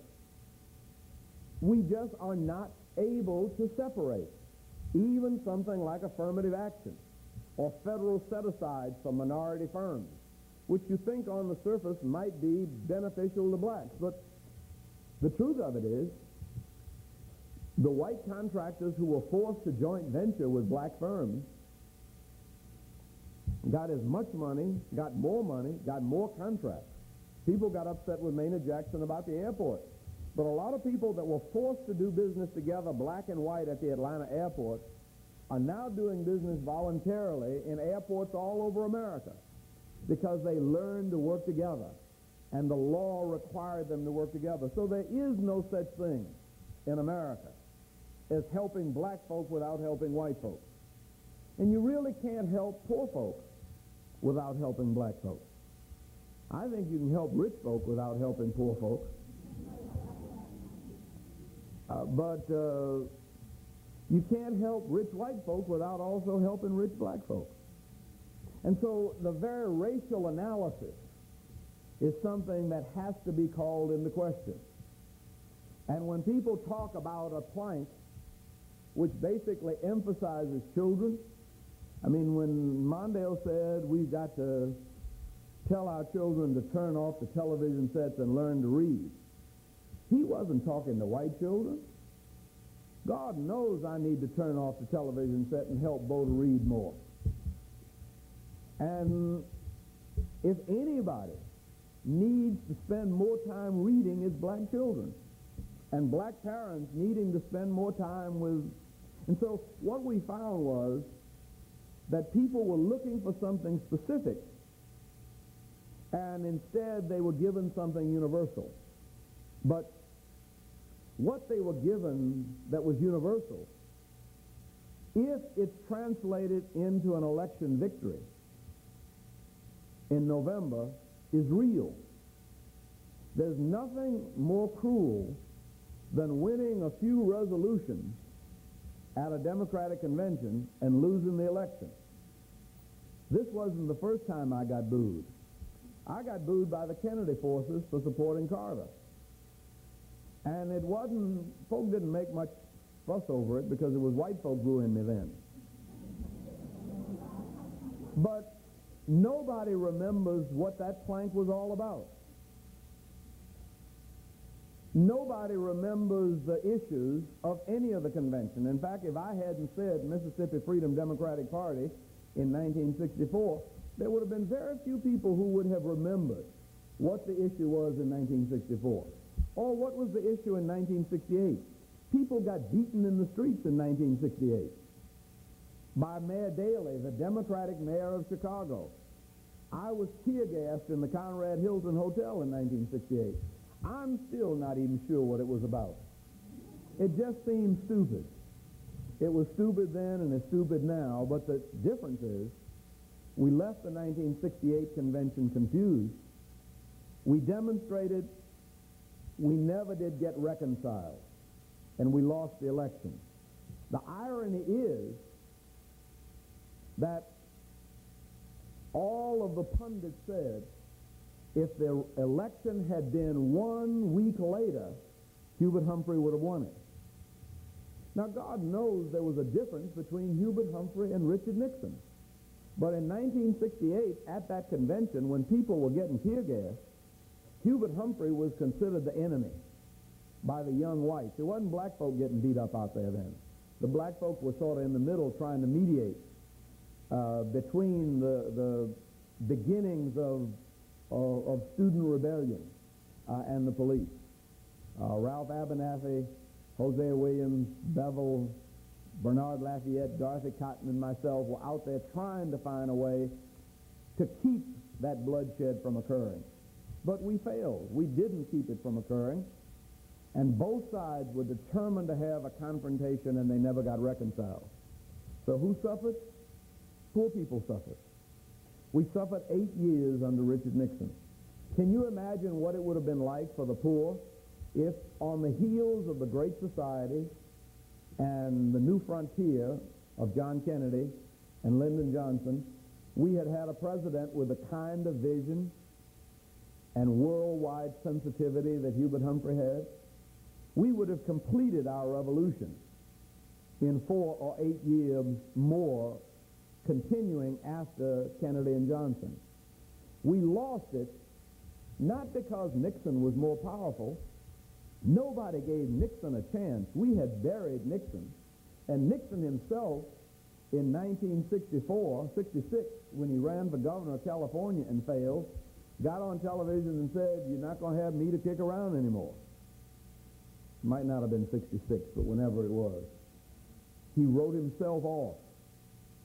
And yet, in 1968, he was elected president because we did not get together and because we felt that the events of the convention were more important than the election.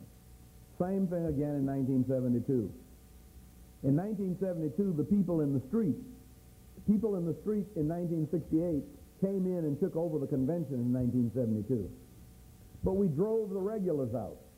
We drove labor out. We drove the middle class out. And George McGovern got clobbered. And we ended up again with more Nixon and with Watergate and with a continuation of the war in Vietnam and all of the things that both sides of the party were against. And so, coming into 1984, for me, was like repeating a drama that we had played a variety of ways in the last 20 years. And when we played it in a reconciling coalition manner, we won. When we played out the confrontation and frustration, we lost. But who lost? Hubert Humphrey didn't lose. He went back to the Senate. George McGovern didn't lose. He went back to the Senate. In every instance, even Mayor Daley didn't lose. He stayed mayor until he got tired. The only people that lost in the midst of those confrontations was the poor, particularly the black poor and the nation. The world lost because we were not able to give the kind of leadership as the United States of America. When we could not get ourselves together and create a coalition out of a confrontation, don't get me wrong, the confrontations are necessary. If there's no challenge to the status quo, there's no change. But continuous challenge and continuous confrontation is destructive of the very people who are trying to basically make the change. Now, I've talked largely about our national situation because that's what's on my mind. And if ever I have been agonizing over my nonviolent posture, to see, I like to fight. I love to fight, and I believe I can destroy folks, see who mess with me. And I stay awake at night because I don't believe all this was accidental. It wasn't just a few people, that decided to boo that were very emotional. I mean, it was a lot more difficult than that. And I think that if I give the worst motive to my friends, and I'm talking about the Jackson supporters, then I make the assumption that they were out to destroy me. So if I want to survive, I better figure out how to destroy them. And then suddenly I remember who I'm talking about.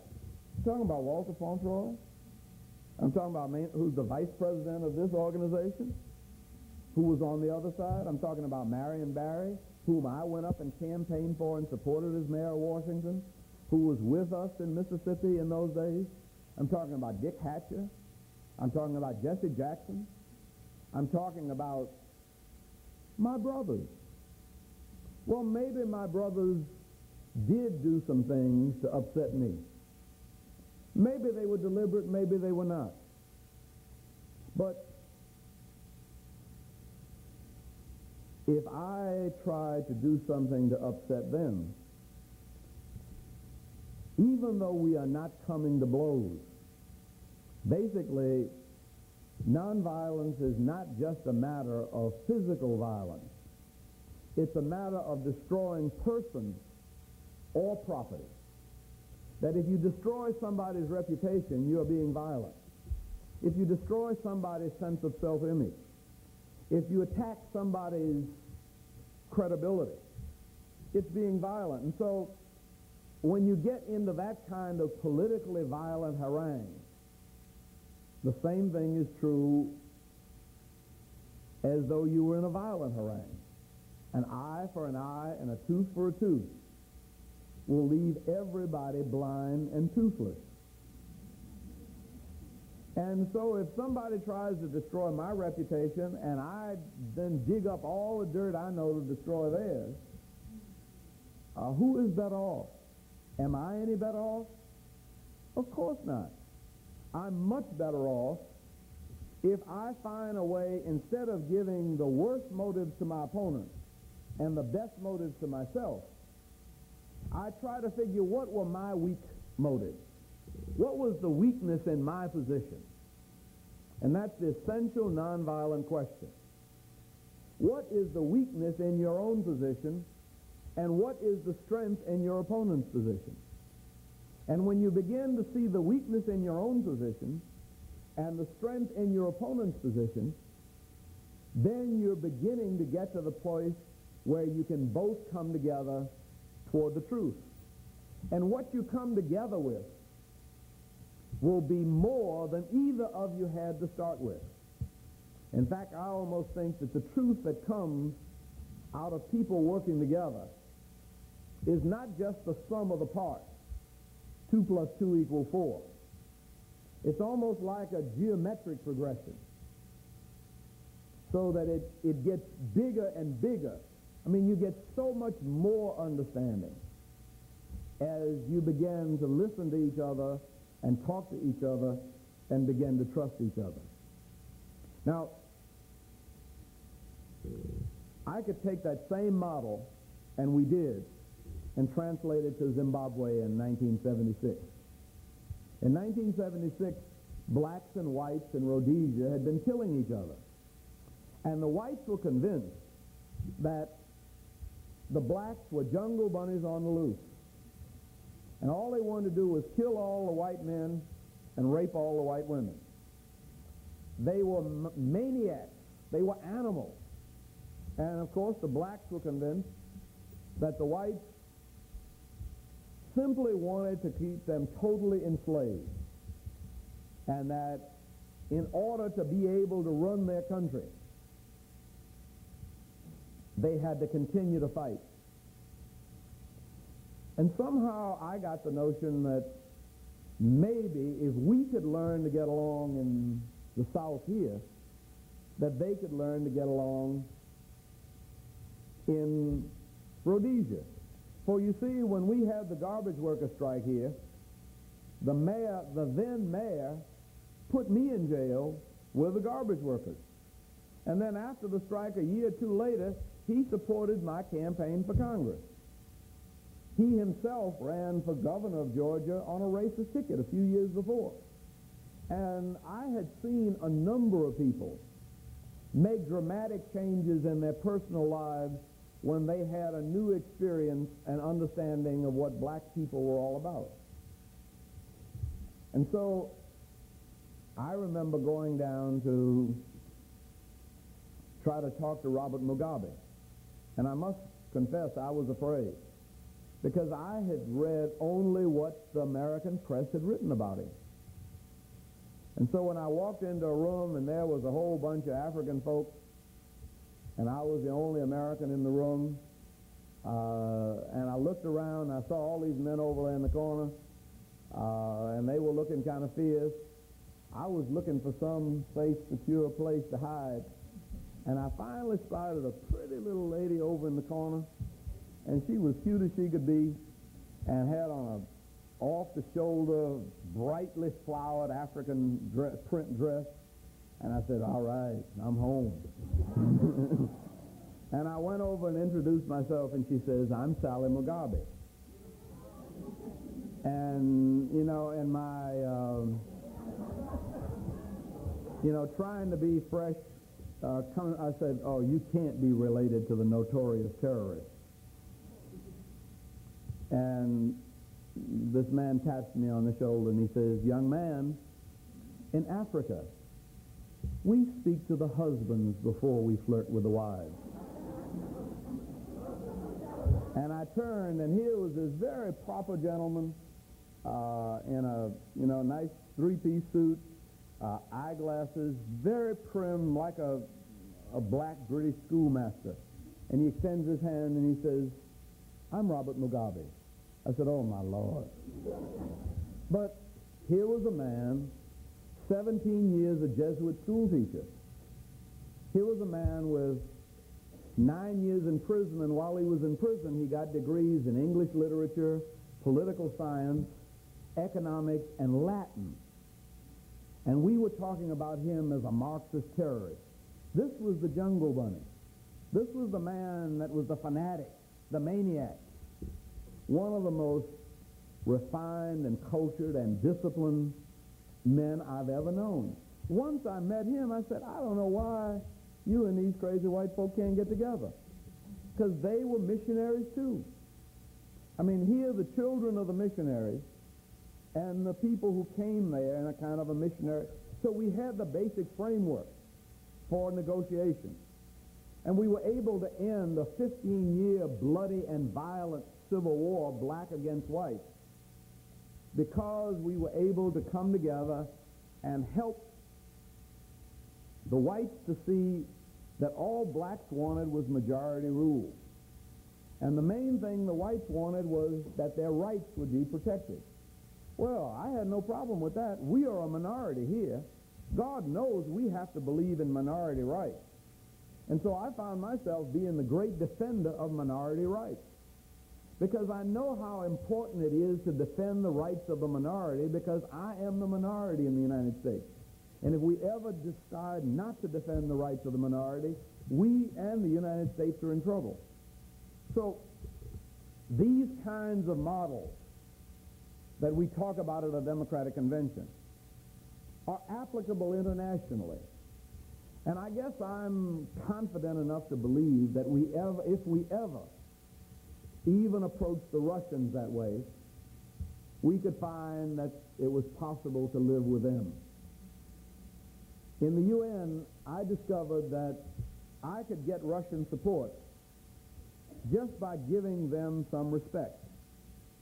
That I never did anything at the UN without doing what Dorothy and I did in the citizenship school. When we went into Southern County, we knew the Southern sheriffs and racists were going to get upset. So we went to them and told them what we were doing. We explained to them why we were there. And we tried to answer their questions, and we tried to get rid of their worst fears. Because they actually believed that we were going to go and, say, poison the water holes and kill all the cattle. I mean, there were all kinds of rumors going around the South about us. And so we had to go to the Southern racist sheriff and kind of help them get over some of their fears about us. In the process, we got over some of our fears about them. And we began to learn how to put together a community. I guess I think that in time, that could happen with the Russians. Because when I went to talk to the Russians in the UN, even about things that I knew they were going to disagree on, the very fact that they heard it from me meant when they told it to the folk back in Moscow, at least they got it straight and they didn't get their fears. Now, I didn't just do that. I also went to the Africans and I told them what we were going to do. And I went to the Latin Americans and I told them what we were going to do. I went to the Europeans and I went to the Asians and I went to the Arabs. And so everybody knew that we were dealing on top of the table. And openness is one way of dealing with fears. And it was in that openness that once the Africans, particularly, who most of these issues were pertaining to the Africans, once they began to be convinced, they then would go to the Russians too and say, this is something we want to try this, so we'd appreciate it if you don't veto it. They would also go to the Chinese. Well, from 1951 to 1977, the United States had not been able to pass a single resolution in the Security Council that the United States introduced. Because the Russians were always afraid, or the Chinese were always afraid, and they'd always get vetoed. We never had a Russian veto during the 3 years I was at the UN. We even had a resolution against the Chinese condemning the Chinese, which the Chinese didn't veto. Because we dealt with them on top of the table. And we tried to understand their fears. And we didn't attribute all of the worst motives to them and the best motives up to ourselves. We tried to be honest with them about some of the complications in our motivation, and we saw some of the strengths in their position. And so I guess I still believe that the only way we are going to live together is to try to find ways to live together without violence. And I can do it very easily with the Russians or the communists. I never ever lost my temper with Jim Clark or Bull Connor. I knew they were sick. I knew they were disturbed. I knew they were my enemy. But it's easier to get upset with your friends and your brothers. You get upset with people who you've worked with for 10, 15 years, who you find yourself on different sides with, as we were in the Democratic Convention. But I don't get nearly as upset with them as I get with Gene and Bo. I don't get upset with my daughters anymore. You know, they kind of grown, and thank God they got a little sense. And they all doing well. And even when I disagree with them, we're able to kind of talk it out without getting angry. But Bo knows how to drive me up the wall. He makes me want to slap the black off him at least once a week. Bo is my 11-year-old son. And, I mean, he does things deliberately to provoke me, because he wants to see just how far he can push, see? But that's true of Jean, too, and I've been married to her for 30 years. And still, she gets mad with me, and I get mad with her. Nobody can make my eyes dance with rage like my wife. Thank God I don't hit her. And I know what's going on. But I have to leave here to go to another press conference right after this, and the subject is domestic violence. Because one of the real problems we have in this city, in fact, it's the biggest change I witnessed in the city during the 3 years I was gone from the UN, with the UN and not living here. I came back home, and I was afraid to speak to people and ask about their husbands and wives, because so many of them got divorced during the 3 years we were absent. And I didn't know who was with who and who was where. And I'd see strange combinations together and say, that's not his wife. I said, no, and that was good. And most of it comes out of the fact that women are beginning to think for themselves, that women are going to be independent, that women are earning as much money as men. And that threatens men. Men get scared. Men get insecure. They go on all kinds of, and that lets you know what violence is about. Violence is about insecurity. Violence is about fear. Bull Connor couldn't make me afraid. Bull Connor couldn't make me insecure. I mean, I was too strong for that. I knew where he was coming from. But I don't know where my 11-year-old is coming from. He comes in one day and starts talking about cutting his hair down, cutting it on both sides, one of these, and I said, well, okay, you do that, and I'm going to cut it off the middle, and you be bald head. We used to call that fair daddies when I was growing up. You want to be a fair daddy, go ahead and give yourself one of them freakish-looking haircuts. And he says, suppose I put an earring in my ear. I said, oh, Lord, have mercy. I mean, but it's designed to challenge me with all of this punk rock crap, because he knows that's a way to get me upset. And yet that's the drama. I mean, that's as old as, that's the Oedipus myth. It goes all the way back to Greek tragedy. It's one generation challenging and turning on another. And interestingly enough, there's some of that exists with Jesse and me and Coretta. That I'm 52 and he's 42. And he doesn't want to have to listen to me anymore. And so I hired him when he was a student at the University of Chicago Divinity School. And so I was the boss and signed the check for 10 years.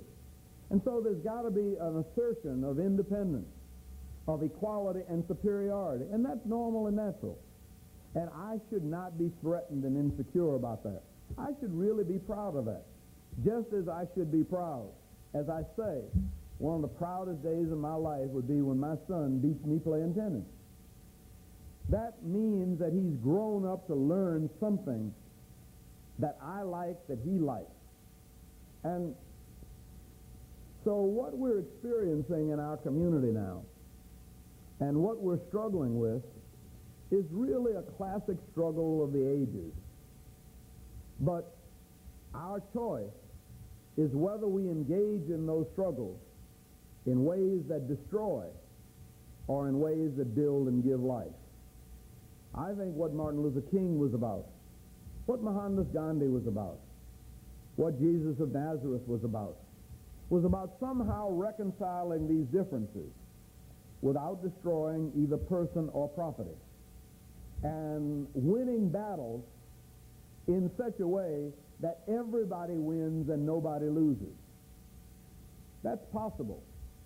In fact, I think it's only possible to win on this small planet when everybody wins. If anybody loses, we all lose. That's what our message is, and that's basically the struggle of our lives.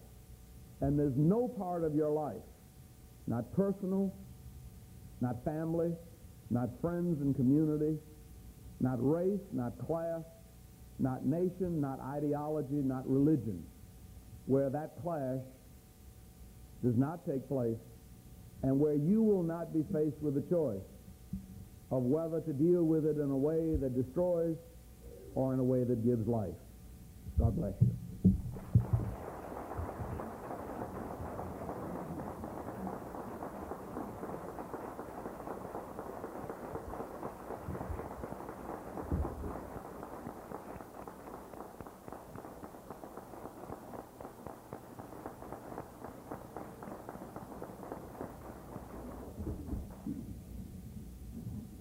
I told you he epitomizes nonviolence in all aspects of his life, work, and experiences. Andy said he can take a few questions. We will entertain those now. Would anyone wish to ask a question? Yes, ma'am. If you have a question, please go to a microphone on either side.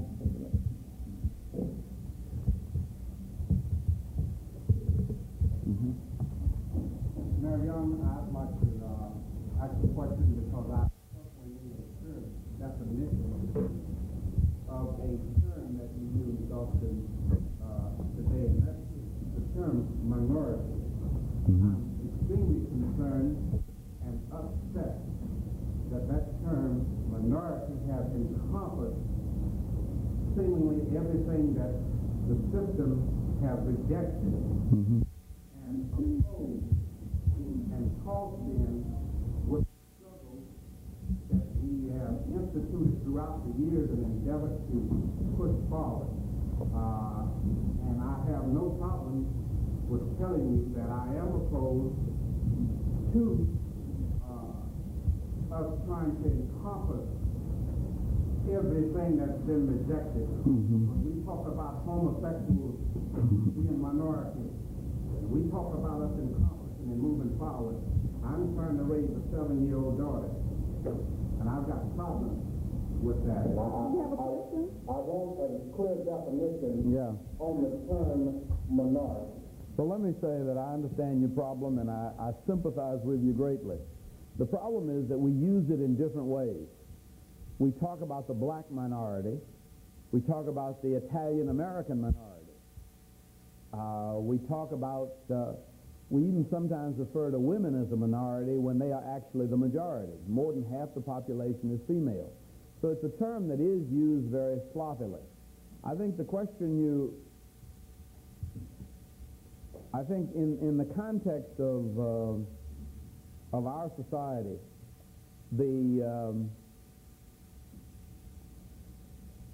people try to use that term because we do define minority rights.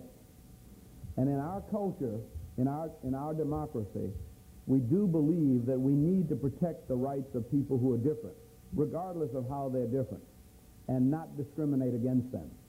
Now, in the term, I mean, I too have not been able to see an equality of value or worth in all of these causes.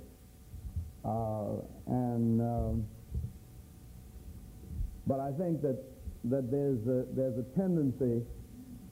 Well, for instance, when the gay community came to meet with me in City Hall, they wanted me to try to endorse gay rights as being added to the Civil Rights Bill of 1964. And I said, well, you know, I don't believe, and I insist that we do not discriminate against people in city government, in employment, on the basis of their sexuality.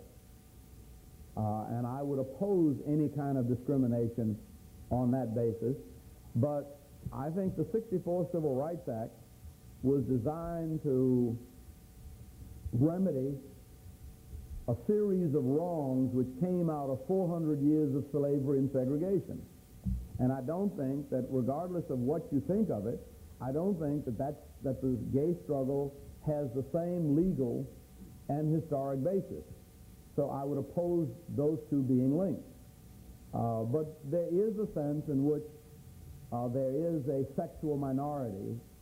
We are talking in civil rights about racial minorities, however. Mm-hmm. Yes, sir. Mm-hmm.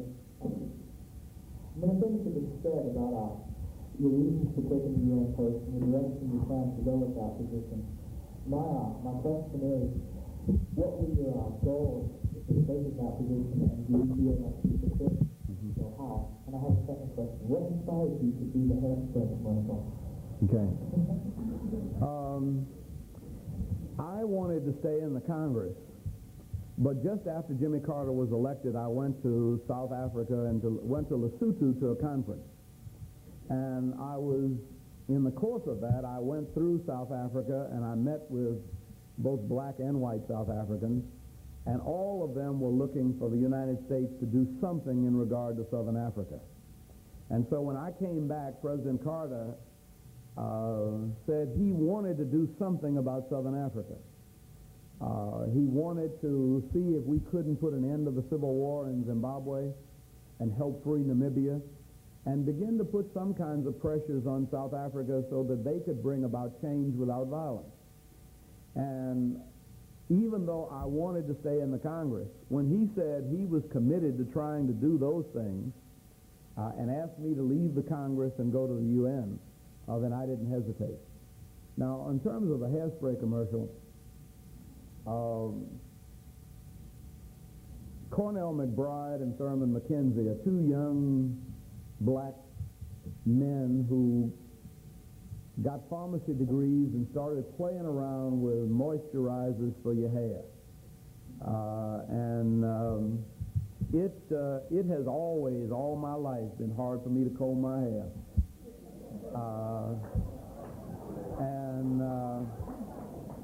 Just the ordinary kinds of combs that you have, they won't go through my hair.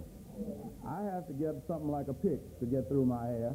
And even with this wire pick, if I don't put something on my hair to soften it, this wire won't go through it. God gave me real strong hair.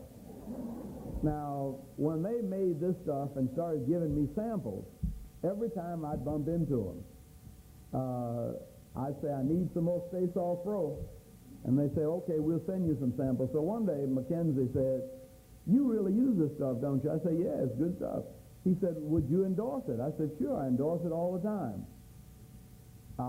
And the next thing I knew, I came back back to work after lunch, and there was a camera crew sitting up there wanting to take my picture for this ad.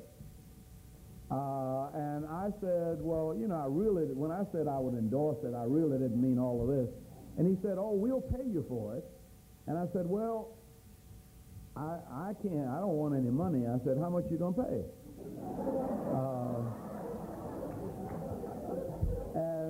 And they said $10,000. I said, you're gonna give me $10,000? I said, well, okay. I said, well, I tell you what. I said, you give me the $10,000 and I'll give it to the March on Washington through the Martin Luther King Center.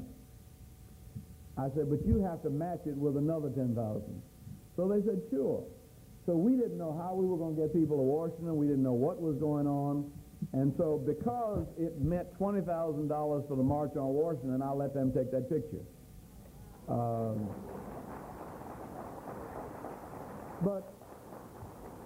But the other side of it is that they are a business that hires about 450 to 500 black folks. Not all black. But they have built that business from something that they used to make this stuff on their kitchen stove to a $50 million a year business. And I think you have to encourage that kind of entrepreneurialism. Well, that's enough of that. Let me go on. Okay. Mr. Mayor, how would you, I'd like to get a better understanding of after the election in November, no matter how we push for popular votes, that the Republicans are always so sure of the majority of the electoral votes, and they win. Mm-hmm. Well, not always. And that was true in 1980. But if you look at the statistics in 1980, they got the majority of electoral votes in New York, but they only won New York State by about 151,000 popular votes. There are about 800,000 black folk in New York that are not even registered. There are another 500,000 folks around New York that are registered and didn't vote.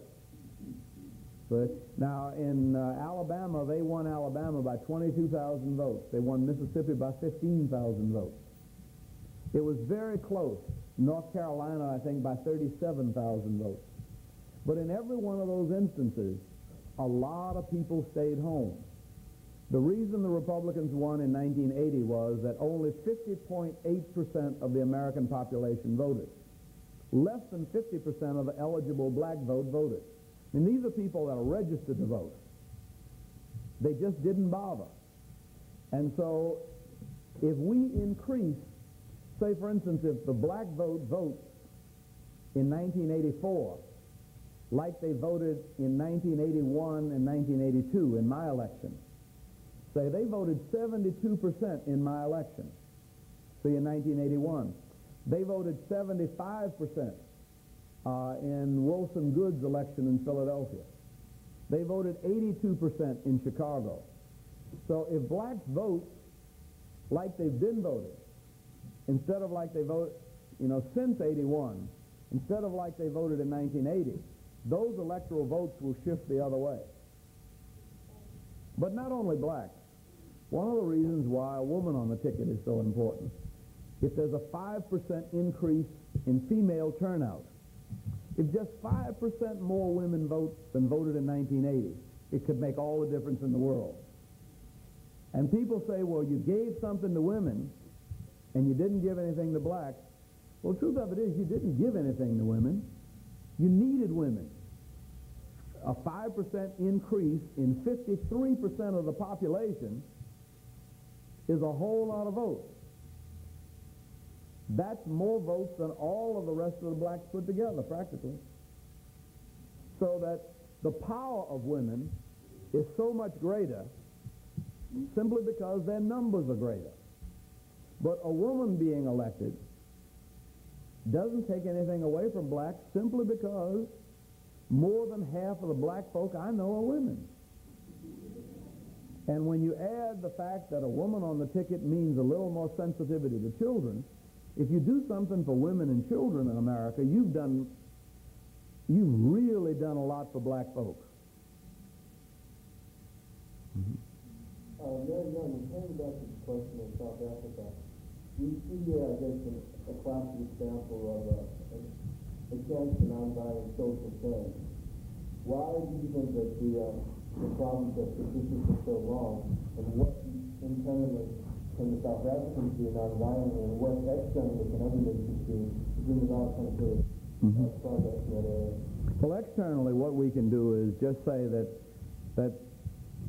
system is evil, and Thoreau said that non-cooperation with evil is as important as cooperation with the good. So we have to avoid cooperation with South Africa in such ways that we prop up the system of apartheid. There's not a great deal that you can do inside. For instance, nobody could come from outside the South and let us know how to get free. We had to grow up a Martin Luther King. A Martin Luther King couldn't have been born in Detroit and moved south and set a movement going. He had to be very much a product of the problem to know how to deal with it. And so South Africa has got to be given time to grow up its own leadership. Now, it's growing up leadership and killing it all. And so one of the very important things we can do is to bring all kinds of pressure to bear on South Africa when they kill off their promising young leadership. When Steve Biko was killed, it was just one man. But we put an arms embargo on South Africa in the Carter administration because we wanted to say that when you kill off one of your leaders like this, it means that we no longer consider you a part of the free world, and so we will no longer sell weapons to you to defend yourself. That was a strong message to send. But it was important to send that kind of message simply because South African black leadership needs an opportunity to survive in order to develop a movement. Mr. Mayor, today is spoken from the new three roles. Mayor, approved by a Democratic Party in Federation of Importance, and Andy Young. And each of those roles has different constraints, and you probably know them far better than anyone here. In addition to that, Jesse Jackson has claimed two hats. He started out as a person who valued transcending, in my opinion, the role of President of the United States. For instance, if Jesse became President, he'd be constrained to follow the rules and so forth. I think what happened in San Francisco probably you were forced to speak as a member of the Democratic Party, but everyone here wanted to hear the old Andy Young that you've been talking about, that's keeping you up to date. The Andy Young of the movement of the 60s. And I think one of the terrible things that must happen in public life is you have to be squeezed into collecting garbage and satisfying the community and so forth. How do you feel with that? Well, you know, I really don't feel any conflict. In fact, nobody